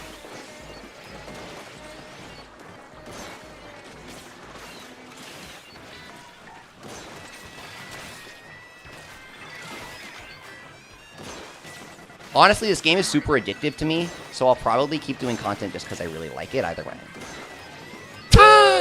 Like, obviously I wouldn't do content for a game that I don't like, but if people are playing something with me in multiplayer, it's more motivating than just single player.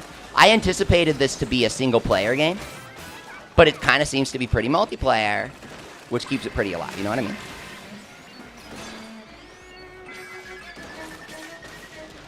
I have a bunch of stuff outlined in my head. Like, I want to do builds for each gadget and stuff.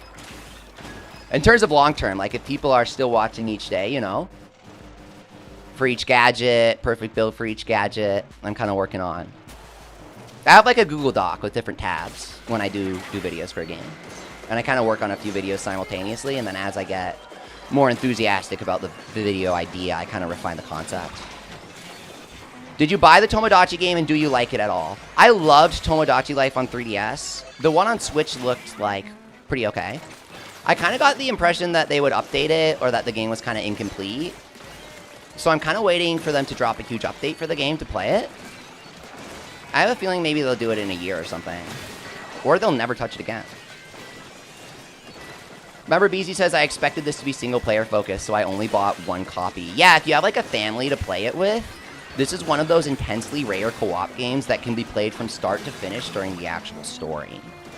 You can see the cutscenes, and then you can go do the stages together, and you can progress through the whole game together. It's super badass because very few companies allow you to do something so simple. Like, Monster Hunter makes it so freaking difficult. If you've played Monster Hunter World and Wilds and Rise, it's hard to do the story together. And then, Splatoon Raiders makes it so seamless and easy. I honestly can't recommend it more if you're looking for a game to play through with your friend or friends or kid or whatever, if they like these kinds of shooting games. Like, a lot of people rip on Ratchet and Clank All for One for being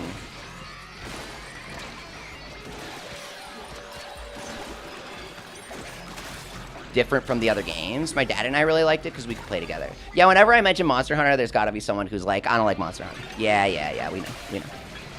Monster Hunter has never been, it's always been something people don't like ever since the original PS2 game. So if you don't like Monster Hunter, you like get an award for being with everybody else, you know? And in terms of Wilds, that's an entirely different discussion. Wilds is notorious for being a bargain bin game in Japan. Did you know this? It genuinely, we have photos of it flooding bargain bins in Japan and not selling for just like 700 yen. I'm serious. It's like a $4 game and people aren't buying it. Why? Because when you assume that people will buy a game just because you release it and you don't actually make the game very good, then like people don't buy it and it's home country. World is selling more than Wilds now, and World is like an 8-year-old game. On their financial report, World sold around, it moved like 72,000 copies or 172,000 copies. I think 172,000 in the past season of the fiscal year. So from April to June, July. And then Wilds didn't even place. It didn't even sell 3 digits. So, you know, Capcom's Capcom. That's for freaking sure. Here we go. 147K, not bad.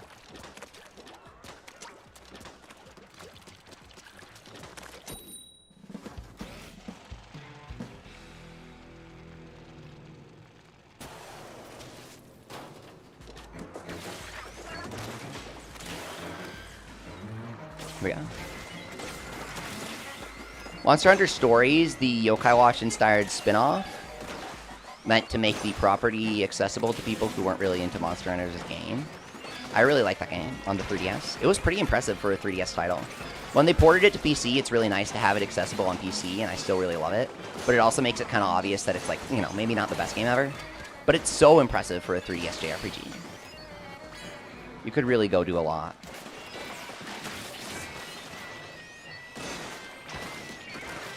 Especially compared to Pokemon XY, you know? Not to compare them, but...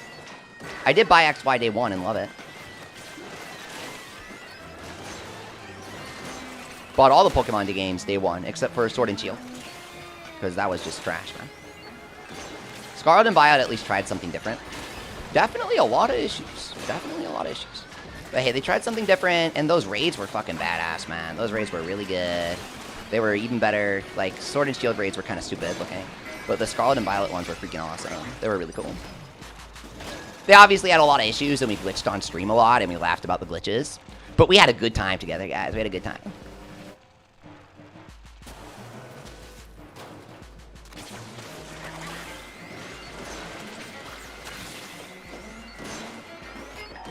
Also, I really like Sprigatito and Meowscarada.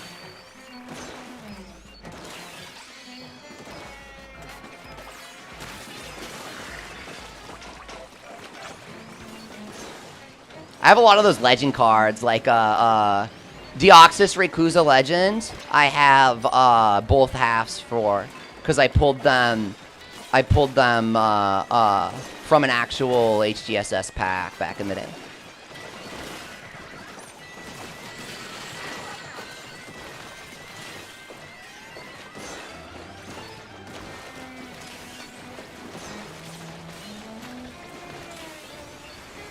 It's crazy a game would flood the garbage bin like that. Yeah, it just doesn't run on PS5. They crapped it out, man.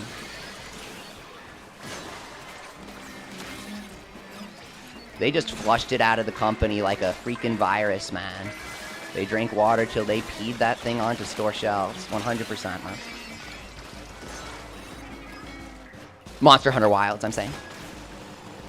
It was so poorly optimized that Capcom had a scheduled talk at Game Dev Conference to tell people how to optimize PC games, and they had to shut down the talk because people were laughing at them for holding it.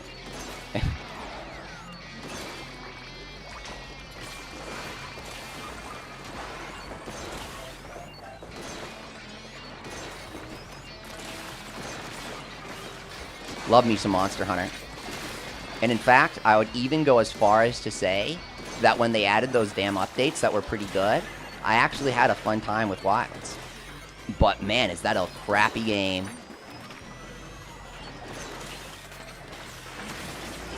I have a 5080 and it barely runs, dude. When I say barely runs, I don't really mean it, but they had to update it so much for it to run. It barely ran back at launch.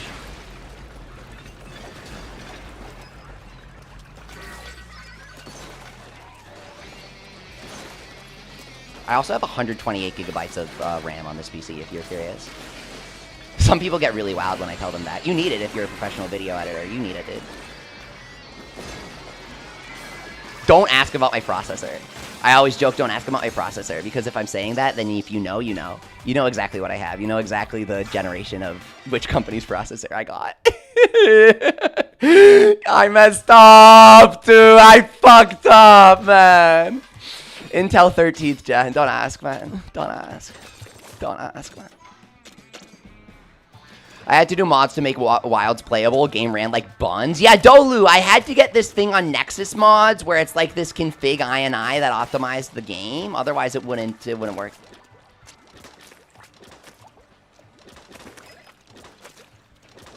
You built your first gaming PC for Wilds. Ambitious? What's up, dude? Yeah, I kind of wanted to upgrade my GPU anyways because I really was struggling to edit 4K footage. You know, a lot of clients want that now. And I was just lagging behind when trying to preview and edit that 4K footage. And so I would stutter during my previews and I have to wait during my previews. So you guys know when I say that you got to take fast jump because every second saved is a second earned in the timer. When you're working, if you spend a few seconds waiting for the preview every time you want to preview something with every edit, I mean, it just adds up to a stupid amount of time. And so you got to be able to preview things quickly. And so the 5080 is really important for that. But honestly, at the same time, Wilds was running like garbage doo-doo on my 2080. And so I was kind of like, dog, I need a 5080 for Wilds. I mean work! The other W word, right? And then I slayed a bunch of Rathalos. The end. Everyone lived happily ever after.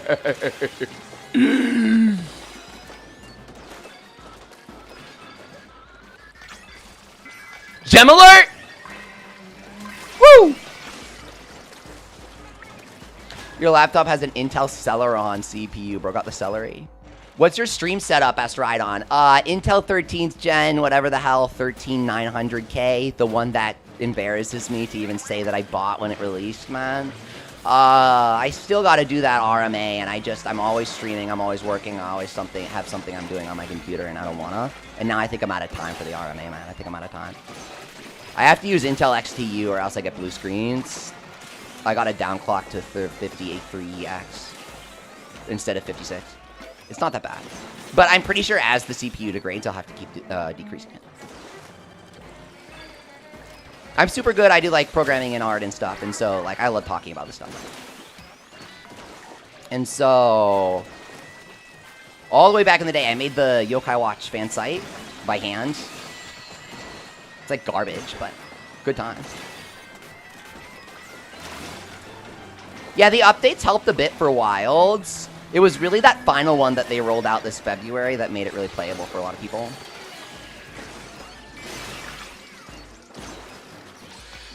So then I have the 5080, right? And if you want to know the specific one, I think it's the Ventus one, because I like the word Ventus for various reasons, so I had to get that one. I'm kind of joking, though. I got it for a really good price, like it was on sale, you know what I mean? And it was really hard to get it back then, like any of them. And I kind of knew the price would go up. Now they're saying they're not going to make certain chips, and all of their other graphics cards are going to increase by a few $100s, right? Isn't it like $2K for the 5080 now? It's like $900 for a PS5, man. It was expensive back then, but it was like your last chance to get anything. That's why I have a bunch of unopened Yokai Watch merchandise and all sorts of stuff. I like panic bought stuff in 2023 and beyond. Or like 2024 and 5. I kind of like panic bought stuff that I wanted because I had a feeling that stuff in 2026 would be wicked expensive for no reason. And I was like, kinda right, dude. Kinda told people that the 7 rings would open up in the sky, if you know what I mean. You own no physical media and you will now pay for usage of AI. Exactly. You have no physical media, all cloud storage, and if you want those photos of your family saved, you're going to have to pay me monthly. That's kind of what they want, right? That's what Amazon wants.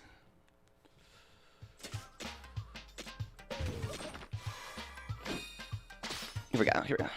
Whoa, dude, that was a crazy amount of loot. I didn't mean to skip that. That was like a really, really, really good amount of loot. Scrap. I was kind of running out of room there.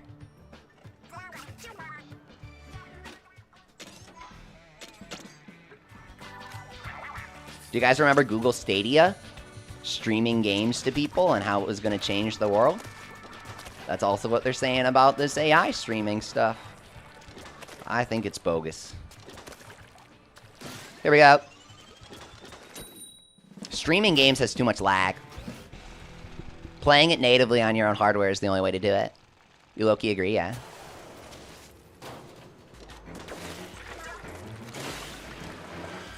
Oh, nice, dude. Bro zip-casted to the stinger before I could. I'm so proud. When your teammate does the thing that you were going to do but faster. Oh, my God. Someone who doesn't just turn into a life ring floaty and start spamming hell. I missed the little floaties in this. It was really funny, dude, when you were a floaty. So yeah, guys, real story. Do you guys want to know a funny story? So at the end of June, a couple months ago, I was getting the urge to play Raiders. And I said, you know what? I want to play Raiders, so I'm going to go play Salmon Run. And so I logged on to Salmon Run, and it was the basic stage with the basic splat stuff. And I was like, why would they run the crappiest rotation ever? Okay, that's the rotation they run after they do an event, right? I had logged on to Splatoon a day after they did the big run for the first and only time since 2024, and I freaking didn't realize it because I didn't even hear about it. They do such a crap job promoting Splatoon's updates and stuff, dude. Still hyped for the Wilds DLC. I'm still hyped for the Wilds DLC. It's going to be goated. But a lot of people, you know, they aren't ready for that conversation. It's actually going to be pretty fun. I'm joking. It's going to be pretty fun. I'm super hyped. I love killing big stuff. If you got something cool for me to kill, and it's pretty hard, and the music is good, and I can make my character look cool, it's like, okay, alright, I like this guy.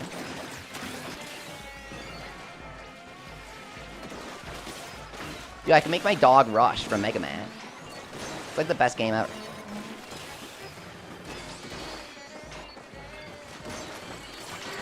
I put that Rush thing on at the start of Rise, and I never took it off.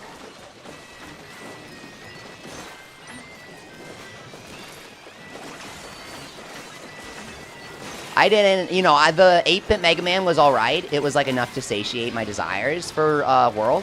But I knew that Capcom was holding out on us for the true Mega Man content, and I was happy that they let our dog be Rush, you know. Rise. That's kind of more so what the people wanted. You're excited to fight Kushala is what you'd say if you hated yourself. Kushala dipping wilds to 1 FPS if it doesn't crash, man. Does anyone remember Feathery Carnival or whatever the hell in Worlds? For the ranks?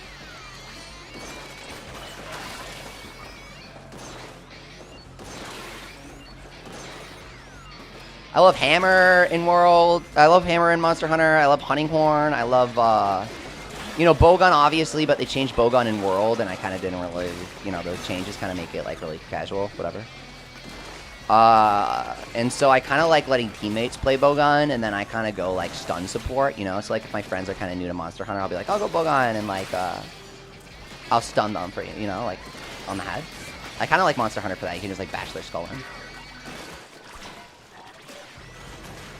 There are a lot of intricacies to balancing the monster with your teammates and stuff. It's really fun. I like mentally tracking, kind of like thinking, oh, am I going to break the part yet? Am I going to break the part? When am I going to get the stagger, you know? And kind of trying to time that based on like what I'm thinking. It's a fun sort of skill to develop.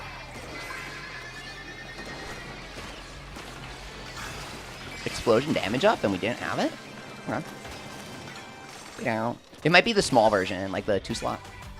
Which is really good. Those are really good, man. You might be wondering what the purpose of those 5-star 3-slots are. You're supposed to upgrade them to be 2 slots.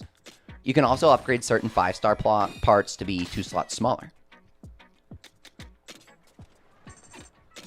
So if you have 2 spare slots, you slot in some damage. Dude, we just got 100k like that, man. Okay. We have some space if anyone wants to join. No, don't steal the stinger. That was good. That was good. It's good that you stole the stinger. I like that. Usually in Salmon Run, it's like, I'll get this because no one else will. If someone else is going for something, you can go prioritize something else, right? Yeah, your hands need to chill, Dolu. I get that. Mine are kind of just, like, numb now. The pain subsided a few days ago to be exchanged with numbness. Such is the gamer's way.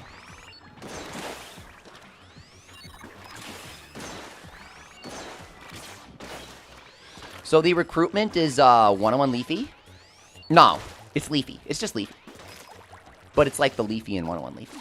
It's not like the Leafy in Fantasy Life where it's spelled with an E at the end. It's not like that. It's Leafy like Leafia, like Leafeon. Corose, what's up, dude? Oh, we got a Toy Shark Blaster. Let's go. Yeah, you got hand damage? Damn, man. I get that for sure. The contrast between Raiders and Splatoon 3 Salmon is unreal. Yeah, Splatoon's 3 Salmon run is so contemplative. Is really why I love it. The smallest mistake in a single chum, like a single chum walking towards you is freaking scary, man. I'm like already shaking. Where did you get the name 101 Leafy from? I really liked Pikmin back in the day. I was super obsessed with it. And 100 Pikmin is the maximum that you can have.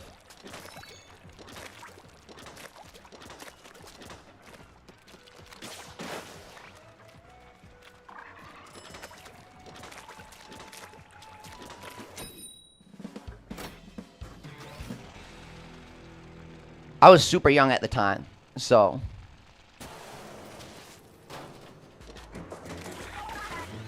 Don't expect anything too deep.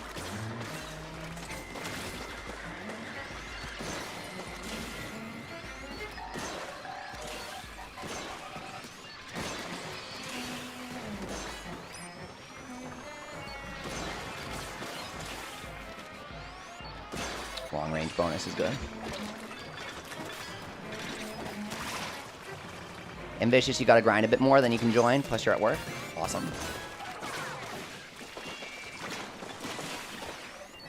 Thermobrella. I want Thermobrella hardcore, man. Primo Thermobrella.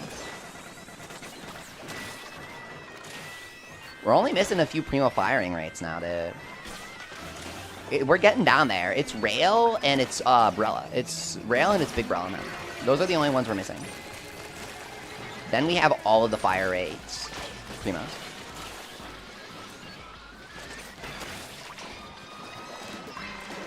I kind of had a feeling Rail would be our last one because I want it so bad. It's kind of what I was saying last week when I did the Primo video. I'm totally in the zone now, man. This feels good, dude. This feels really good. I'm kind of getting the hang of this charger, and so I'm not really stressing about the minutia. And I'm more so just, you know, thinking about the moment-to-moment gameplay.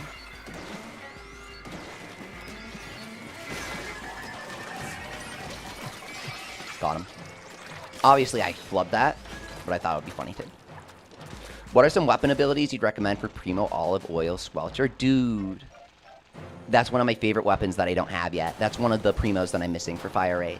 Squelcher was, like, my favorite in Splatoon 1, so I really want it. I would recommend going long range for sure, because you love to abuse that long range on the Squelcher family. And then make sure you have Ferment Explosion, because when you have long range, you can boost the power of your fan, which applies Ferment when you step away from it. And then for the last ability, it's really up to you. The Ink Conservation might go crazy on it. You might even need it. If you don't need it, the Health Recovery skill is so good. The Squid Damage Reduction skill is so good and no one uses it. So many less people would die to Flyfish if they took 45% damage reduction when in squid form. And you'll even get bonus Showdown Charge, and that's like the only way to charge your Showdown extra. It's hard to get extra Showdown Charge. So that squid ability might end up being really good.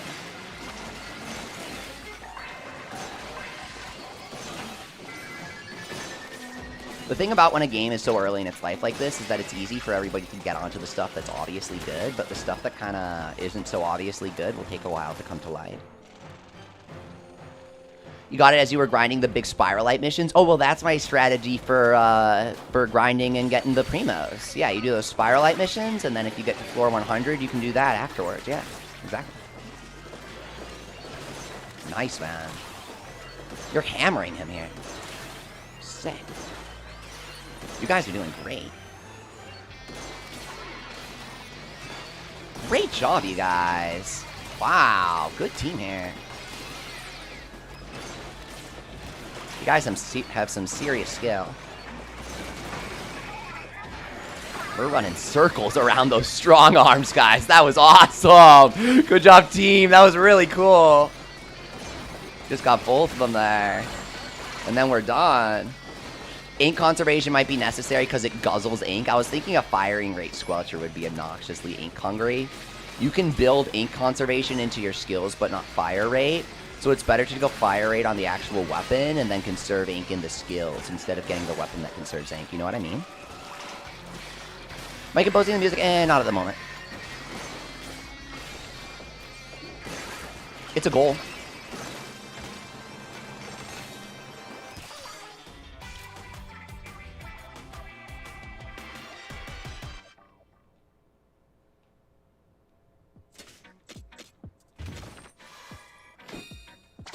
Here we go. Great job, you guys. Awesome. This is really the best method for getting everything. Level 344. Not too bad. The other versions for Squelcher aren't as worth. Yeah, absolutely. Squelcher's such a monster with olive oil. Primo. Like infinite range splatter shot. In long range, it's just such a strong damage bonus. I really think Primo Olive Oil Squelcher is the best shooter, but that might be because I've always been biased towards the range of the Squelcher line. I've always liked it.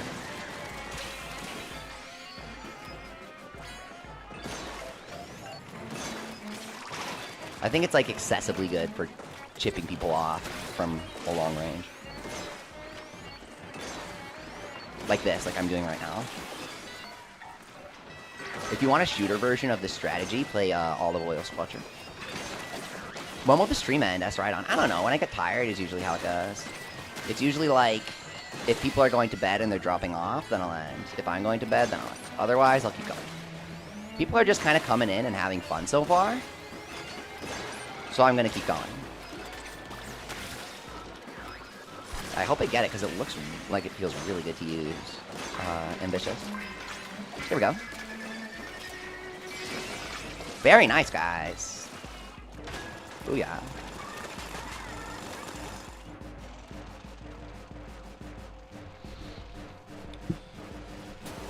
Here we go. Oh, take care, Vicious. You have 7 crystals, Rose? Let's go. That's huge. You can get anything you want with 7 crystals. My crystals rarely survive past 8 to 10, because I usually find something that I want. Someone here said they're saving up to 50.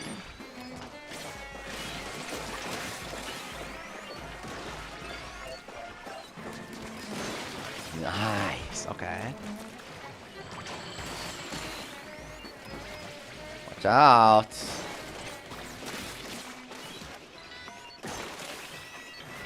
Fat fly fish, got him.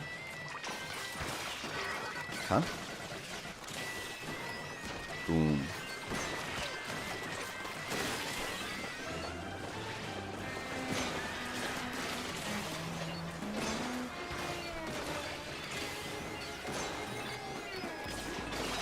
Freeze him right as he dives in. That was funny. Zip cast. Oh, I was just below.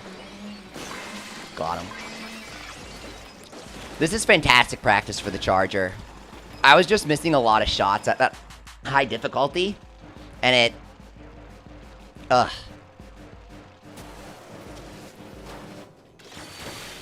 We were moving, we were advancing, but I wanted some more practice, target practice. Yeah, see, to sort of hit while shooting. Okay, Rose's dice, yeah, that makes sense. I figured. Lee, get him.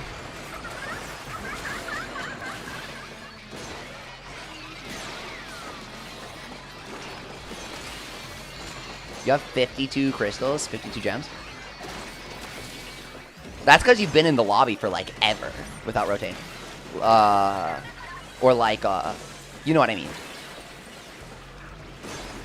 Without upgrading. Or changing your weapon. Like, your build's already perfect. Where are you going to spend them on?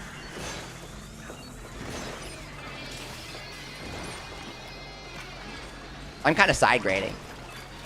I'm kind of doing different stuff.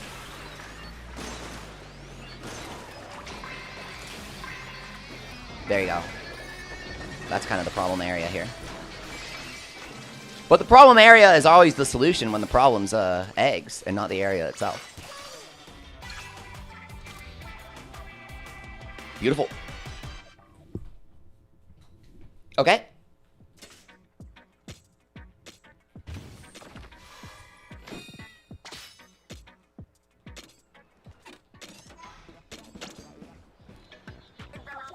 $240,000.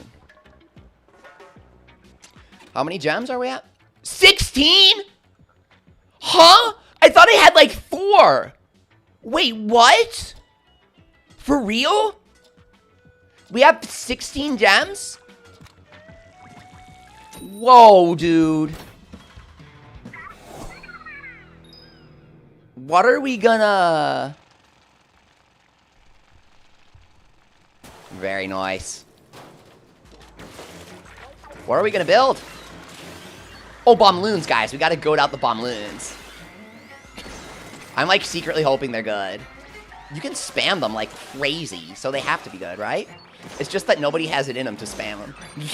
It's easier to place down a fan every 15 seconds than it is to machine gun out bomb-loons. And fan also is just, like, so much more reliable. Also, bomb-loons are kind of trolling if you take them.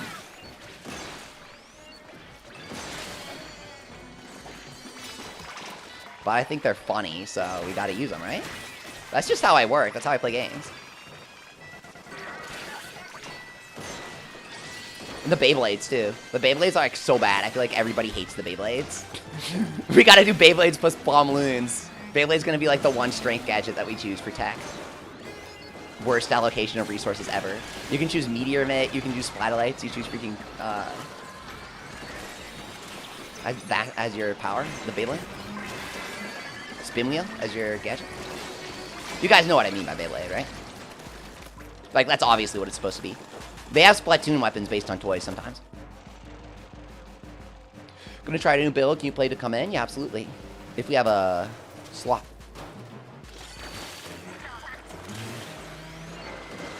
Uh-oh. He dodged that, man. Did you see him? Did you see him rotate to dodge that? Why is he so intelligent?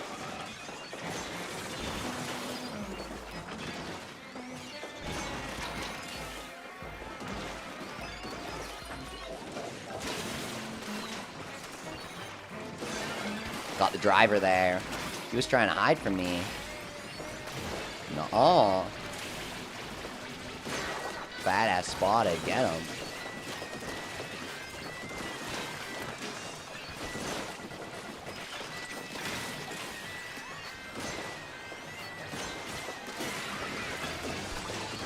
Hey, what's that? Oh my god, is that it? Is that it? Is that it? Hang on. Arrgh! No, no, no, no.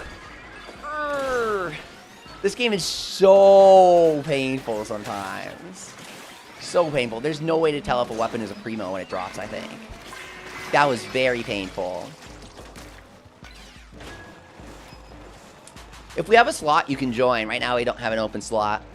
Like a team slot. We'll see if someone rotates here.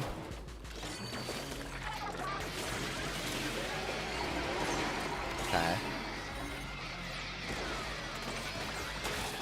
You're mine, buddy. Got him. 3.2 million, one shot. See ya. It's gonna take a big shot to take this guy out.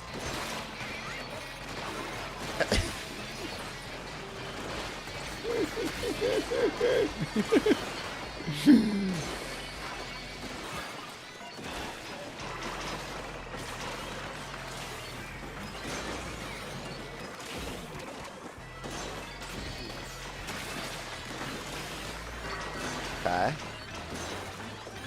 Go, shiz.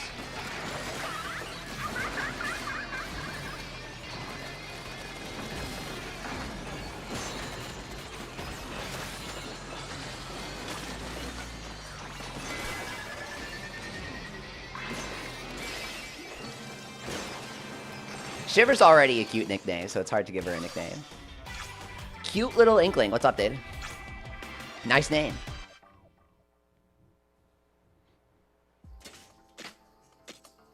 5,090 attack. We cross 5,000 attack. Let's go.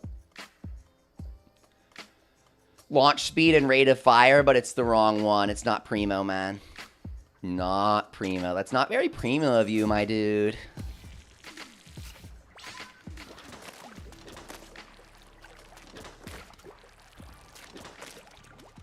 So we're recruiting now. Capital L, Leafy. This is like the fastest grinding lobby out there right now. We are doing so great. We are demolishing. Just got to be floor 100. We're doing a strategy that I made a video guide for. So if you haven't seen the guide, check it out.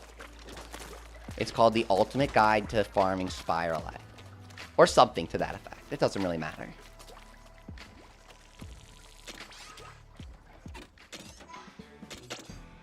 Is your room full, Astute Little Inkling?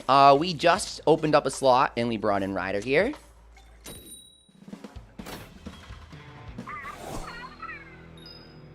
If you want to make a lobby, there might be enough people to join you. Because we had that going on earlier.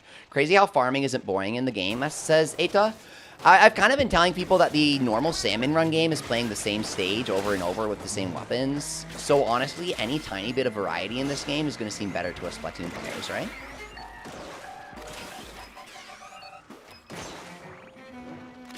Go. Like, they didn't even let you play salmon run when you wanted to in Splatoon 2. You had to wait for them to say that it's okay to.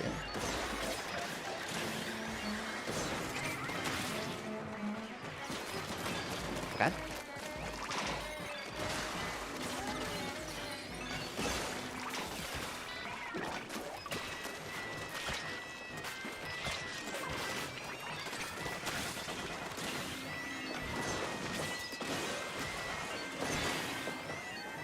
Salmon run's always been my favorite part of Splatoon. I don't know about you guys. It's like all the best parts of Splatoon with none of the weirdness that comes from competing with people online in a kid's game. It's just the best. Here we go.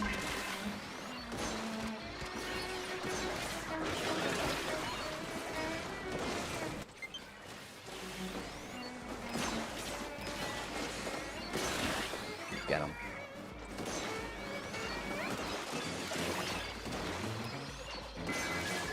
Do you have a Discord server? Yes, I do, because people have been asking for it. We have a link in the description if you want to join our Discord to play with me. It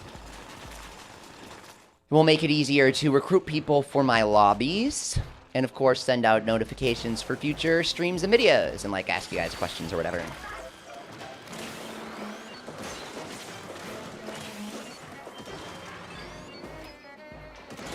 I don't like DM people or voice chat or anything like that, though. It's just kind of an extra thing to help out.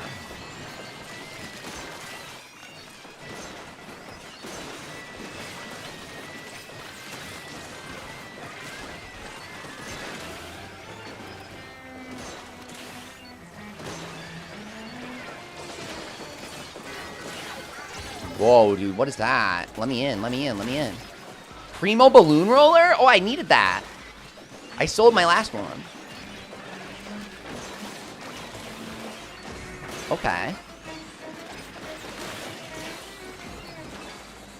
Now I think it really is just that Tenebrella and the Rail Splatana.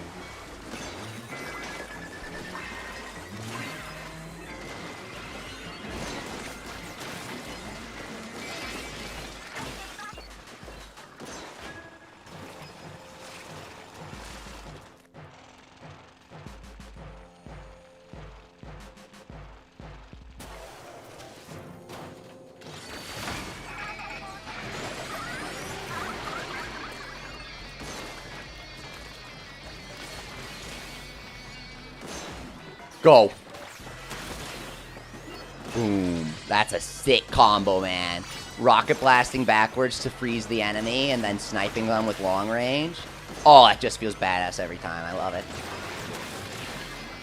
Cool game. Primo inner tube roller? It's a roller kind of day today. But can we get a Splatana? No? Okay. Have a nice day. Hey, guys. Gem alert! We cannot lose, guys!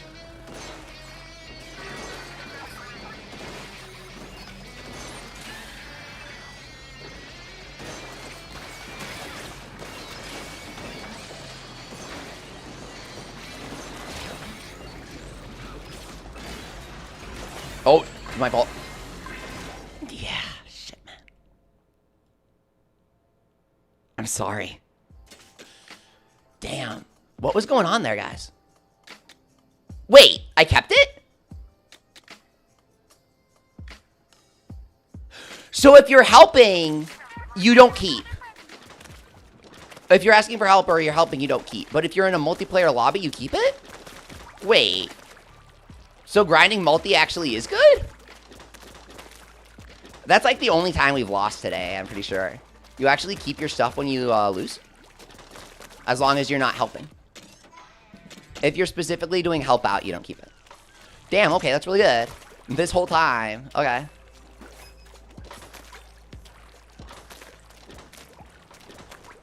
Yeah, whatever happened there, let's not do that. It's because I'm not taking fan, I just realized.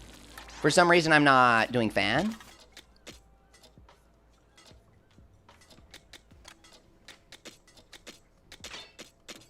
Let me take fan for you guys.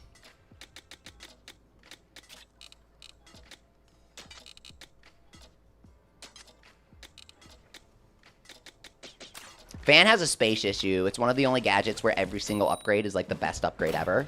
So it genuinely has a space issue. You want every upgrade for the fan. I'm serious. Except for the knockback, because that goes against reel them in. You literally just want all of them. It's a really good gadget because of that. It's good for a lot of reasons.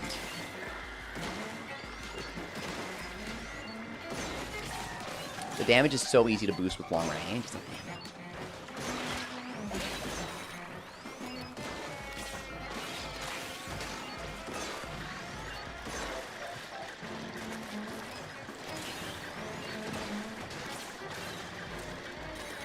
Okay, we have another fan user over there. Why is he going over there?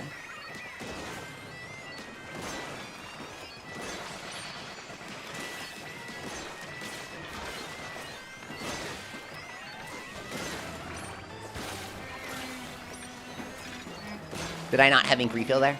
On my jump.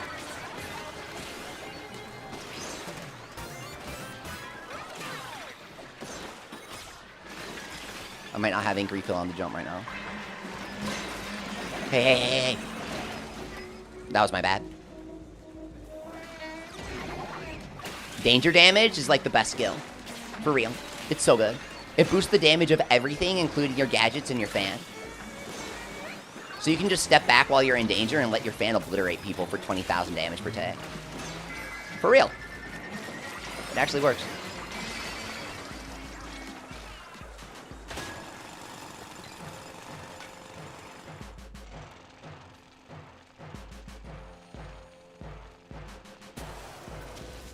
Okay.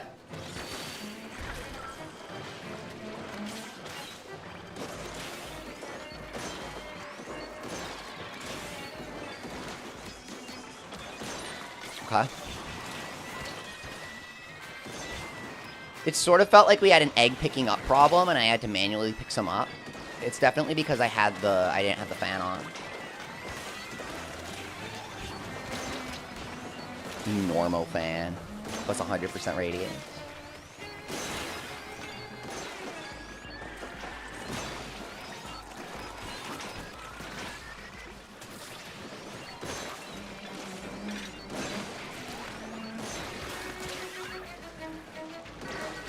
Oh, that was terrible.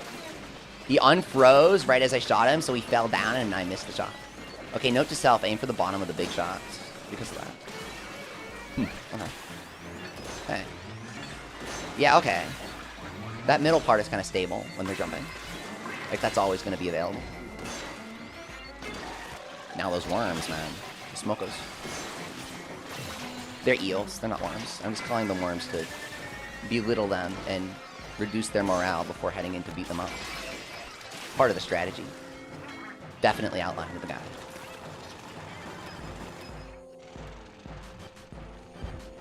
Okay.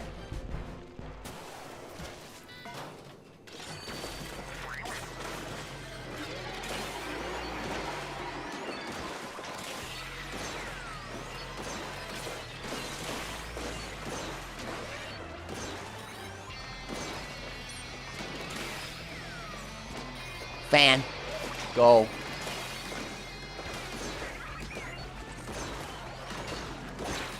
Splatted by chum. Not today. It has been 0 days since the last splatted by chum.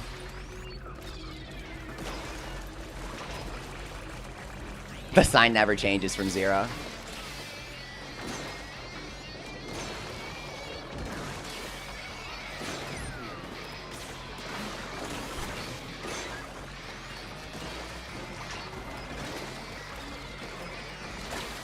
Worst fan placement known to man. I'm so sorry. I just cost us the entire round with that. Oh, God. I'm so sorry, man. This sucks. That was like the worst thing ever. Here we go. Here we go. Saved the entire round with the shiv.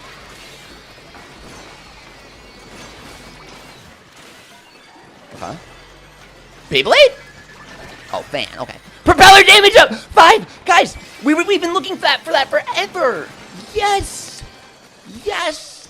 We have been endlessly We did not just get a non-primo Rail Splatana 5-star. Are you kidding me? Are you serious? We got a Brella, we got the Brella, and we got the Rail Splatana. But they're 5-star, but they're not primo. Those are the 2 that we need for our collection, but they're not primo. Oh, damn it, man. Seriously? And it has close combat on it. Oh, dude. It's really good, man. Yeah, we needed this so bad. This is really good. Okay. So now we're going to go upgrade with all our gadgets. Okay. This can be upgraded. Yeah. This needs to be upgraded. We need to open up our options for the fan is the thing. Vortex damage. We still don't have the big vortex damage. We have the small one. Suction force, floaty fun. Okay. We gotta upgrade these to reduce damage taken so you can maximize it per slot, depending on what you're taking. Okay. Ferment, okay. Duration up. We kind of have the best duration up. Can you get 5 for duration up from the battle drops? We've just never gotten it. We've never gotten the duration up 5. And then for this, there's the ink resupply, victory cooldown, other gadget cooldown. Here we go. This is so important. Cooldown reduction. Very important. Okay. Yeah. This is all upgraded, obviously. Who likes floaty fun? I do specifically for Charger. But only for Charger, dude. Literally only for Charger. I'm serious. Invulnerable time up? Yeah.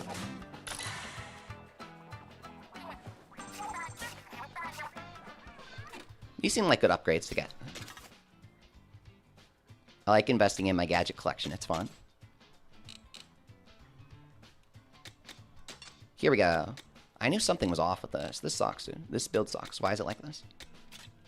I must have been experimenting somehow. I say somehow because it's not very good. Yeah, I'm missing a bunch of shit, man. Okay. I must have saved an old loadout and reloaded it here on accident. Is probably what happened. There is no room for negotiation here other than, obviously, emergency cooldown or emergency activation. I would say maybe we got to take 4 down to 3. Is the room full at the moment? What level are you, Inkling? Do you guys want to rotate or no? We're running the floor 100 here still.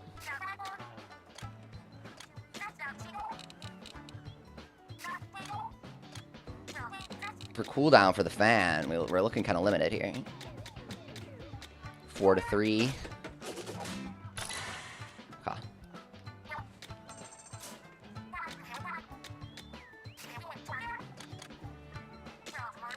And then here we want to go... Oh, we can do 3 to 2? That's really good. 8's going to rotate out. Okay, perfect. 4 to 3. Some gadgets don't have 3 to 2s. The 3 to 2 is really good. That's a good upgrade to do.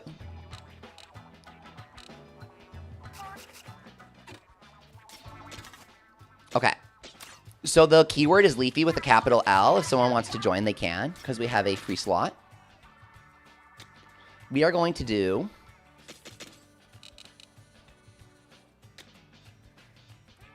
cooldown reduced 13%. Other gadget cooldown 10%. Ink supply 60%. This is so much better. It's not even close. Wait, do we not have double trouble upgraded? Oh my god. Potential point of optimization at level 400. We did it. We found something. Okay. I knew I was missing something. Hang on. Double trouble is a double. I had a feeling. Yo, guys. A 2-slot increase. Hang on. This is so huge for the build. Okay, we got to get them gems.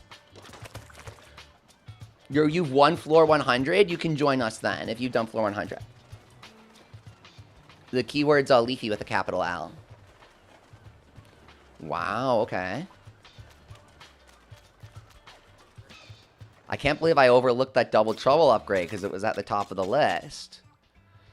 And then we've got a fully featured out jump on, right?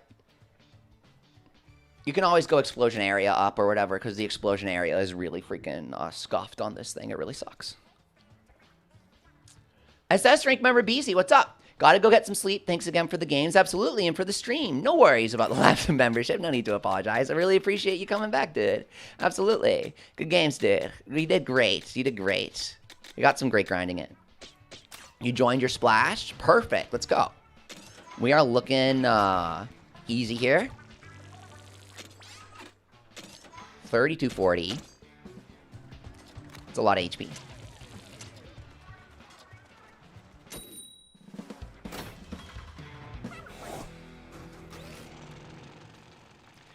Huge, enormous mega upgrades incoming for our charger build, including boosting aerial damage plus 30%.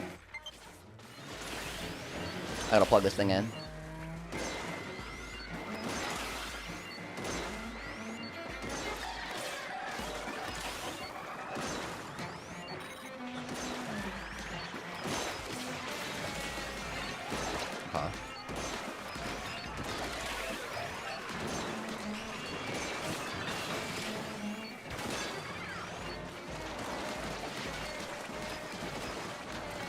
Does long range change depending on the weapon? I was kind of certain that it didn't, but I might be wrong. I'm pretty sure I'm wrong.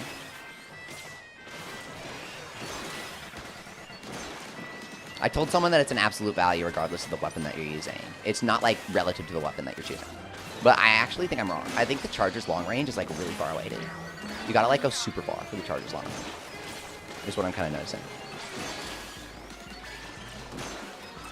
Jump bomb second gadget because Splatolite is the GOAT, says Rose Cube. Yeah, there are so many good gadgets that I feel like you can't literally say one is the best. I feel like it's more like, I really love these gadgets, right? And that means it's kind of a well-designed game, sort of. Probably not the perfect balance, but...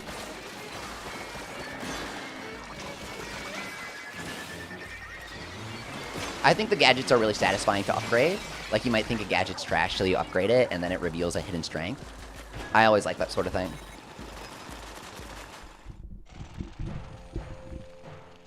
Okay.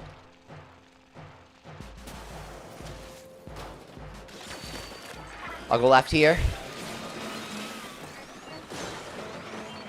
Splash, I'm glad you're not running the icebreaker. Good one on that. That was a really good combo there. Team up takedown. Huh?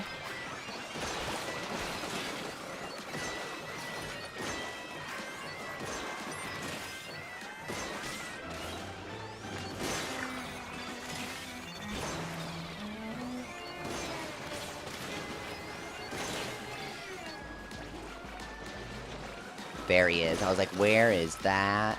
No. I love how he throws it at you like an energy bomb did. Nice stun on the steel eel. Not everyone knows to do that.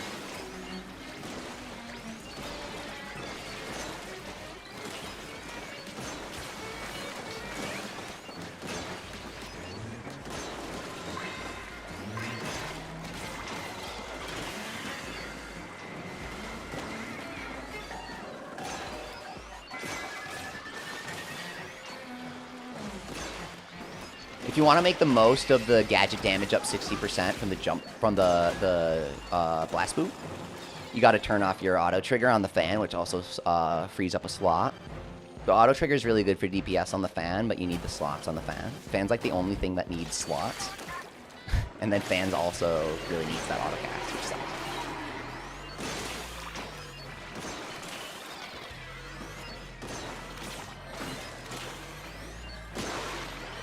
$3.2 million without the long range. Okay. I didn't do that in the right order. Okay. I like going outside of the arena with the jump bomb. It's pretty safe. And I like how you're not slowed down in the air when you're in danger.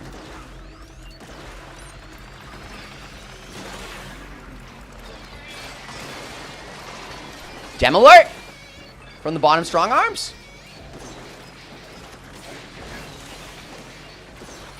Nah, he's still alive. It was someone else, or maybe the arm.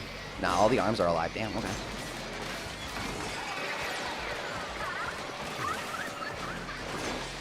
Let's special and finish this up, guys.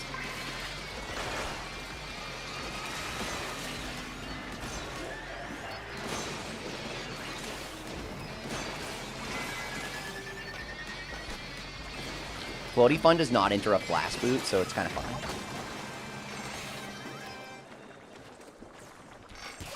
Blast Off Charger. I don't know what to call it. It's a fun build, though.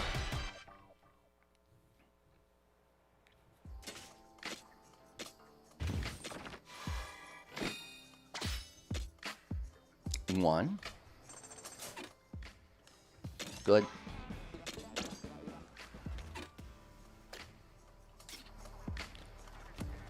Only need one more to free up 2 slots on the jump bomb.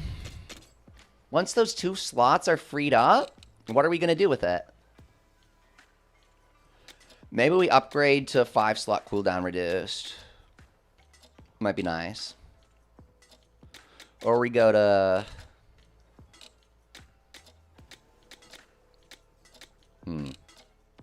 There isn't much room. Let's think about what we want on those last 2 slots. Explosion area up, 2 slot, and we gotta upgrade that for 3 gems. That's nice to slip in. I'd rather push the cooldown, honestly.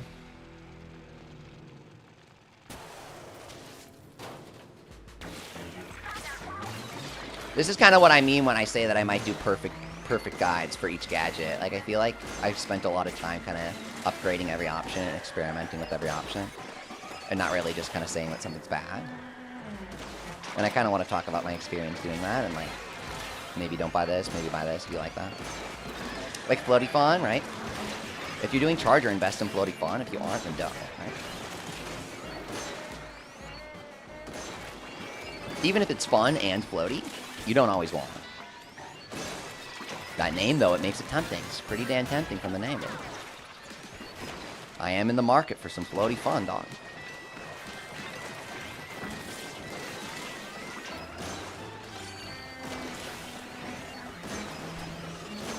Are we working with a 3-fan team now, or am I seeing things? I think we're going triple fan now, which is just demolishing. That's why we did so well last time. Fan is just, it makes a difference. The insta long range bonus is just so OP. You just walk away from the fan and increase its damage by 48%. It's like, okay, buddy.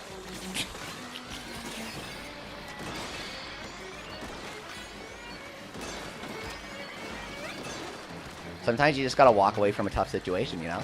And long range plus fan really shows that. Okay, okay. Awesome.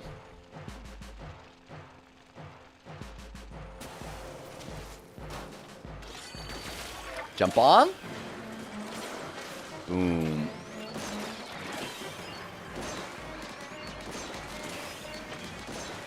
Go.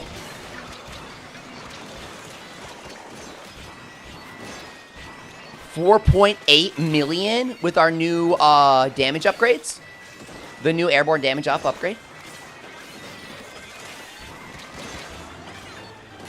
We weren't even deliberately trying to set up a max damage combo. It's just kind of casually shattering for a crap ton. I got you. Teamwork.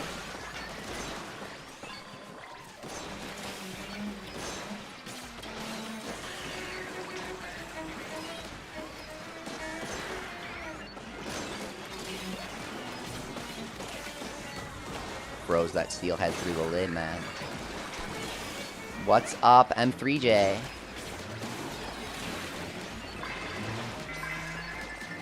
By the way, guys, this strategy is based on a guide that I posted a few days ago. Check out my videos if you haven't, and subscribe if you're new. Oh, by the way, guys, if you know about the hyping feature, sometimes people hype my videos recently. It's super helpful. It's like a super kind of like that you can do.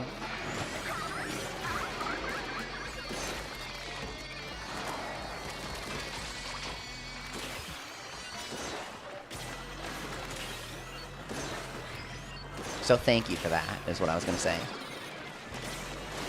So thank you to whoever did that.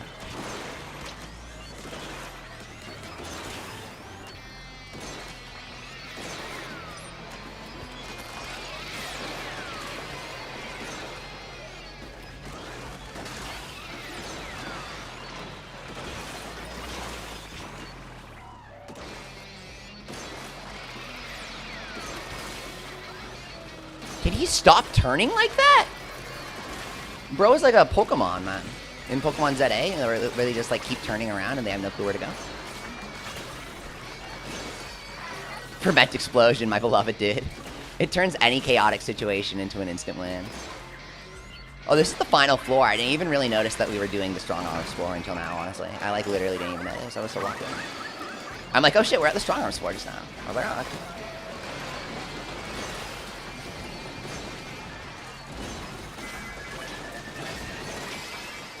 Easy.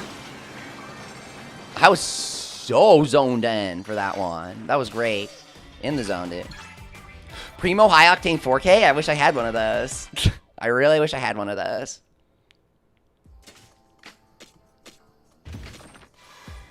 Come on.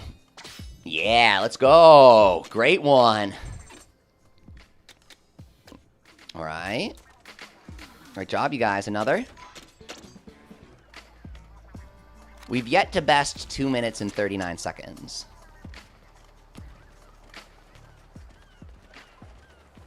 That is 8 seconds faster than my Bagel Beach record. Did you guys want to raid the huge crystal just to, like, change it up? Screw it, man. We're mining the crystal. Mix it up. Mix it up. Just one round. Just one round.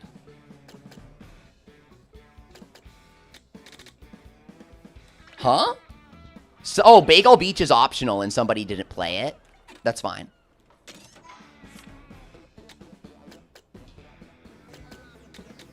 I love the Lava Lake, man. The Lava Lake's fun.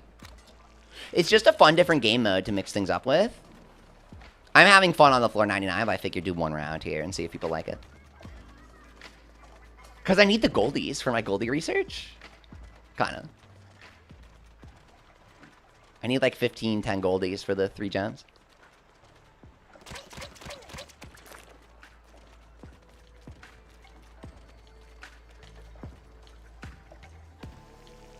You know what I'll do? I'll do a Toy Blaster.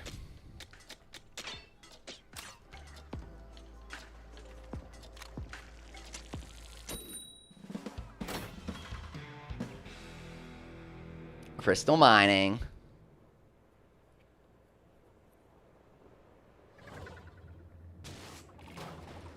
All right.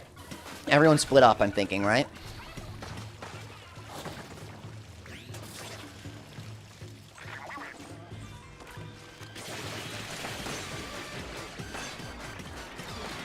There we go. And we just do blast off build here.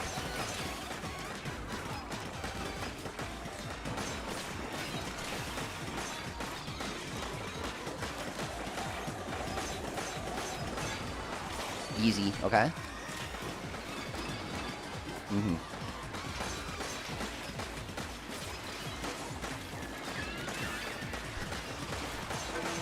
Freeze, okay.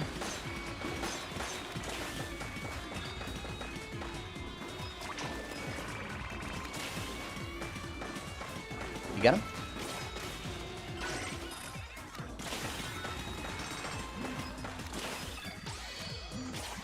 Very nice job, you guys. Anomaly Goldie's here, guys. Holy crap, it's Goldie.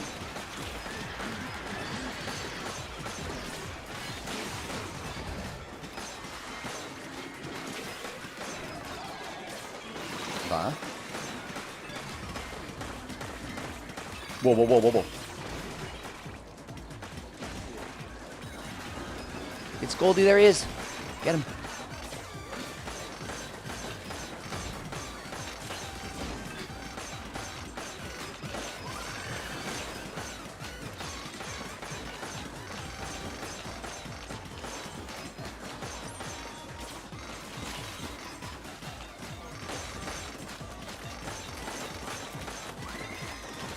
Aw, nice one, guys. Okay.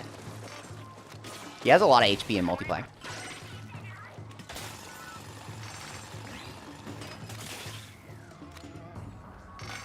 Okay. Get these.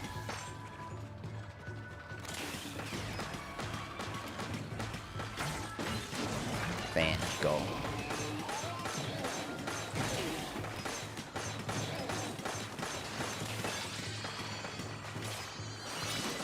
Good drop.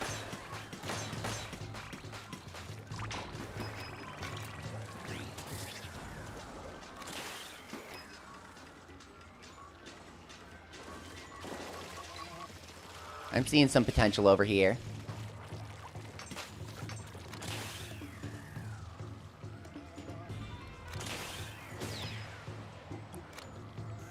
You guys definitely want to do that optional Bagel Beach stage. You unlock it towards the end of the story campaign. It's really good.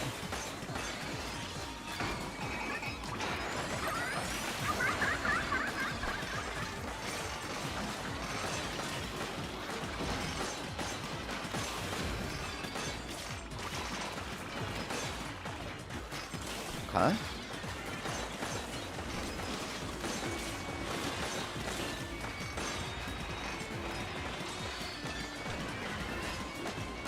Get that Drizzler.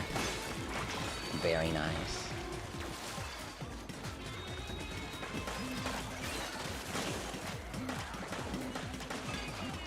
Mm-hmm. And then we can circle back here.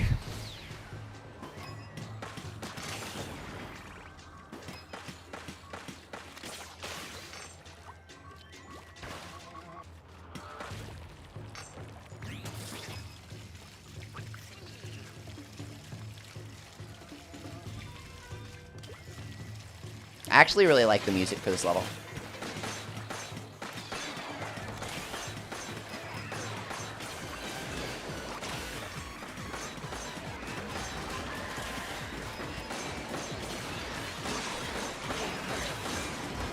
Go. No need to save special on this stage. You get it every round. Like every second you get your special back.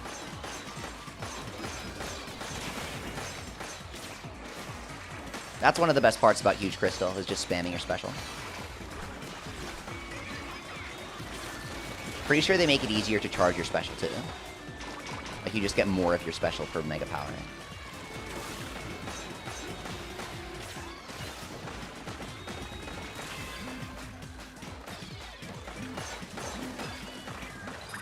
Okay. Nice. And then we should be good to pop back over here. Oh, how'd you do that? You took the vent? There we go.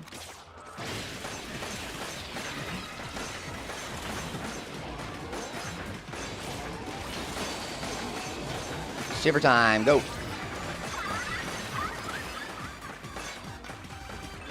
And then she just took out that whole camp, right? And then you grab the power eggs and she's at half charge again. It's pretty nice. Explosion damage up for the dash bomb. Never had it? We're gonna need 500 eggs wherever they are.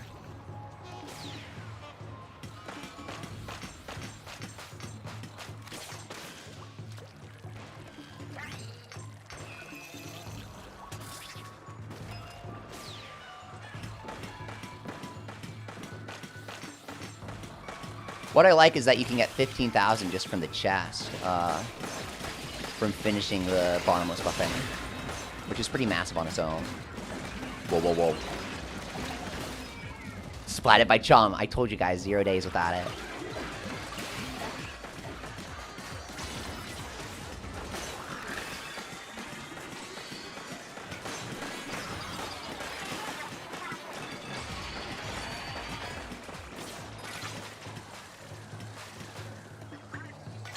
Vortex damage up. Holy crap, we got it.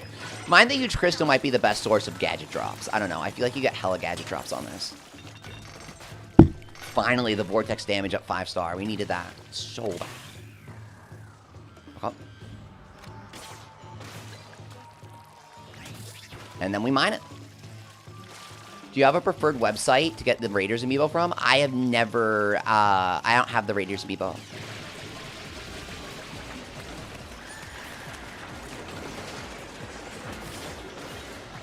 I used to get all my amiibo off of, like, many years ago. I would get my amiibo off of this one Australian website that would always have all of the rarest amiibo day one for the normal retail price without marking them up. But then it got blew up as the spot, and they started marking everything up. People blew up my spot, man. I don't even remember the name of the store anymore. They had everything, dude. They would do all the amiibo day one for the best prices. I'm serious. It was like some Australian store, and even though you had to import from them, they would still be the best prices. This was back in the day, dude. That's how I got all my Smash amiibo.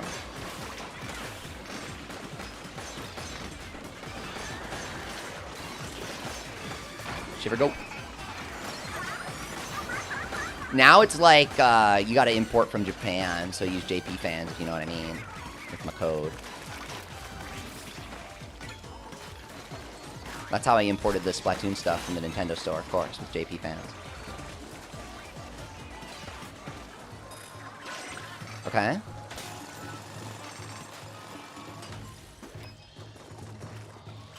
Mine shards, got him. Yeah, you can also, Barb has like a NFC chain.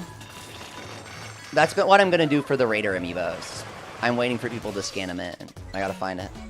I'm sure someone's done it. Just download the file onto your Android phone.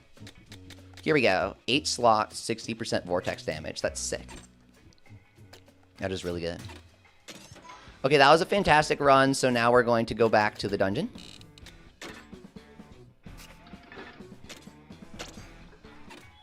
Okay. And we'll go, Charger's been really fun.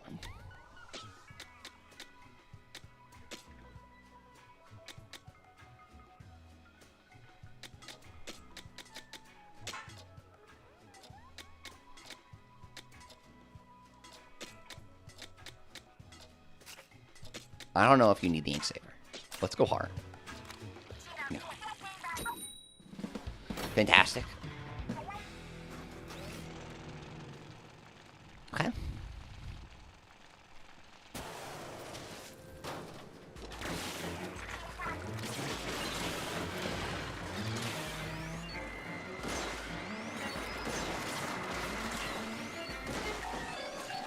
Very nice. Okay.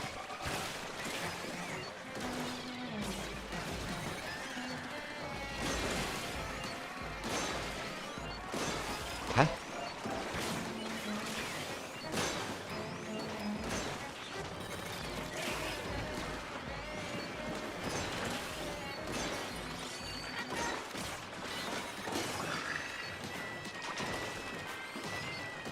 Look at this guy bouncing. Why is he stunned for so long? I'm trying to figure out why he was stunned for so long, because that looked really important, man. How can we do that again? Yo, how are we doing this with the fan?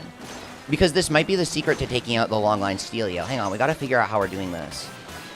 We are mega stunning the long line with our fans, and I don't really understand why he specifically is being perturbed by them so much. I'd like to get some insight here, if anyone knows. Sometimes I just kind of mark things to pay attention to later when I play. Clean up their shifts.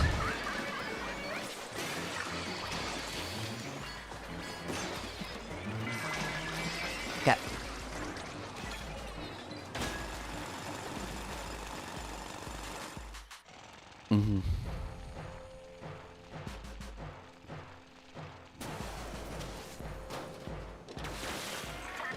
Tarantula says, in my experience, getting a steel eel to drive directly into the fan stuns it for as long as the fan is active. Are you kidding me?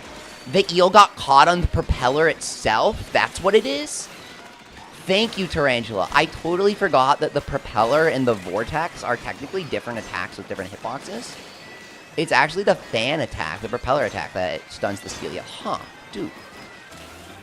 Because, you know, the fan was obviously a really bad gadget until now. The fan really needed the ability to endlessly stun the steel eel. That was, you know, it's really the tipping point between the fan being good and bad. Okay, jokes aside, that's just another one of the many things that makes fan amazing, just to be clear. Now it has another upside.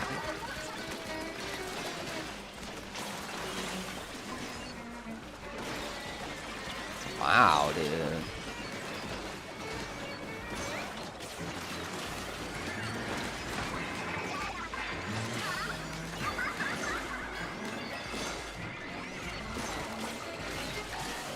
I always thought, you know, forcing him to drive around in the vortex would deal a lot of damage over time and help you take out the long line. But stunning him for the entire duration of the fan sure sounds fun. Because if you're playing multiplayer, you can chain the fans indefinitely. Honestly, if your cooldown's low enough, you can either way. Tactical gets minus 1/8 cooldown, right? More than that. It's 16%.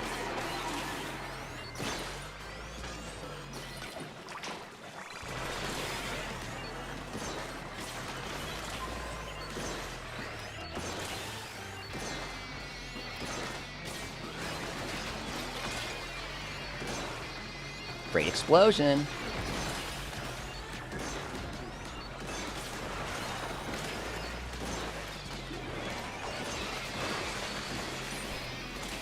It is fun being floaty here, man. I'm serious.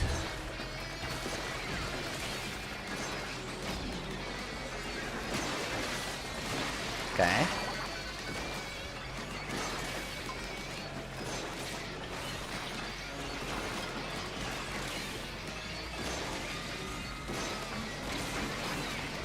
This is just a buffet compared to the crystal, and I mean, it's literally the bottomless buffet, so now that I say that. That's why they call it. You can just, it's all you can eat for the enemies. You get endless drops. It's so good.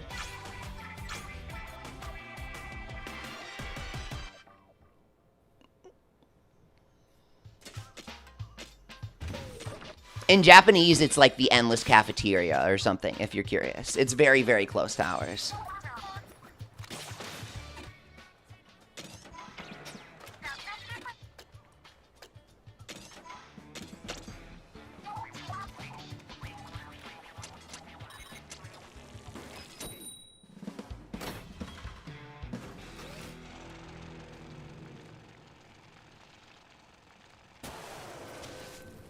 Here we go.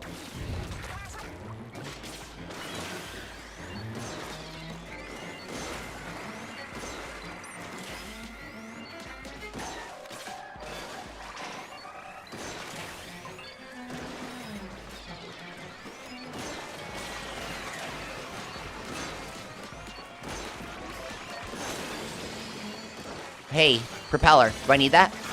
They only make a big deal out of the gadget drops if you don't have it yet, which is really fun. We finally got that 5-star duration up that I was basically starting to doubt existed. We kind of needed it, so...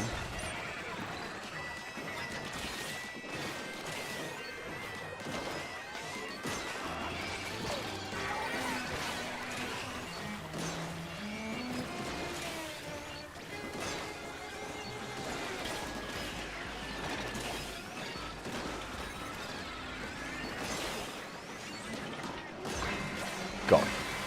That was satisfying.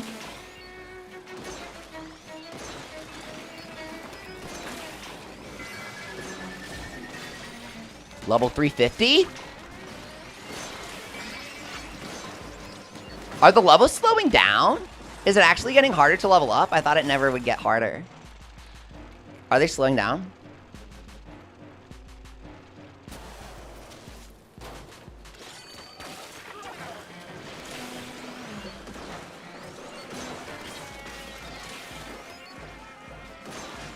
These guys come straight for you. Never underestimate the splatted by small fry. Or splutted, sorry. Splutted by small fry, according to some commentaries. I did not pronounce splat correctly.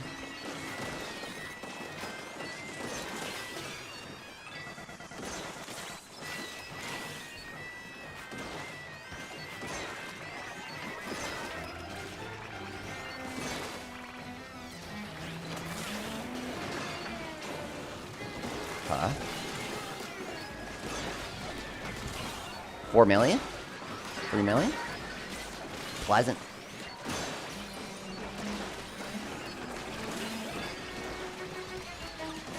It happens, no worries. Oh, that happens to me.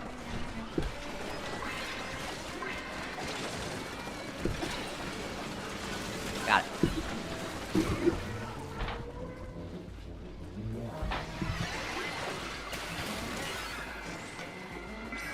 Here we go. You're going to swap out after this because your Switch is almost dead right on. It happens.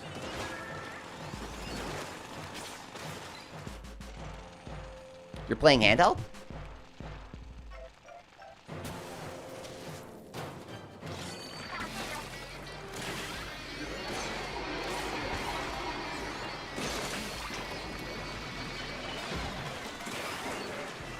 I'm looking for that Drizzler.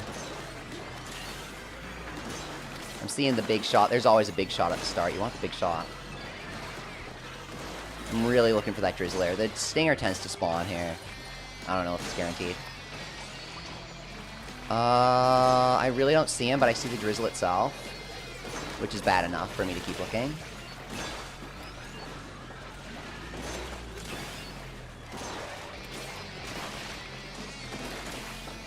You're not always going to die to Strong Arms if you're 1v1ing him, but the moment Strong Arms is combined with another boss, he seriously becomes an issue.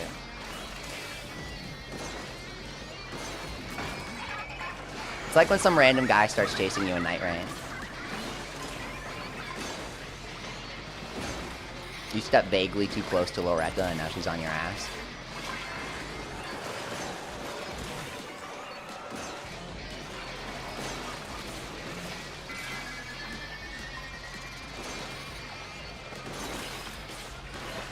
Fan will DPS the rest of the power eggs here. Easy. Okay, alright. Booyah.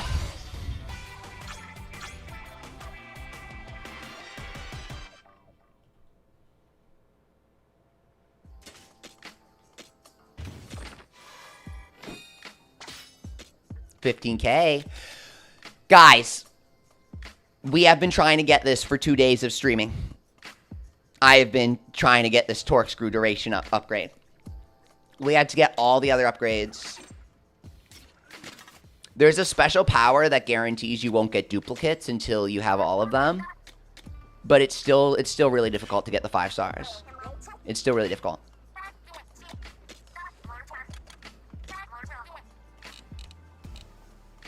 Very nice, man. Look at that.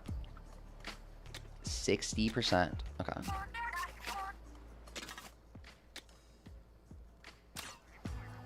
Okay, so we're going to reopen recruitment here. I'll grab a drink. The keyword is Leafy with a capital L. We now have a space. Brief intermission.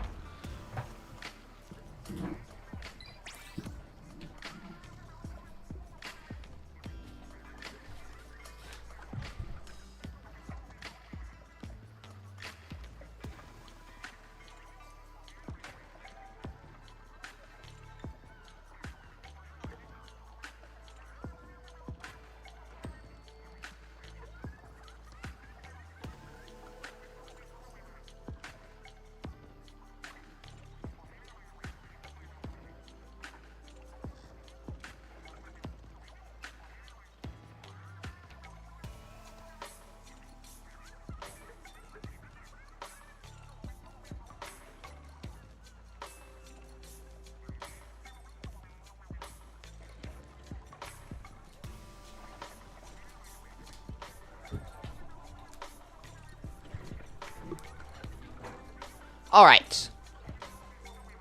We are back now. Thank you, guys.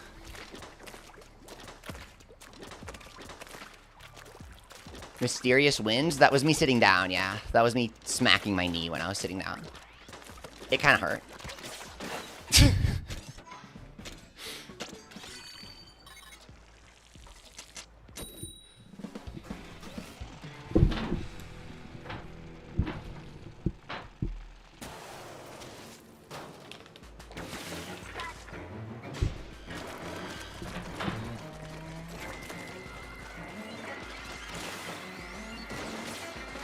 I guess. Okay.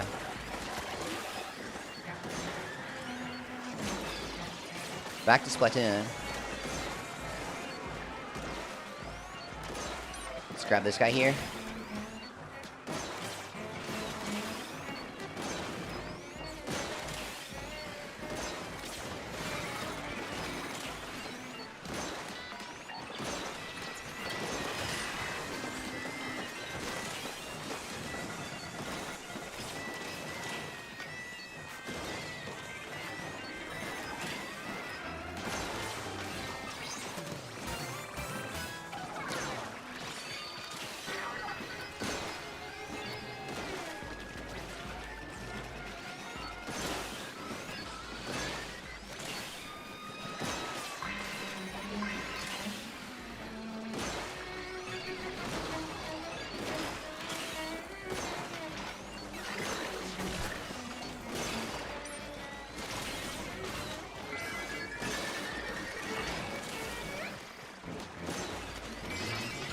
Hop.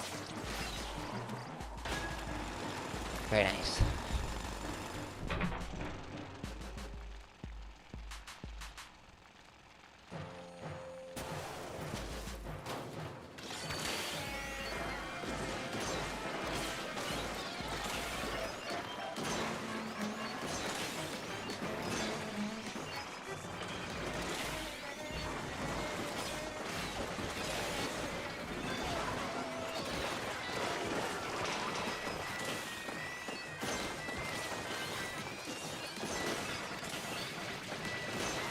If you get on top of a slamming lid and it's taking too long to kill, it's probably because you forgot to put your buffs on before you went on top of the lid. It happens to me sometimes.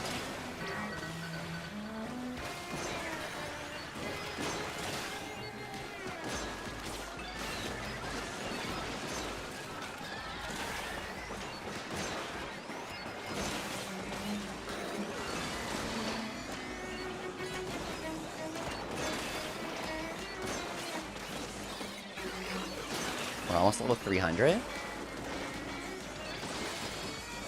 Hey, what's that? What the hell is that, man? Ah! Ah! There it is! Guys! The Primo Rail Splatana, guys! We got the Primo Rail! Finally getting railed, bros. We did it. It's been forever since I started yearning for the Primo Rail Splatana.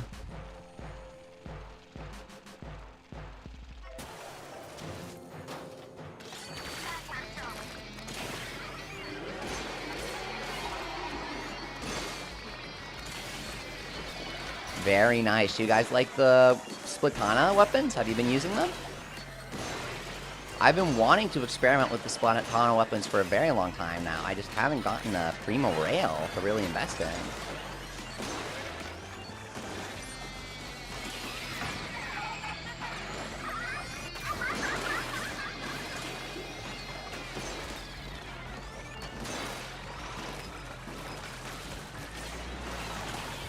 Huh?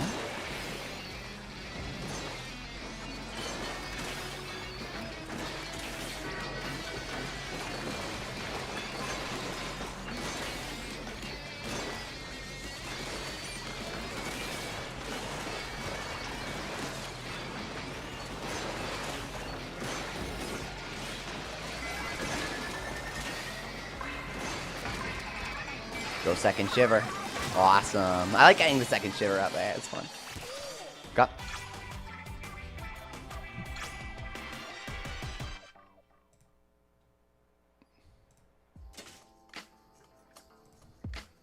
Inkling, you like dualies more? Yeah, the dualies seem really good in this game, honestly. The dualies seem really good in this game. I usually don't lag on the power eggs because I don't want to brag, but I do feel kind of good about this one. That was kind of nice. I was sniping like crazy. Here we go. Ferment. Oh, dude, we have the double freeze shatter on it already? Yes, please. Very nice. How fast does it charge, man? Wow, okay.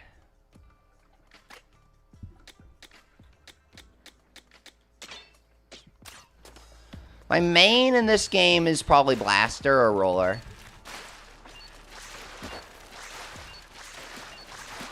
It's instant, yeah.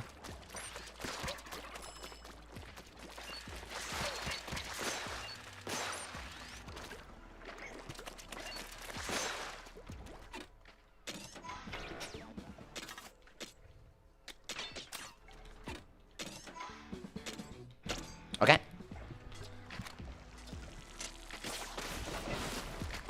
Oh, let's do a roll. Sniper. Okay.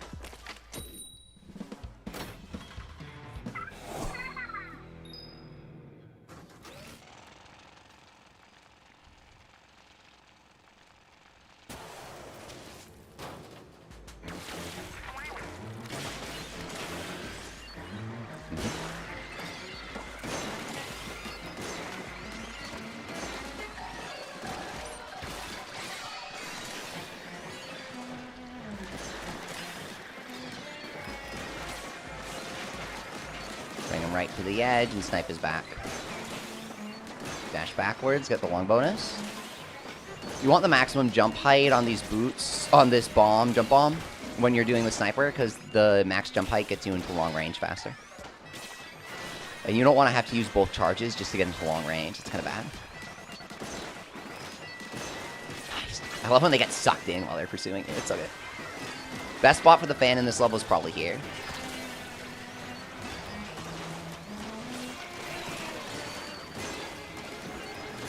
They flow in from there too, so.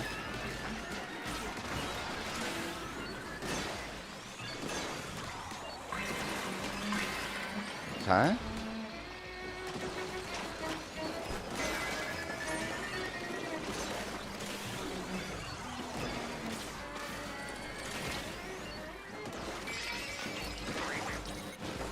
Awesome.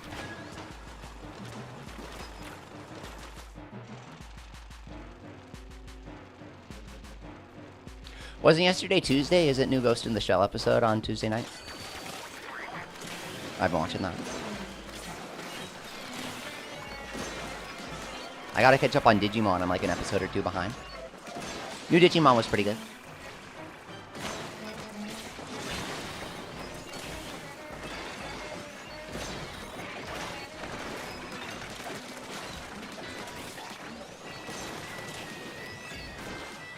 Digimon's the kind of show where the subtitles just kind of help me understand it, and I can understand the Japanese on my own pretty well so far. So I really like to watch shows like that.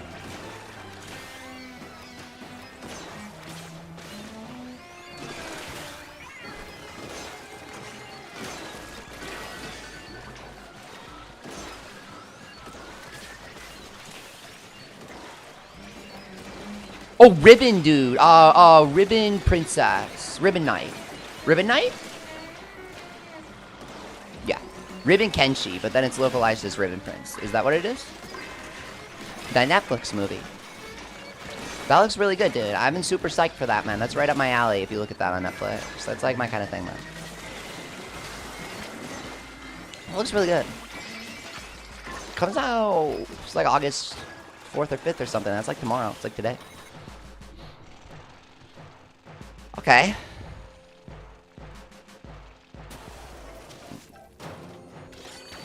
They're rerunning Your Name in theaters for the 10th anniversary. I saw it in theaters back in the day. But they only aired the dub in theaters, I think. And I really wanted to see the sub. And I was really disappointed in that. Or at least in my local theaters, if you know what I mean.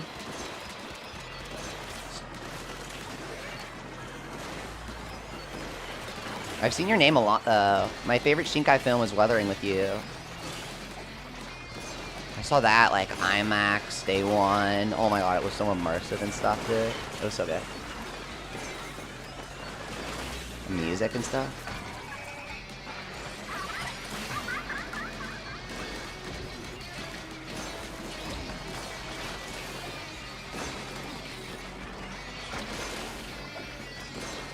I got super into, like, the Detective Conan movies recently. I've seen, like, 11 of them now. I'm telling you, it gets good around the 8th movie. No, I'm joking. The first movie's good, too.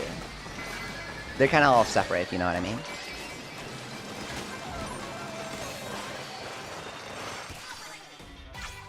It's not like they're not going to solve the mystery at the end of the film. They got to do a new mystery for each film. There we go. Very nice, guys. Okay. Good. Are we at 999 for the others?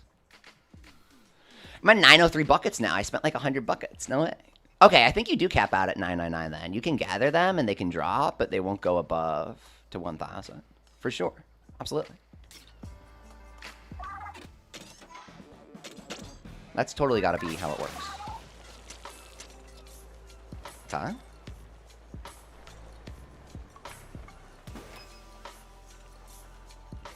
We got the best grind going on here. Now, I know Splash has to leave soon, they said, so if anybody wants to jump into Splash's spot soon, let me know. The keyword's Leafy with a capital L, but you won't see the lobby until it's open, so.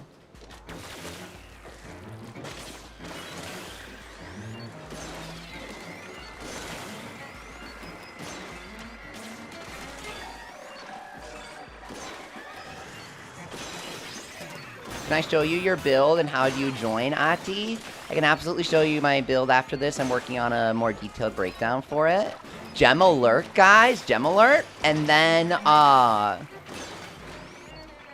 in terms of how to join, the keyword's Leafy. If you open, you know, it's kind of difficult to do the multiplayer if you don't know how to do it. There's this radio by the arcade machine, okay? If you don't know where that is, kind of check around the testing range and you might find something you've never seen before and be like, holy crap, there's a radio. If you already know where that is, that second page says keyword, right? There you can enter a keyword. That's kind of like a, it's like a frequency. Matching up on the same frequency on the radio channel, you know what I mean? If you tune in to code Leafy, then you'll be able to see everybody else.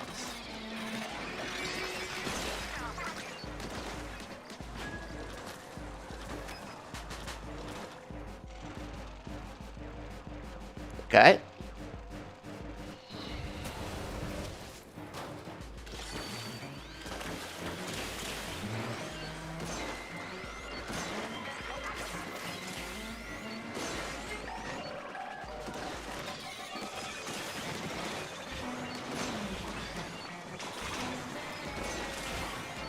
Here we go.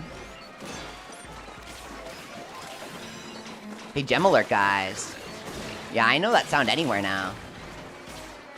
And the spiral of red as it falls. I just realized, guys, the spiral light gems don't just have a stream of light, it's in a spiral. Did you guys ever notice that? Like, you probably noticed that it's wiggly, but did you ever, like, put two and two together that it's a spiral because they go crazy with the spiral theming in this game? Even the countdown artwork for this game was a zoomed in spiral, and then they zoomed out for each day. It was really cool. You noticed? You knew that? Because, look, it's not really, I mean, it's sort of spirally, right? It's kind of like wiggly spirally. I didn't really notice it was a spiral until I saw the gem just now from above. You noticed that already? Cute little inkling? You're really good, then. You have good eyes. I like looking for little details like that.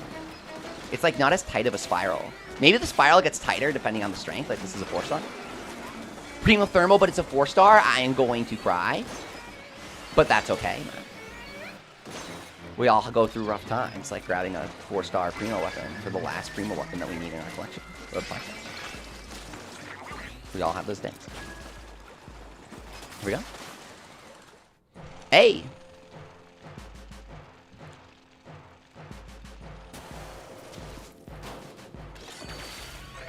Would you guys rather that I do a build guide on this build or the strength-based build first? I still haven't really decided. I kind of asked the question at the start of the stream. I'll ask now. The power build or the speed kind of techie fan build?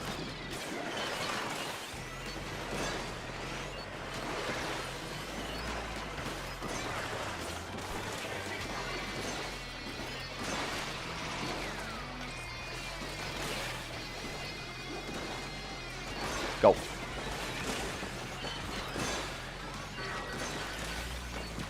Hey guys, unfortunately I can't respond to every message. If you could please not spam, I would appreciate that.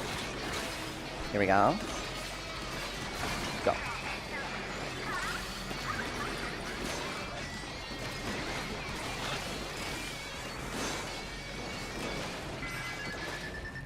This build focuses a lot on the fan. So you might be misled into thinking that it's a super gadget-centric build. But in reality, all of the gadget choices just kind of revolve around powering up your weapon and making it easier to shoot people. You want to group them together in the center of the vortex instead of pushing them out, just because that makes them easier to hit, you know what I mean? You get the big explosion and everyone gets hit in the center. It's really good. So I'll show you the... If you guys want to copy it, you can copy it. You can even, like, patent it if you want, and I won't fight it. You can, like, repackage it at, like, Walmart as your own store brand.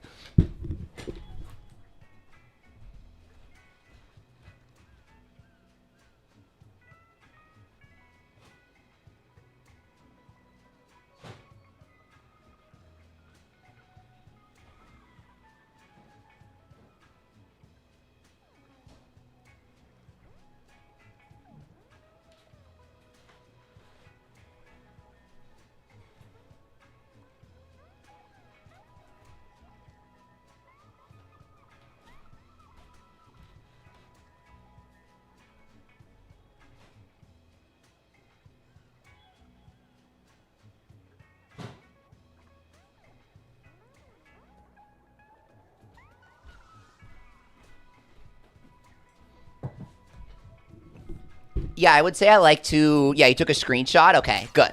I would say that I like to play a lot of things, and I'm into a lot of things, and I like to talk about them on stream. But I try to avoid, like, alienating people. I could probably talk for a million years about how much I like Elden Ring, but I try to keep it to short bits, because this isn't an Elden Ring stream, if that makes sense.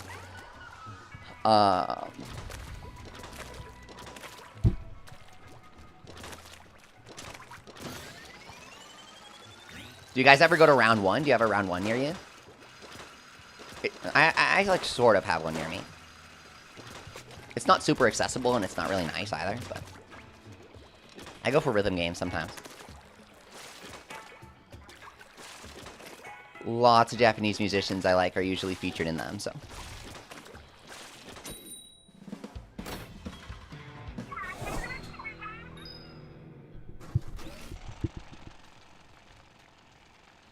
For RPGs, I mean, I played RPGs all over the years. I've played so many RPGs.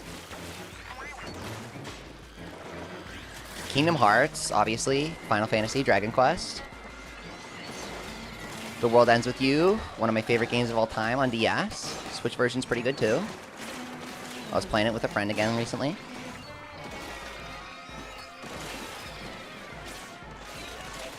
Pikmin 2 all-time favorite game. Some of my other tops are like, I really like Paper Mario: The Thousand Year Door when I was little. It was like one of the first RPGs I played. And like Mario and Luigi, Partners in Time and stuff, you know what I mean? Pokemon Soul Silver. Really one of the best games ever. Crash Bandicoot 3 Warps 2. Whatever the 2 one's called. I'm playing Salmon Run right now, so it's hard to...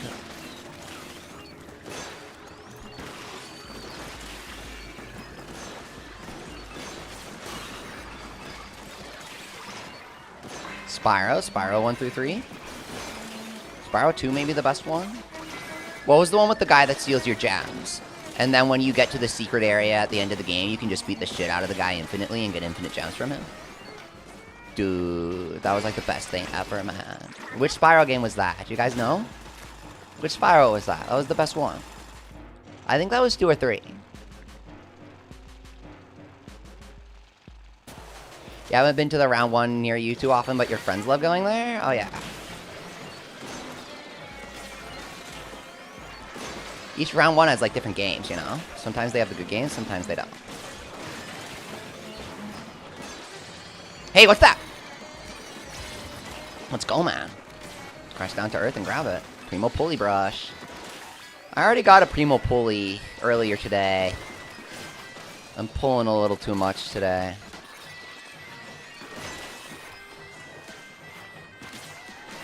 What about Pushmo, man? What about the Primo Pushmo? Forget about the Primo Pull, bro. Bring back Primo Pushmo. I like that game. Fire Emblem? Forget about it, bro. Intelligent Systems needs to go back to Pushmo. Return to form for Intelligent Systems. Who's with me? I'd really love to see a single person unironically insist that doing Pushmo would be a return to form for Intelligent Systems. That would be a really funny, like, super serious video, dude. There's gotta be someone.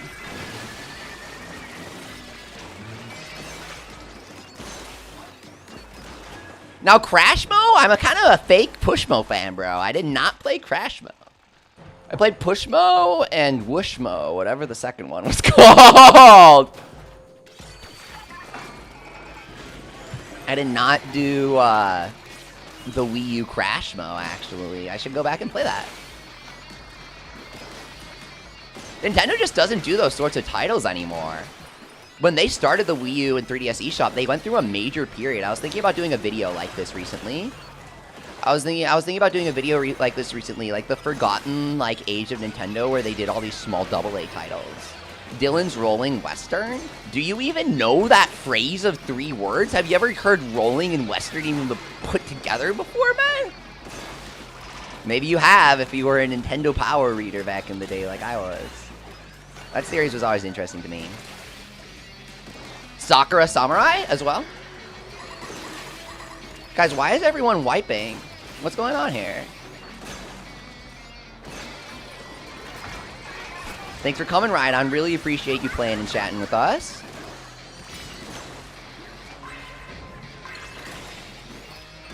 Had a great time. Here we go.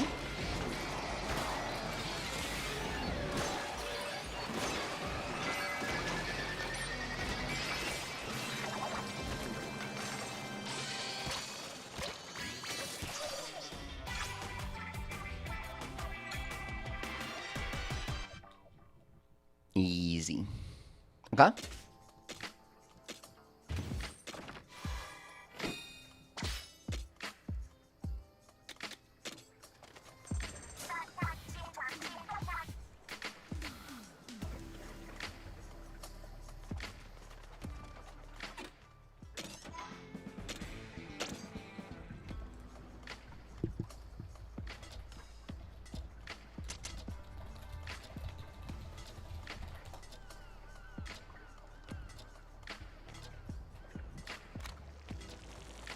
Here we go. Let's go.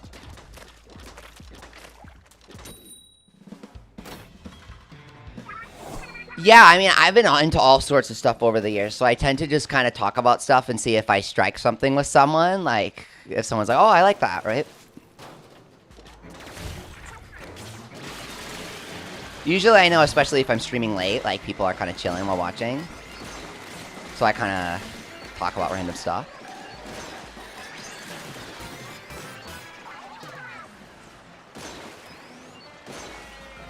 But especially, like I stream Yokai Watch. If people come in to ask about Yokai Watch, I'll usually be like, maybe let's talk about that after the stream.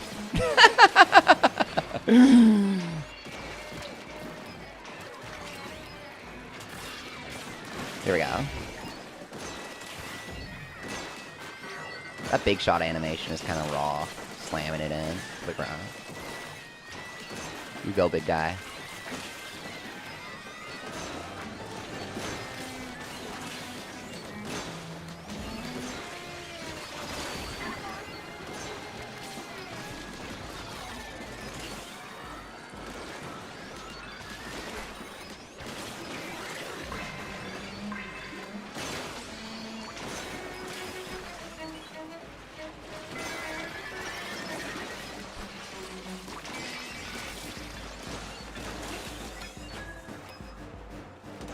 Awesome. You guys think they'll do a Switch 2 version of Smash? I think that's like the grand thing that they're cooking up that they haven't revealed yet. For so many years, quite a few people, including me, have theorized that the technicality that Nintendo will use to create a new Smash game without worrying about everybody is here in the DLC will simply be doing an enhanced version of Smash Ultimate.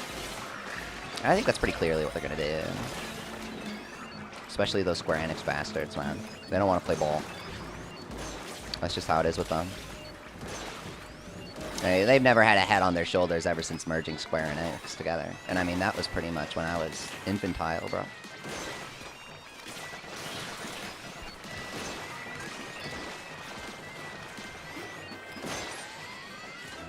Square Enix wouldn't know how to treat a good property if it landed right in its lap. Oh wait, they've had quite a few good properties land in their lap and they ruined them. Name like a single person who bought Final Fantasy 16. I actually struggle to. I'm not even saying it was a bad game. I'm just saying that like nobody even freaking looked at it, man. I tried to play it. I tried to run it on my PC and it didn't even run. It ran like garbage. I was like, okay, another one for a Japanese game ported to PC with terrible optimization. Toss that one in the bin. Why is that such a highly specific but common thing? Japanese developer slowly starts porting their games to PC after like a decade of not putting things on PC, and when they finally do, they're like the crappiest PC ports known to man, dude. I guess people don't want PC ports. Me after launching the worst PC port known to man. Shout out to the Silent Hill developers. They were like, we went crazy for the revival of Silent Hill because we knew that if we half-assed it, people can tell when developers are testing the waters. They said testing the waters. And I was like, you know what? You go. I may not have bought Silent Hill F, but it like totally looked like a freaking legitimate video game. And that is like not really matching up with all reboots these days. Silent Hill F at least tried. It looked a little combat-y, kind of schlocky for me, if you know what I mean. But it definitely looked like a decent game. I like the main character's design, so I kind of wanted to play it. But I didn't expect it to be so combat focused. I thought the boss fights looked kind of lame for Silent Hill. And then I saw footage of the final boss and I didn't really buy it. Normally I don't look at spoilers or final boss.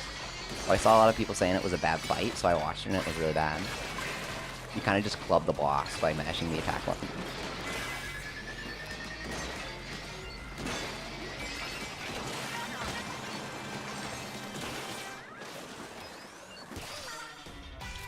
Here we go.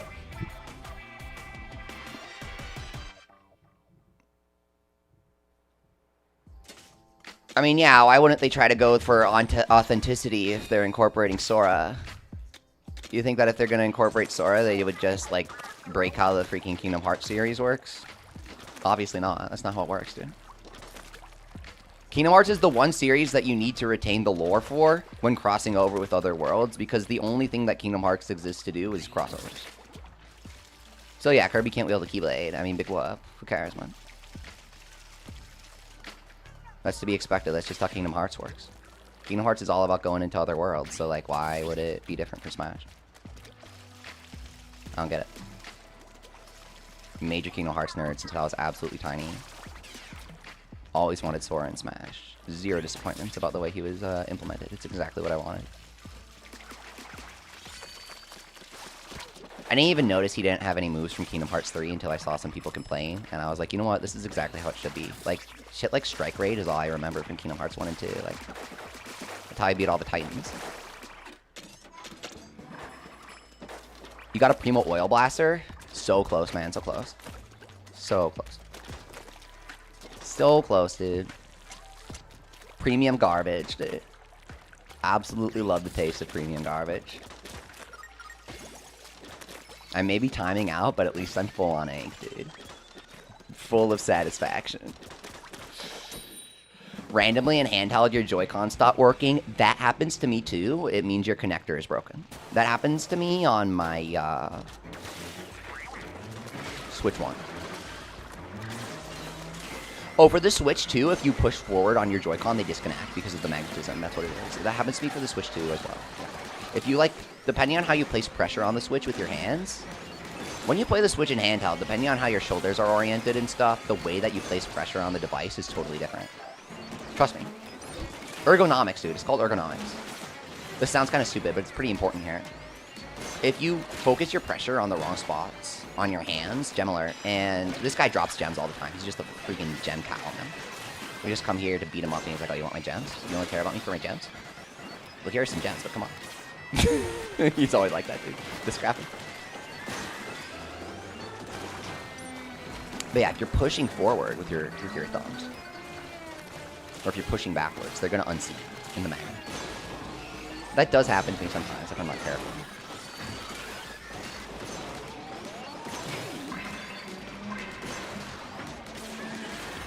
I've got nimble hands, dude. You guys have seen me unbox. I've got nimble hands. Switch 2 is like... Normally when somebody says that they have trouble holding a Switch or whatever, people are like, oh, you're a fat ass, blah, blah, blah. Dude, I have nimble, beautiful hands, bro. Hand model. Switch 2 is kind of annoying to hold. Is my final verdict after that. Low-key, they're kind of flat. Those Joy-Con are kind of flat, man. So I'm going to look into the Splatoon Raiders grip that we were talking about. Some of you guys are kind of eyeing. I'm going to report back.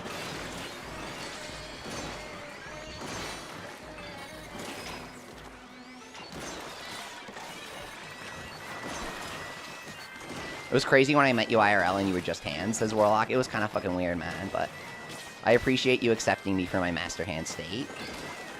Ever since Sakurai did that to me, it's been kind of crazy. But I've learned to master the situation.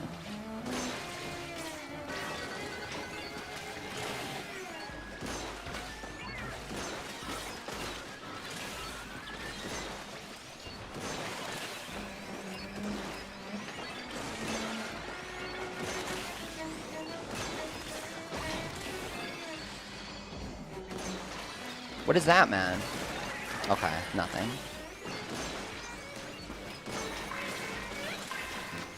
Here we go. Okay.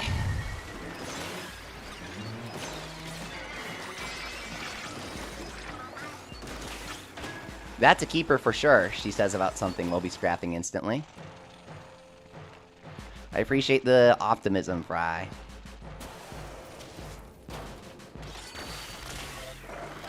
Go, man. This thing jumps in a random direction, and that's why it pisses me off. Every other boss that's preset will always do the same thing every time when you approach it. Drizzler just jumps to a random location to piss you off. He's actually like the biggest jerk in the entire game, man. Top 5 bastard children in Salmon Run. I'm gonna make a video, man.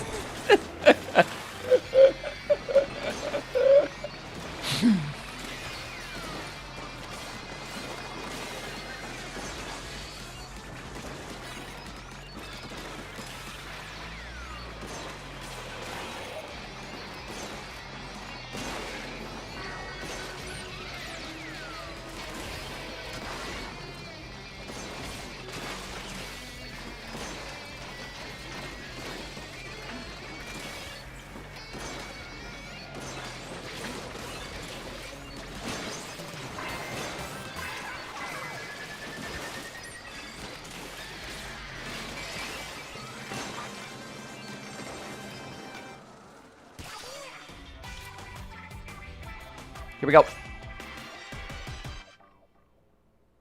Do you know your score for this level off the top of your head? Yeah, it's 2 minutes and 47 seconds.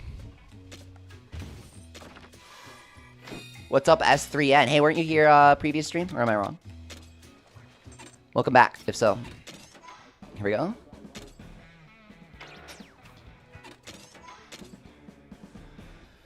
Ultra speed, 40 eggs, 6,399 power eggs.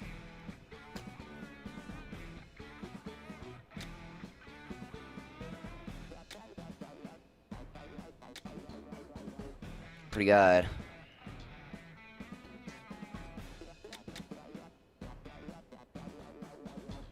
Looking good there. Pretty cool how the game categorizes stuff. So we have this one for firing rate primos. 1, 2, 3, 4, 5. We have these. We're missing this.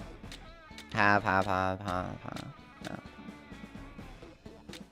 We're missing this. Okay, so it's the fire rate normal slosher is the other one we're missing. It's like the only other one. You're so close. You're at 305. Oh, damn, dude. That's good. I have no clue how I got 247.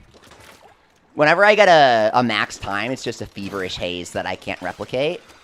Getting that 250-something on the 257 on the Bagel Beach, recording that was so lucky. Because honestly, I did a few recordings after that, and I had difficulty hitting that time. You gotta be locked in. Sometimes you do something the first try, and when you try to replicate it, you're thinking about it too hard. That's 100% what happened with my Bagel Beach time. It was like the first time I tried it with that build, and I just couldn't replicate it. I was like, what was I doing? Probably just playing the game, bro, instead of overthinking it.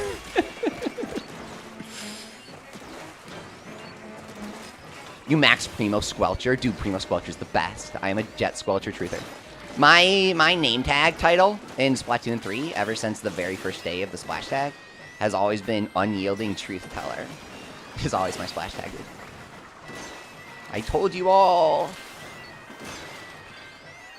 I think it makes me sound kind of crazy. I think it's funny.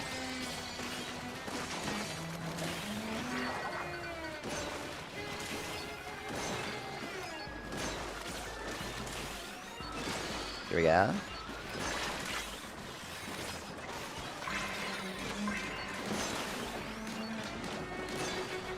When I started streaming Splatoon 3, there was like this running joke that people kept joining my lobby with like the most bizarre names that they could come up with just to mess with me. I'd be like, oh my god, don't make that your title. And people would just keep making it worse and worse. I can't remember what tags they were using to do it though. It's been so long. It was pretty good though.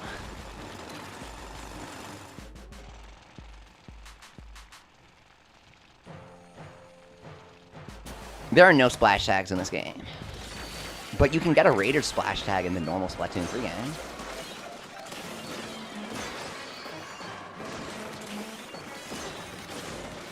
Are you guys playing the, not big run, but the random rotation right now for concurrent salmon run? I'm like vaguely almost interested because of this game, and then I just go back to this game instead.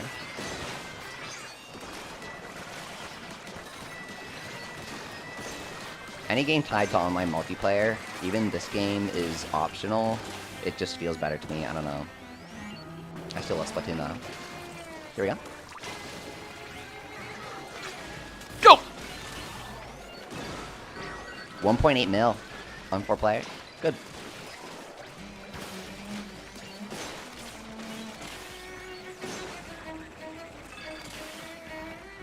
We're looking at a fan situation kind of over here.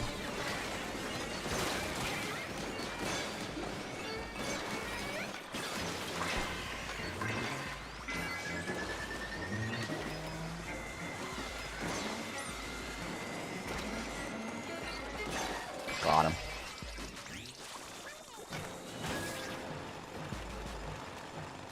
Okay.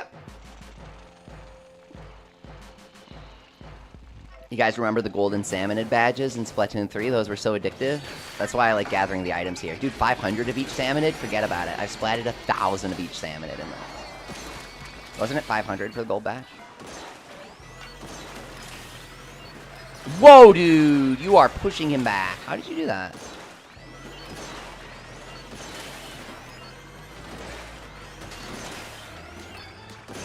It's pretty damn useful. Just blend them, dude. Push it. Boom.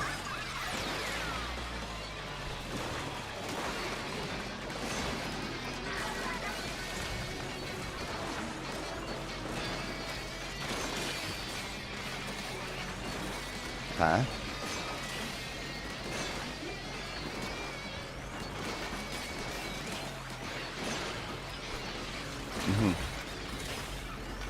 Let me know what you thought of the couple of new videos, because I spent a lot of extra time editing them. I was kind of hoping people would like it, and kind of added like some notes and stuff. Let me know if it was helpful.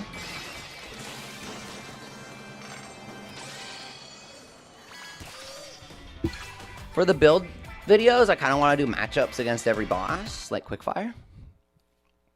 Hopefully it's not too repetitive.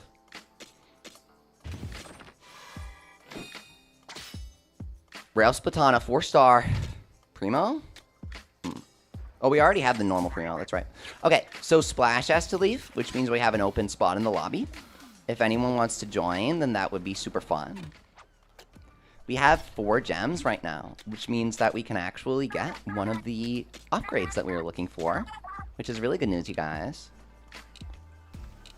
I I would say maybe for our jump cushion, the upgrade that we needed was what? Double trouble? Yeah, we're still working on the double trouble. So then... Blaster's Days, yep. Friend request, absolutely. Switch has a new feature where you can... Switch 2 has a new feature where you can friend request anyone you played with recently, so feel free to friend me, or block me if I suck. What's up, Quoro? First time around, but you had fun and you're tired. Oh, well, thanks so much for joining us. I really appreciate it. It's like 3 a.m. for me. I'm just having fun. Have fun with the Primo Rail. Thank you so much, and thanks for watching. That was a good get, right? I'm really happy about that. Let me catch this double slot we opened up. Bonus slottage. I'm looking at that jump power up 2 slot, honestly. That's kind of what I'm looking at.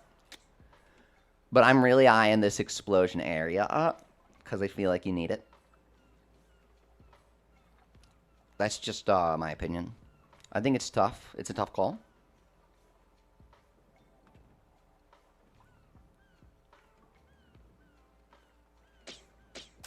We need one more gem.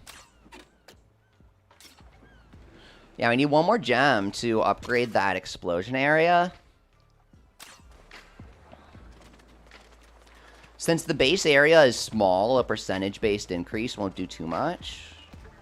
But since it's a circle, it will still affect us pretty well. The explosion isn't that small. But it's very difficult to hit with the freeze. You have a bonus freeze hitbox on the meteor mitt that the jump just doesn't have. You really gotta smack them dead on with it to freeze. That's why the explosion area is good. Let me just try real quick.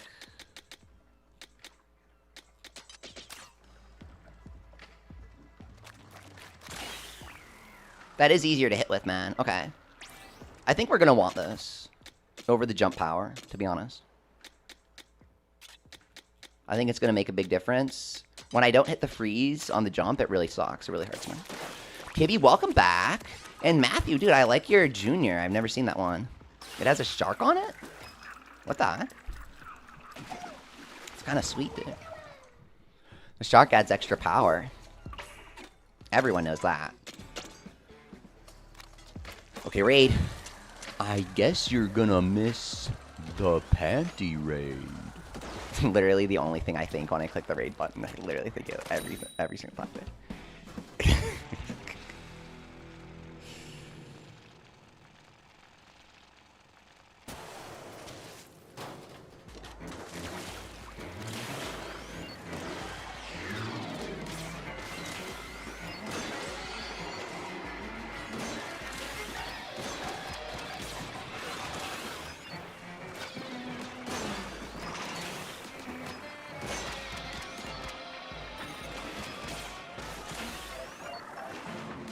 Huh? Random strong arm spawn is always really good. It's a potential gem. More of a gem watch, if you know what I mean. We're on gem watch. I'll let you know if there's a gem alert. We're on gem watch right now. It's like tornado watch on your phone when you get the red alert. Strong arms has appeared. We're on gem watch. We'll let you know if the situation changes and you can stop hiding in your basement.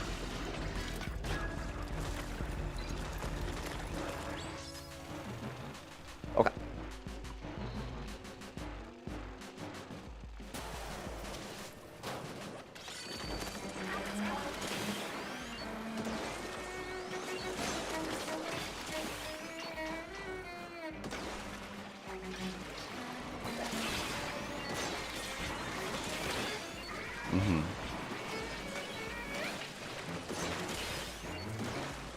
Are you guys grinding like the floors? Are you trying to level up in the bottomless buffet? What floor are you guys on if you're grinding? I'm on floor 530, but I kind of stopped that grind to level up a bit. It's pretty fun with you guys. It's a bit less repetitive than losing a lot of the matches. And, of course, it helps me develop new builds while leveling up my character. Which is good.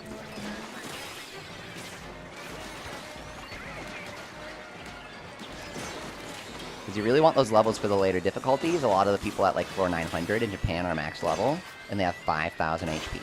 And it really does you a big favor to have 5,000 instead of 3,000, because that's a 66% increase. Seriously. We're level 352, so I guess we're a third of the way there. We'll reach 4,000 eventually. Once we're at 4,000, the need for 5,000 isn't as high. We're 250 into 3,000 today. This is pretty big because we were not at 3,000 yesterday. Pretty sure yesterday I was like, why didn't anyone tell me I reached 3,000 HP at level 300? Right? Isn't that what I was asking yesterday? I was at 50 plus 250.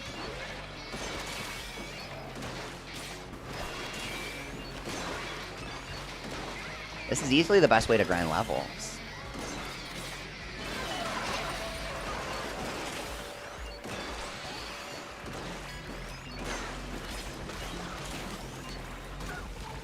I knew that was gonna get me. That Drizzler's real dangerous, dude.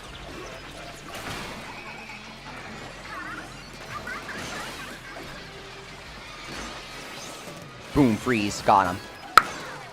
Satisfying. Got him. Easy.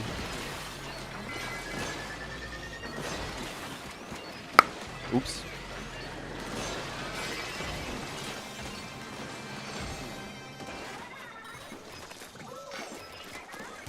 Okay, treasure. Yippee! Are you guys doing Octolings or Inklings? In Splatoon 1, I really wanted to play as an Octoling. In Splatoon 2, so... I've always been an Octoling after that, like my character.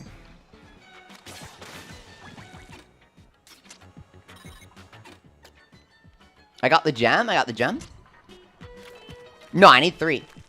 I need 1 more. I need 3 is what it is. Oh, dude, you're on olive oil now, Kibby. You were not on olive oil earlier, were you? Olive Squelcher is the best one. It's like the best shooter in the game. I always say Jet Squelcher is the best, though. If you go back to my Splatoon 2 and Splatoon 3, I'll be like, dude, Jet Squelcher is the best for Salmon Run because I like it. And I said so. That's why. It's kind of just, I just like Jet Squelcher, man. Dude, yeah, so you have a job, but that means you can save for a Switch too. It's like a win-lose, right? Or a win-win? I don't know.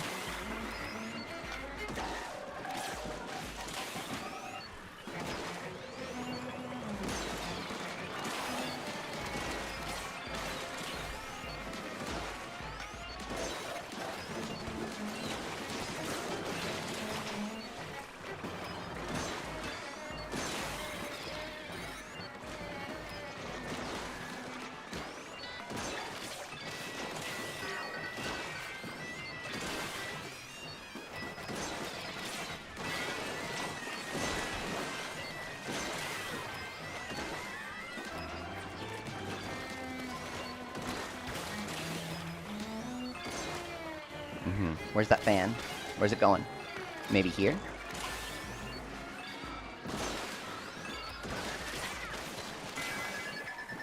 The fan opens up opportunities by giving you explosion windows.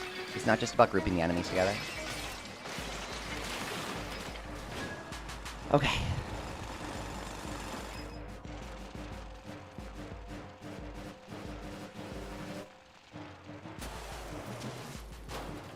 Alright, you guys. Jump. Go.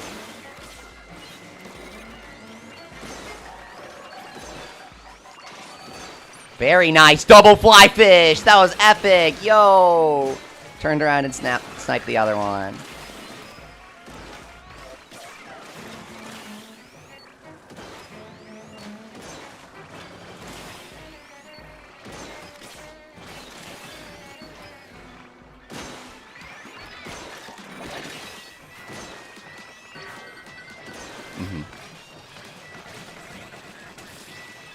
I'm very slow feeling right now. Different weapons still have different base move speeds in this game, or no? I couldn't really tell if Dynamo has lower move speed anymore. Does every weapon have equal move speed in Raiders? I'm like kind of thinking they do. But also, I'm feeling so slow with this charger. I'm kind of rethinking that. Do I still have super slow movement speed with the 4K?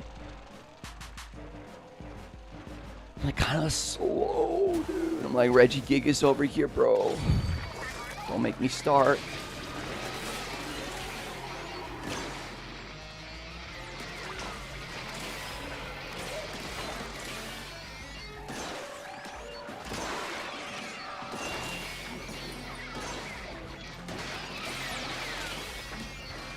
He's always gonna head after you.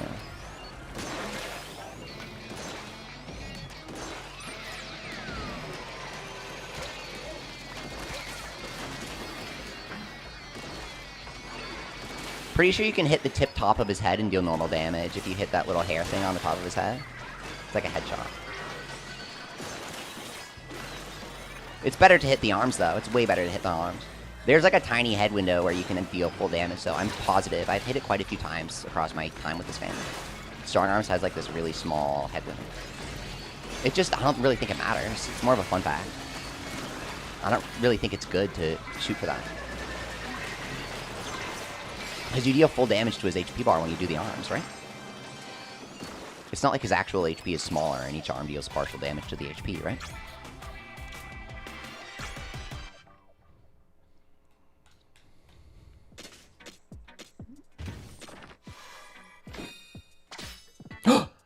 Gem alert! They should let us... I was thinking, what if they let us level up our tanks again?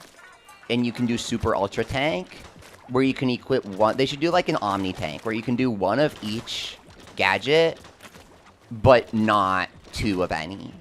So you can do one power, one speed, one tech, but you can't do two of something. S3N, thanks so much for playing with us. Now we can go and do, I was looking at something here. The other explosion area, I think, is going to make a massive difference. But jump height you don't always need. It's good. I don't know if you always need it. I was talking about it earlier. I was saying maybe you want it.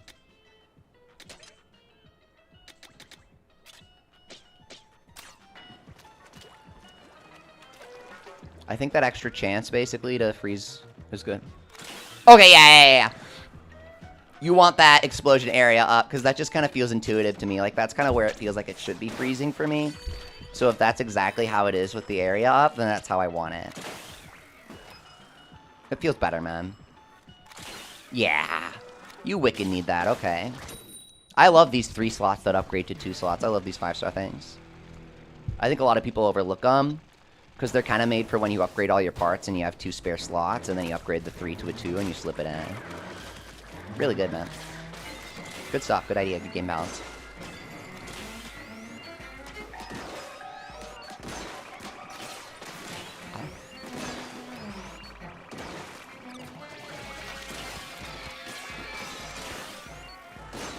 Anyone want to join? We have a couple free slots because people are rotating out because I'm like streaming in the dead of night here. Which is totally fine. I'm just kind of joking about it. If you're not too tired to play, I'd love to play. You guys might be chilling in bed though, which is fine.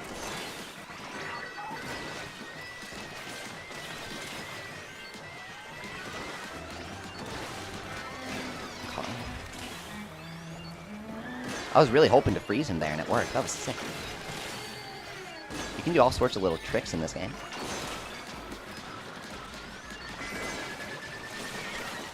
Get that Flapple, bro. I love that he's called Flappetizer and he kind of looks like Flapple. Me when I've only seen 2 dragon-inspired characters in my entire life. Still, though, it's true. Go! Nice.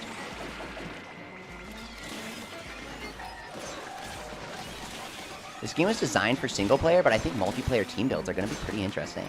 Bringing all of the gadgets in at once. If you really coordinate that, you can do some wacky stuff.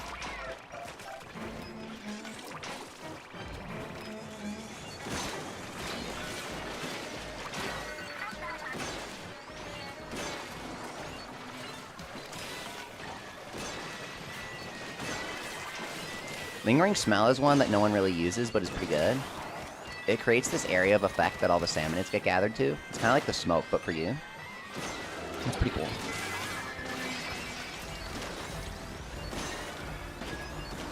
It's hard to squeeze in, but it's pretty good. Thanks again to everyone watching today. I really appreciate it. I feel like sometimes it's kind of hard to reach people with YouTube, but I managed to actually do that with Raiders, which is pretty nice.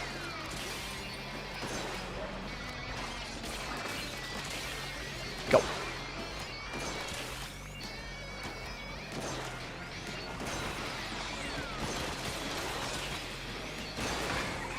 Boom. Huh?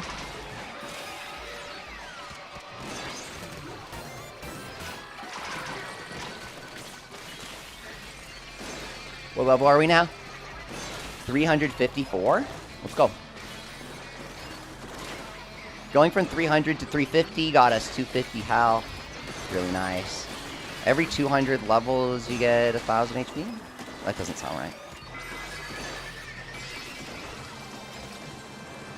I guess it does, because you end up at 5,000. Huh, okay. It's kind of weighted towards the first 50 levels, though, right? You get like 2,000 in the first 100 levels. And then the other 3,000 are across the last 900. Hey, gem alert, nice. Okay. I'm going to reopen and we'll see if we can get people. The keyword is leafy, capital L. Okay. Awesome.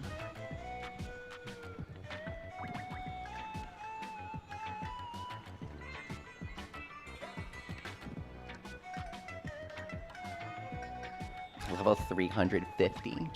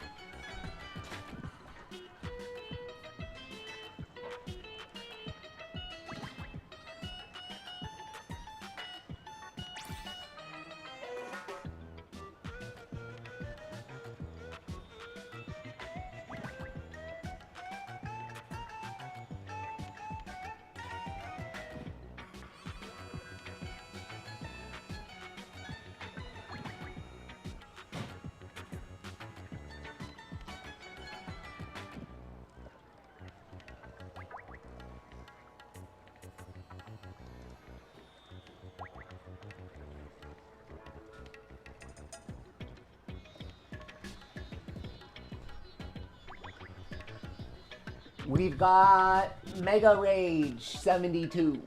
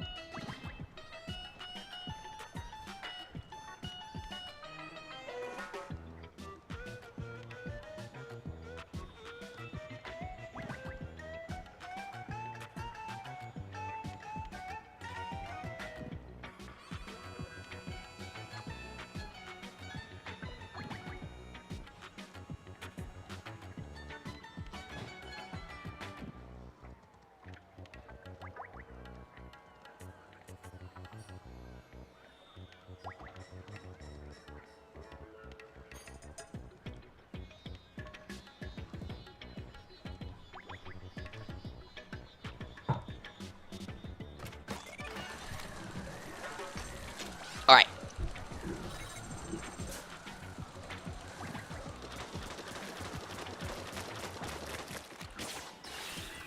How many weapons do I have? Yeah, recruitment's still open if you guys want to join.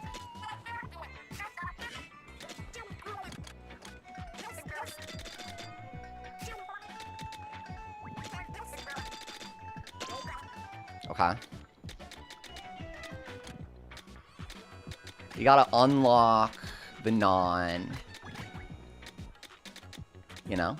Primo. It's not open.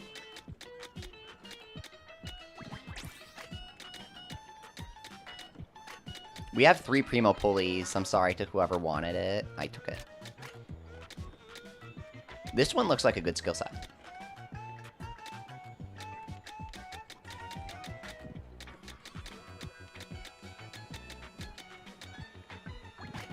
Okay.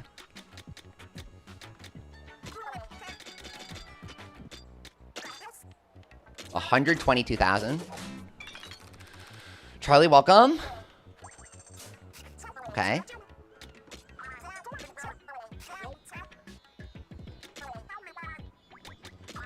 Ferment Explosion 3 on Engine Roller. Maxed out. Perfect.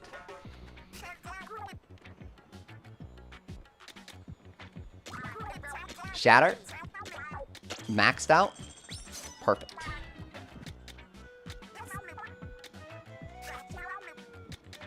What other weapons are we working on here?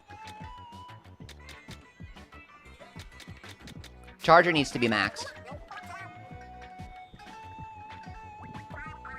We're at 3 out of 5. Mega Rage, Matthew, and Charlie. Okay, we're good.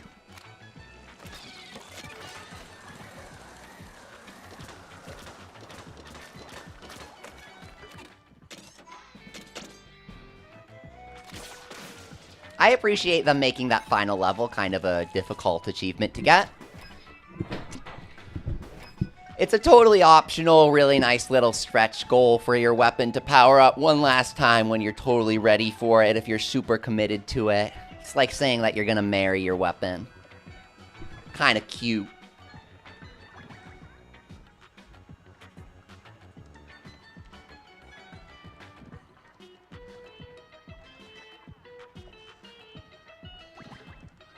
Addie needs a second? That's fine. That's fine.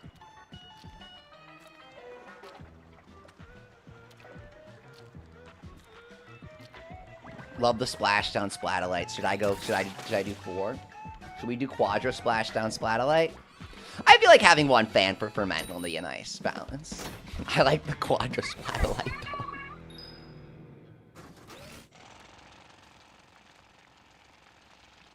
though. Okay.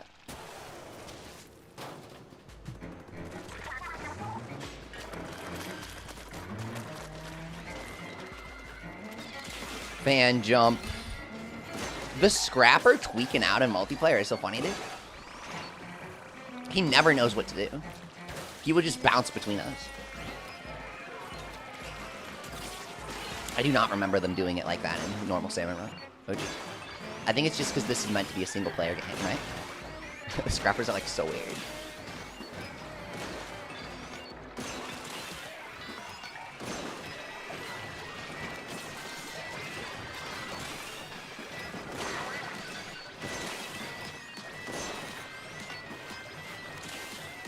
Yeah, like the story for Monster Hunter is such a chore to play in multiplayer, but in this game you can just queue up with anybody for anything.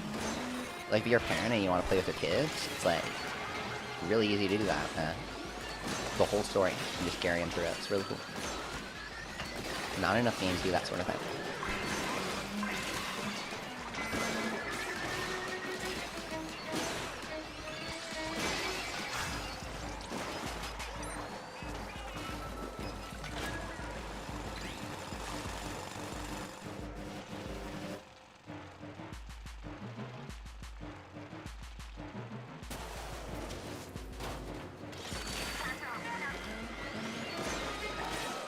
Okay. 3 million. I wasn't far enough away for the long range moves. I love falling and shooting the lids as I fall. Wait. Splatted by Cohawk incoming, man. It has been 0 days.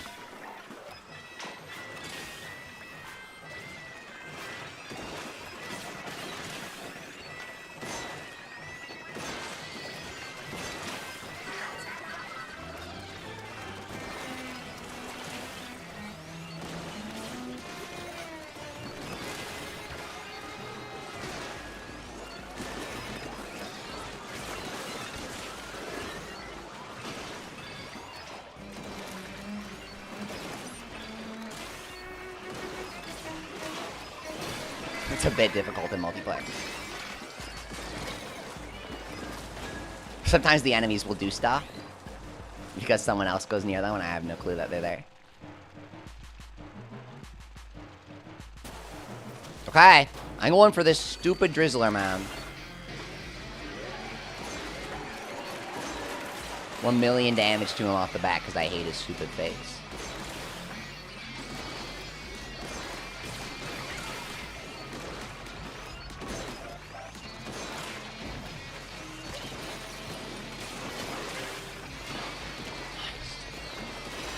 Oh, gem alert.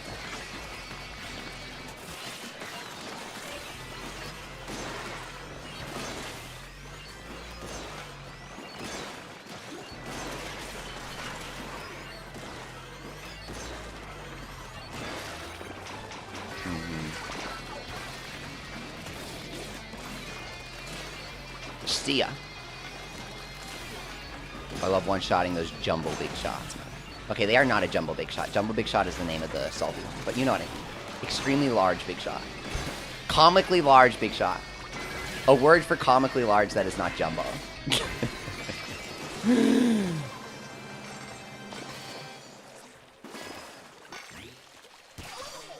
Rotund big shot. Gem. Is that a second gem or what? How many are we looking at here? An absolute gem of a run. 2. Holy crap. Nice job, you guys. Let's go. Yeah, I'm thinking level up the charger before we go back in. I didn't mean to do that. I'm going to disconnect. Usually if you accidentally push the home button, it disconnects you. Whoa, dude. This might be like the only game to not do that so far. Pretty sure Splatoon 3 does.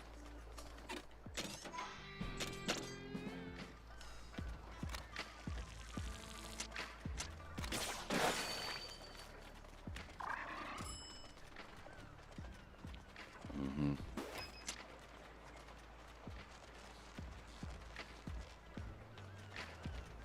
$354 is awesome. What does the title say I was at before we started, guys? What does the title say? No one reads those things. I'm joking. Level 323. I see. Okay. Honestly, I feel like the level slowed down. How many do I need? How many experience points? You can't really see info about your character. Did you know there's no way to see your HP or your attack after you level up? You can't just look at your raw HP and attack outside of that. There's not like a status screen. Even when you pause the game, you don't even see what you have equipped. It's so weird, dude. What's up, Mega Rage? You don't know if it's your luck, but you keep getting duplicate gadget parts with the relic power. I think that means you have everything for that gadget, dude. Seriously. I really do. Go to Big Man and see if the gadget is sparkly. Otherwise, you're like wicked unlucky. Extremely. You have a fairly high chance to get a power that you haven't seen within that rarity bracket if you're using the specific power that does that for you, if you know what I mean. If you don't know what I mean, just keep playing the game, you know? You'll get that.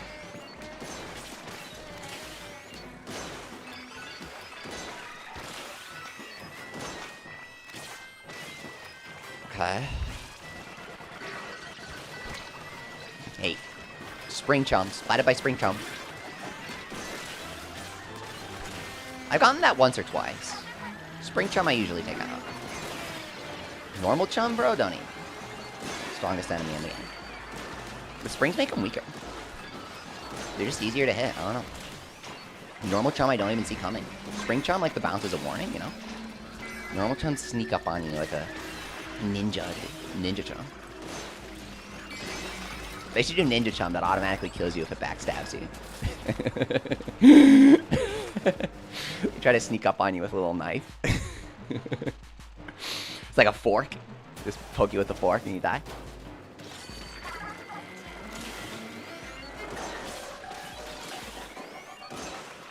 To be fair, I kind of get one shot by Chum anyway, so it's kind of the origin of the concept.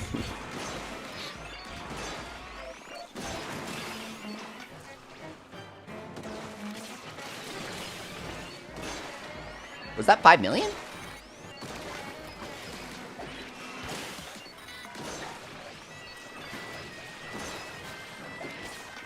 I mean, I only get higher in the video by doing damage, danger damage, which you can totally do with this build, but...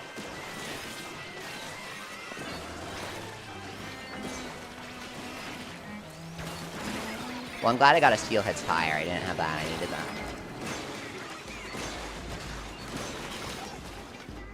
Splatted by small fry? It has been 0 days since splatted by small fry. What do you mean? There was not a small fry there, man. Come on. They just book it to you the moment you enter danger. They're like, ooh. They can smell it, dude. Okay. Go. Go. Oh, Charger God!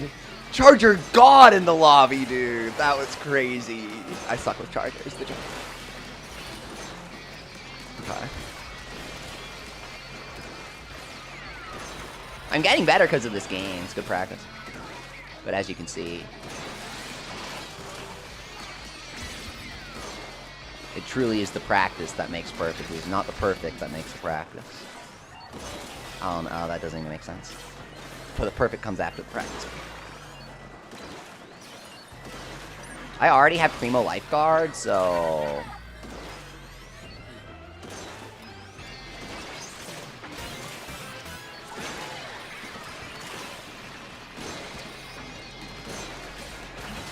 Like, I'm usually getting the top eggs when we play, but I still feel like I suck with this. Like, there's a lot of room for improvement, I guess, rather.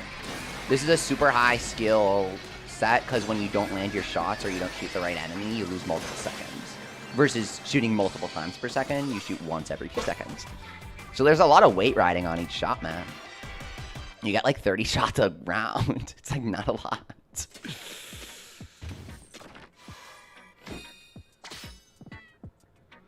Very nice, man. That's 5K. Oh! That's new, though. That's new. You see what I mean? When you have the power, you usually get the new ones. I don't know if I've gotten a duplicate 5-star for the torque screw today. Pretty sure with the power, it can't be duplicate. You're missing 2 parts for the meteor mitt. Are you playing power natively? Or are you throwing meteor mitt into the pool? Mega Rage, you're playing power. Okay. And you're getting duplicate meteor 5-stars? You're certain? Duplicates? Okay. Duplicate 5-stars? For the meteor mitt? I never saw that until I got all of them. And I've maxed a few power now. I never got duplicate Splatolite or Meteor Mitt unless I didn't notice it. Until I maxed it. And I was kind of trying to keep track of that so I could tell people.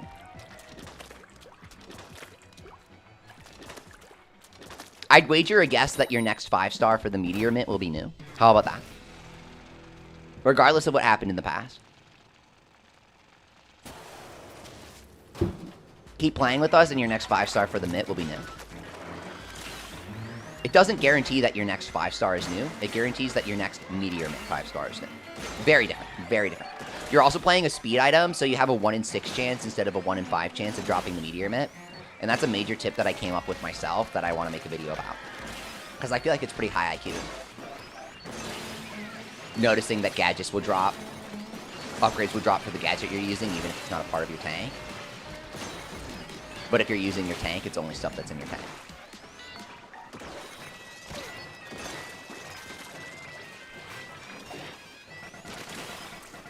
I also feel like it's the kind of thing that a lot of people would just say doesn't matter and kind of sass me at in the comments. Because YouTube comments are like 10,000 less IQ than you guys when I'm streaming. I don't really understand. Like, so many people when I do the videos, like, I'll get these comments that, like, didn't watch the video and just want to argue over the title or something that they made an assumption over.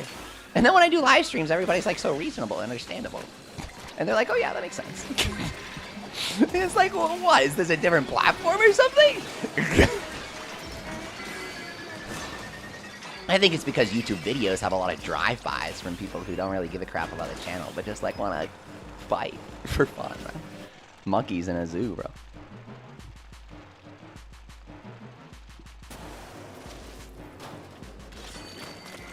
It's because all the 5-stars you're getting are for other power gadgets, Mega Rage. That is an extremely important detail that you left out that still matches up with what I was saying.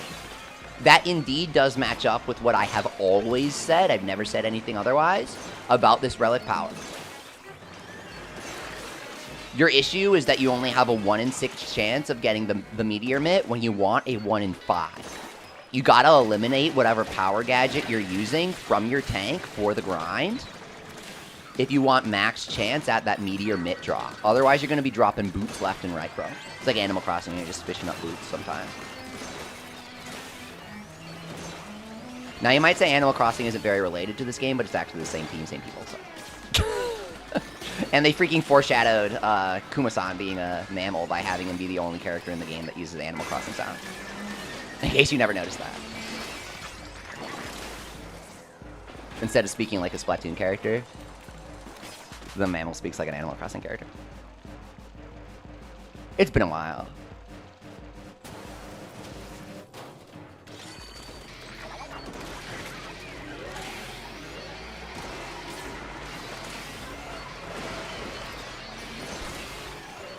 Huh?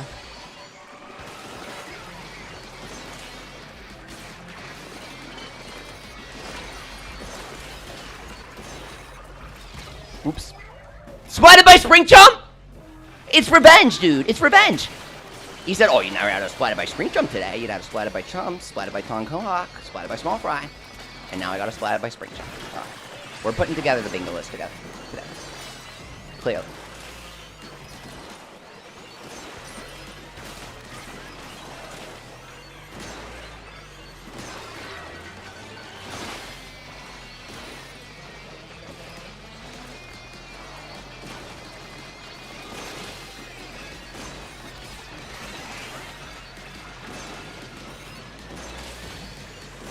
Okay. Nice. Okay. Mm-hmm. I'm on that treasure chest like these pioneers used to ride these babies for miles. I like the group poses. Charger, alright.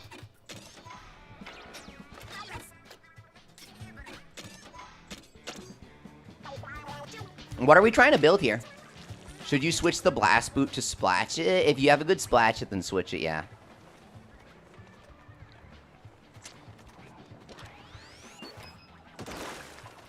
It's gonna raise your chances to 1 in 5 for the drop. Is just kind of like a thing that I came up with when making my drop video. The Spiralite farming, I came up with it.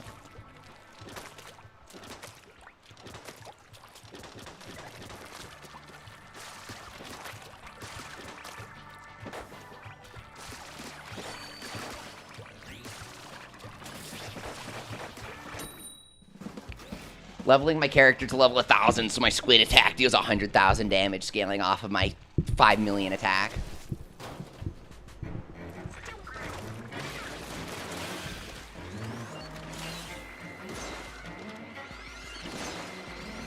I'm pretty sure your character damage scales your normal weapon damage too. So like, all these ideas that I'm coming up with for like the infinitely scaling stuff doesn't even matter, but it's fine. The real question is it like literally linear scaling for the weapons when you gain attack? Because it is for the tank vortex. It's just directly going up with every attack point that you have. But do the weapons, do they take their base damage and do something freaky with your attack? And the base damage is weighted heavier than your attack? Because your attack is like all there is for the tank vortex. Technically, Speed Tank has a freaking damage over time too that no one ever talks about. That's another thing no one talks about. Speed Tank has damage over time. Who the hell knew that? It actually deals more damage over time than Tank Vortex, but it's melee range. You have to be pretty much touching the enemy. It also works when you're swimming, is the main point of it. It knocks enemies back when you swim. And deals like 20,000 damage. It's kind of sick, dude.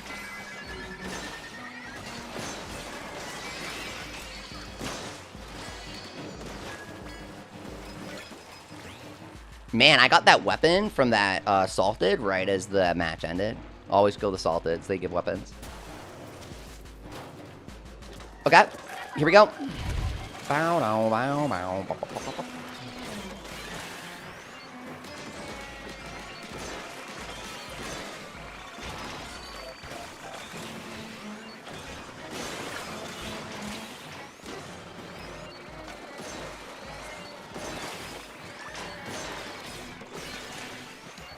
Okay.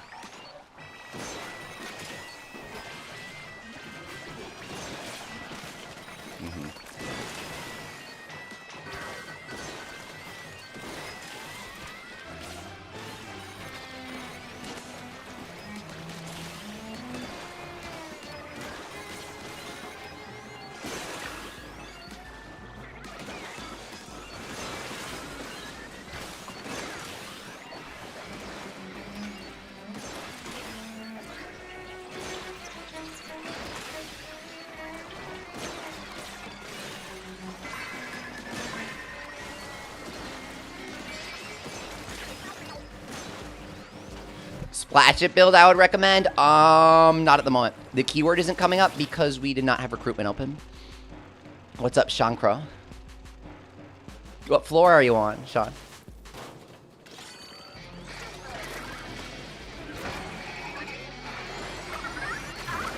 Did I get him? Oh, I was really trying to see if I could get the Drizzler with my special 1 million snipe.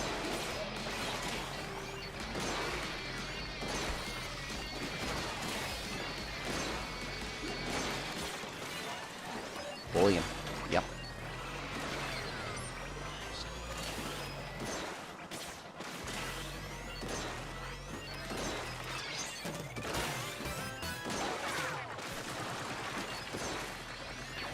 You just chug this ink tank. But you can refill it. So it's fine.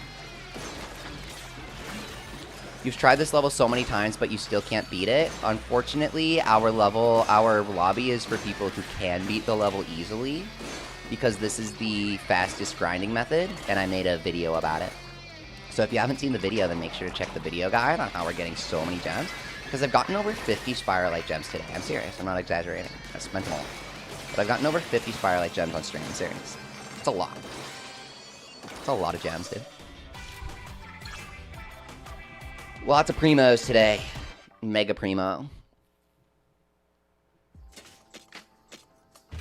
Here we go. Okay. Smoker tanks. Now we have 519 smoker tanks. Alright. Maybe I do some, maybe I do some salmon raids, like some actual 400 or 500, you know?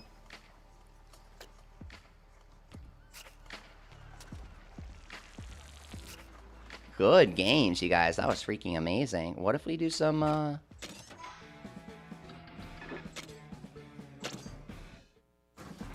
floor 530? Huh?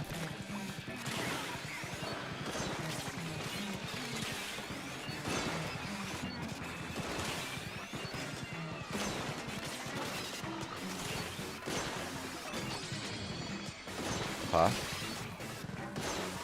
Drop, fan. Huh?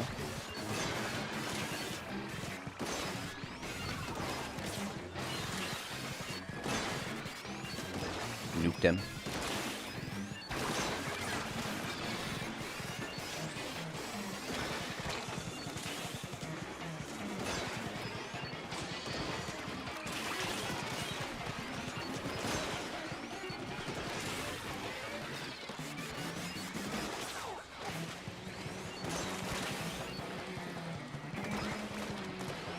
They're not prioritizing the right guys right now.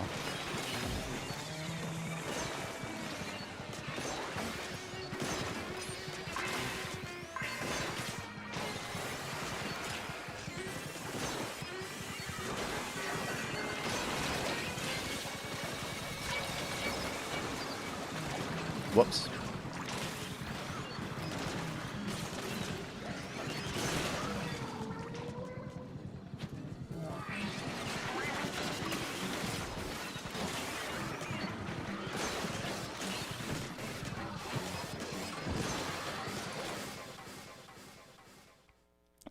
heals.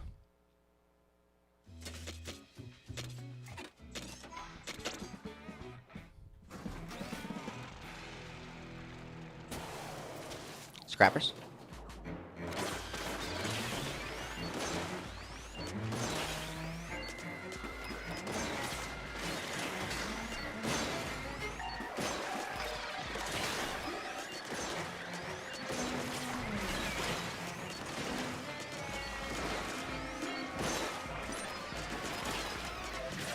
Huh? Uh-oh.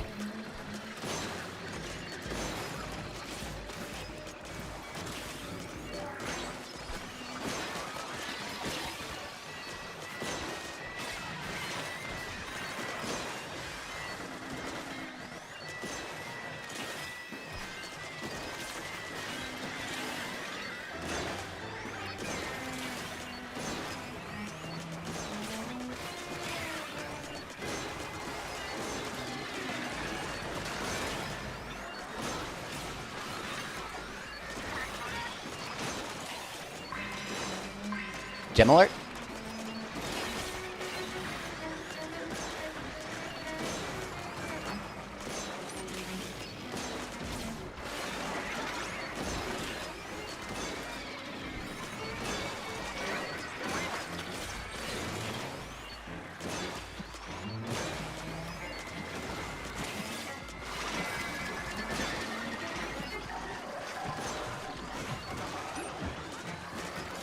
Oh man, I was close, dude.